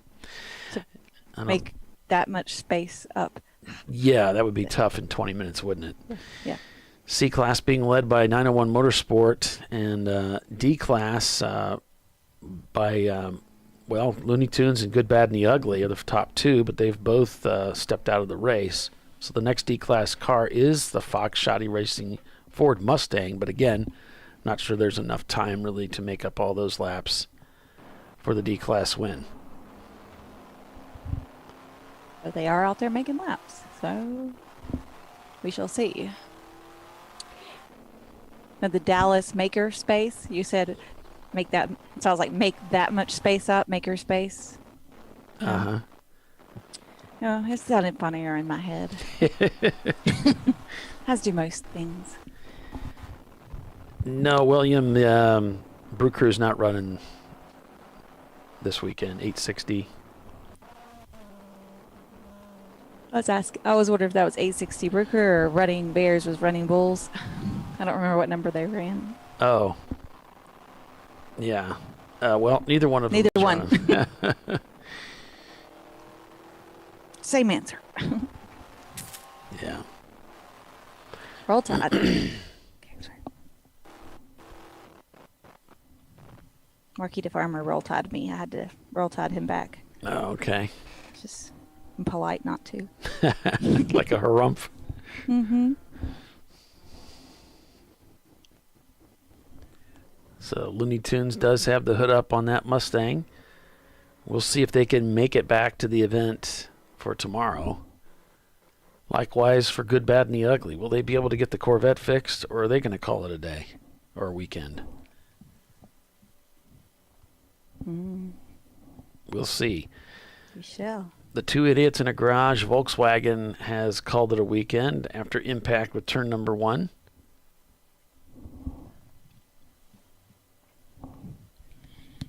The MR2 of Cone Crushers was out with a bad transmission, but they were able to fix that and I think get it out to make a few laps this afternoon to get ready for tomorrow. Actually, one of those laps was a 2:51, so it sounds like she's ready to go for tomorrow. Yeah, according to Race Hero, it looks like they're still out there turning laps. So down in 24th, but still turning some laps. And we'll see. We'll have to see what happens for them tomorrow.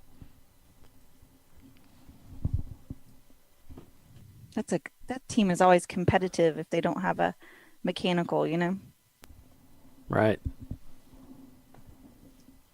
Even though that in their regular car, they're still competitive in whatever they drive, it seems. Marky said that would drive Doc crazy, a roll tide. He said, don't start that. He'd say, don't start that. Right. Another thing that used to drive Doc nuts, and you guys don't know about this because it's before we start the show. For whatever reason, when I get up in the morning, sometimes we're getting ready. We're usually connected and talking about an hour before the show. And Doc and I would be talking about different things. And I would start just kind of whistling or singing a little bit as, time's going by and I'm doing different things. Drove him crazy. He hated that. Whistling. You're whistling or singing? Hey, guys. Yeah. Love Racing. Takes a spin. Oh. And a little bit of contact there, not real heavy. Let's see if they can get a little bit of a break of concentration, maybe. I don't know. The corner was reporting it was pretty hard. It didn't look too bad. Looks like he's back underway. Unless there was another contact. Oh, he's pulling it off, guys. He has pulled the car off the track. Full course caution here, as Love Racing has impacted the wall and pulled the car off the track. What we saw was a light impact, but there may have been contact before we switched to that camera. Okay, code 35. Code 35, 901 Motorsports. It's looking like they're going to win this race. Oh, so close for Love Racing. So close. Guys, they were 15 minutes away from winning this race. 15, yeah, God. Oh. It's heartbreaking. For That them. is terrible. That poor team. There's the car parked in the grass. Wow. Yeah, the team's looking at our feed right now. Talking to the driver. We caught just the tail end of the accident where there was light contact with the driver's side up against the tire barrier, but we don't know of the previous contact, which the corner workers reported a heavy contact. So obviously the car was still rolling, but he pulled it off the track. No doubt there's more damage than what we are able to observe.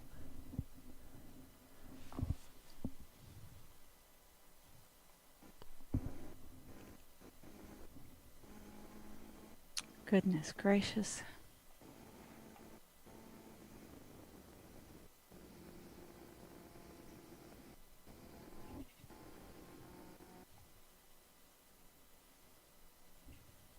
Here comes another emergency vehicle to the scene, no doubt to pick him up. Yes, there's the rollback.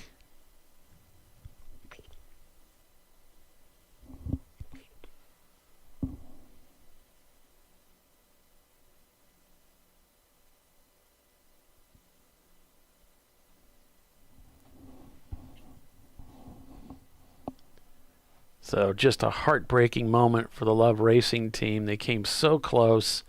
They had this thing wrapped up for the most part, but this is part of what's required in a wrap-up is the longevity. And we don't know if there was a mechanical failure on the car or if it was driver error, just a loss of concentration. There could have been something on the racetrack, but for whatever reason, over the last 25 minutes or so, we've seen 3 of our top competitors taken out of this race. Wow. 3 people out of the top 10 in the last half hour of the race or so. Like, that's incredible.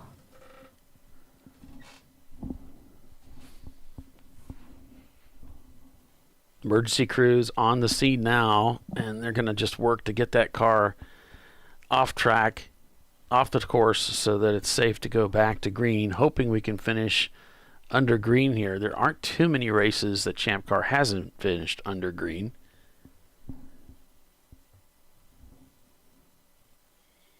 It looks like there's the rollback's already in place, so they're able to get around to the front of it. And now it's just a matter of getting their equipment deployed so they can pick up the car. Boy, what a shame for the Love Racing team, though. That's a tough pill to swallow for sure. There, the car's being picked up, showing unofficially about 12 minutes remaining in the race. So we should be able to finish under green here.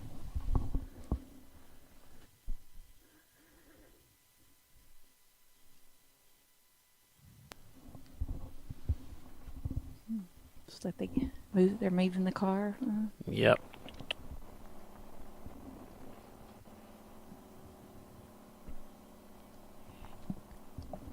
So 901 Motorsport now shown on the lead lap and about 2 minutes behind. We're expecting them to overtake for the lead of the race.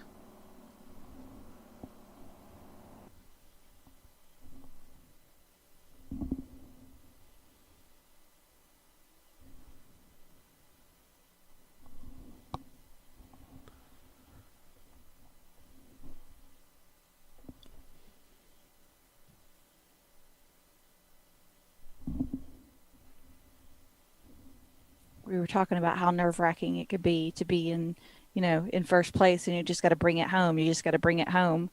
You're starting to hear every sound the car makes, and you're looking for that checker, and just ready to bring it home, because something like this can happen. It's just heartbreaking for that team. Like, so close. I don't remember who the driver was, but they at the Indy 500 led the race towards the end, was set up to win the Indianapolis 500. He was a young man and crashed the car in the 4th corner. I think he was heading down to pick up the checker. These things do happen. That lapse, I think that he blamed it on that. It was just I was getting excited and I just screwed up. That one time I won a race, I was so afraid I was going to be that guy. Sure. Something on the car was going to break the last quarter, or I was going to make a stupid mistake. Because it requires your 100% concentration when you're out there on the racetrack, and then when it's coming close to the end, your concentration starts to get a little, oh, am I going to win? Oh, I don't want to be that guy. Oh, there's other things. Oh, is that a noise?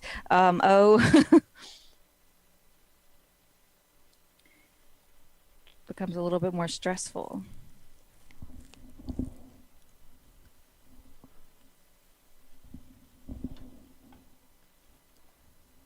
The car still being towed back. Once they get clear of the racetrack, hopefully we'll be able to go back to green here pretty quickly. Just looking at the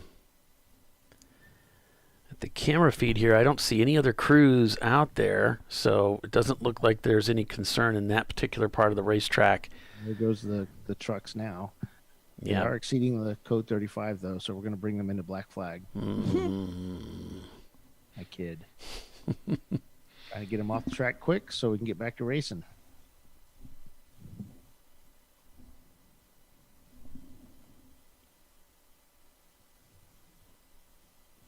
Safety truck giving him the bump draft.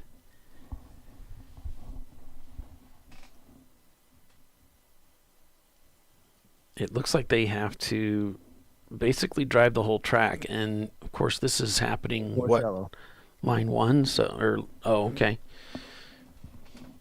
Maybe they got to cut through somewhere. Here we go. Looks like they're coming into the pits now.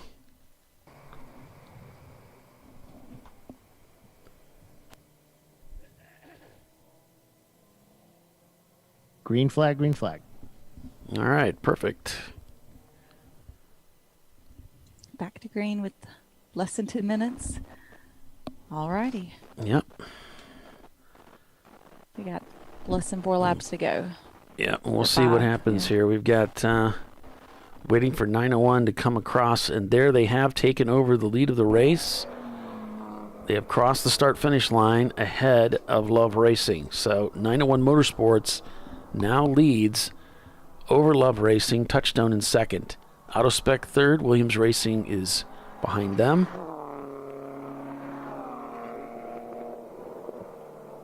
Followed by Williams Racing and Open Throttle Racing.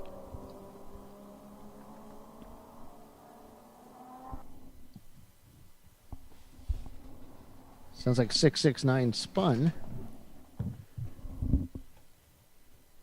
That's the Off the Chain Racing. That's also Miata.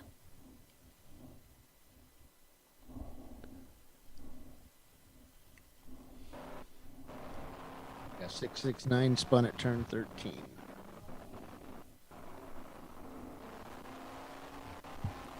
Well, if Fox Shotty can hold it together, we'll have one in-car camera going here.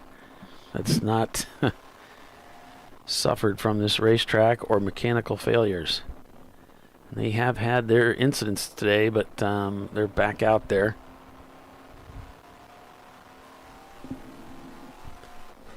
Cone Crushers crossing the pit loop there. Looks like they've called it a day.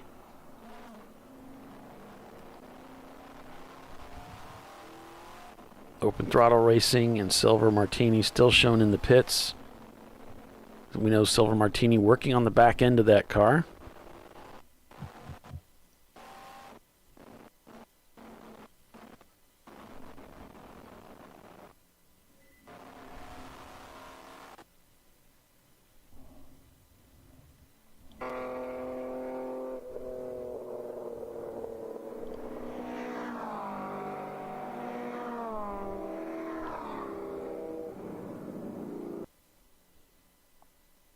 See the Love Racing team packed up already, headed back up to the top. That's the damage. Wow,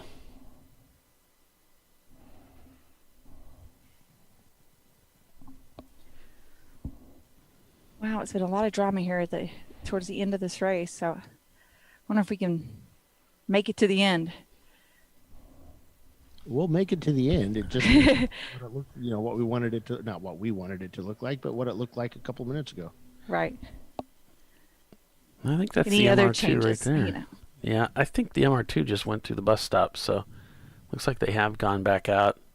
Yep, they're out there. I think I'm looking at the wrong car. Yeah, I was looking at, they've cleared the pit loop, so yeah. Gonna get some laps in before we checker this race. Race control will be calling the corners out to give them a call out for the 901 Motorsports team in the number 903. This is the team that sister car had engine failure earlier today, and now they are finding themselves lined up to win this race after pushing so hard for the end. They gapped themselves nicely to Touchstone Racing. And now it's up to them to bring it home. A team that has a great deal of experience winning races. 301 is moving slowly through turn 3. Okay. It's Dallas Makerspace. That is going to be our 14th place car.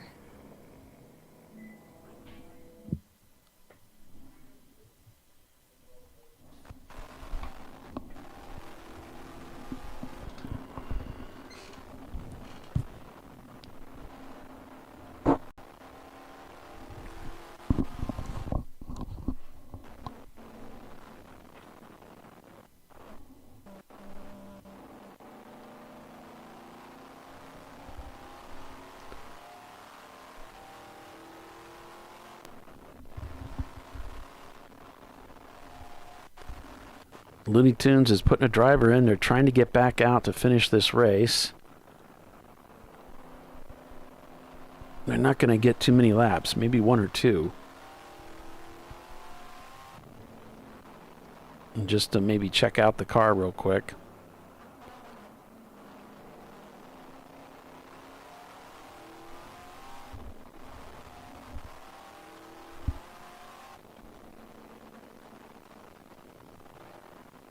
Silver Martini goes back and sets their fastest lap time of the day with a 2:57.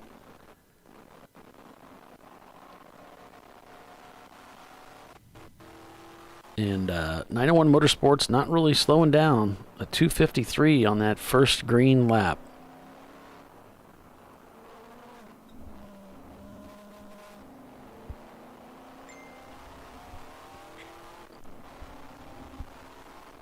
Message coming from the tower. Next time by is 1 to go. So this is going to be it. Have to put this one in the books. All right, 1 to go. 1 to go. Have her hold her finger out. To all the cars going by, one finger. Not that finger. So who's leading now? 901 Motorsports. Touchstone Racing in second. Love Racing in third. Remember, Love does not have to be circulating. They have scored those laps. So they could still finish on the podium here if AutoSpec Racing doesn't overtake them at the very end.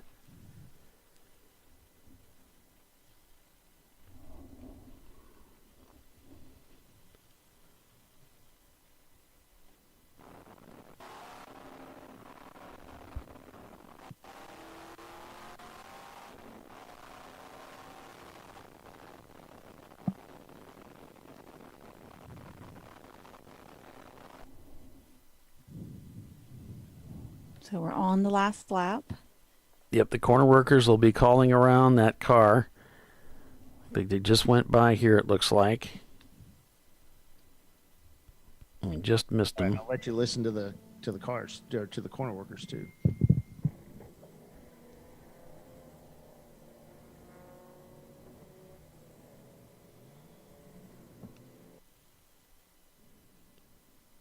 So she knows when to give him the checker?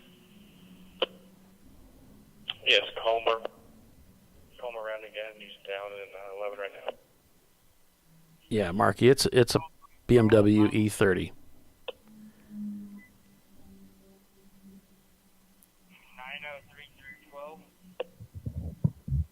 So through turn 12. Do you have the start-finish camera? Yeah, we got them right here. Sorry. It's all right.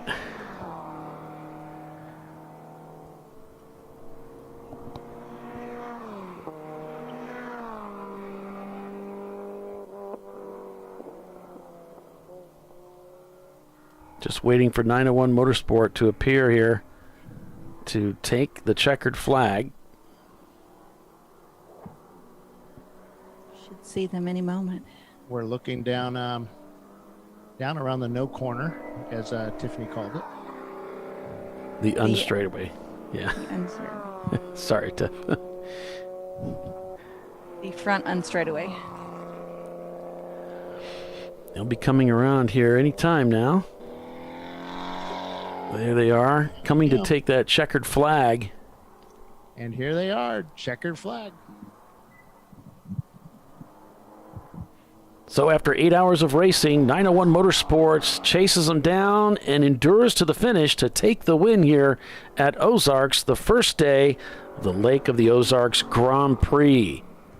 Congratulations to 901 Motorsports on an incredible win here at the Ozarks. Touchstone Racing finishing in second place, taking A-Class. Love Racing is going to finish in third place unless AutoSpec can overtake them for the podium. Behind AutoSpec, it's Williams Racing Group putting down their fastest lap time of the day on the last lap of the race, at least the previous lap of the last lap of the race. Open Throttle Racing behind them, followed by Minimum Talent, Looney Tunes, Hillhouse Racing, Silver Martini Racing, WLR and their Porsche Boxster, GTR Racing, Good, Bad, and the Ugly, Off the Chain Racing, and Dallas Makerspace, the top 15. A-Class going to Touchstone, B-Class going to Minimum Talent, C-Class going to 901 Motorsport. D-Class going to Looney Tunes.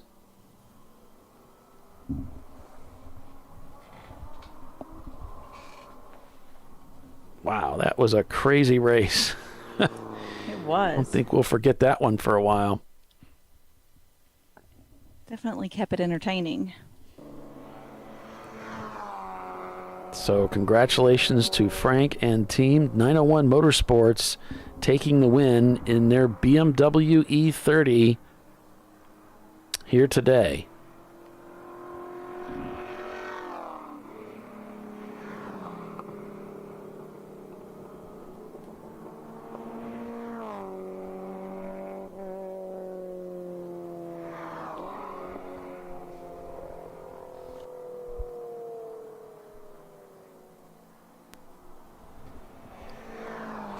Teams are invited to come out to the wall and cheer their cars by as they come by to take that checker.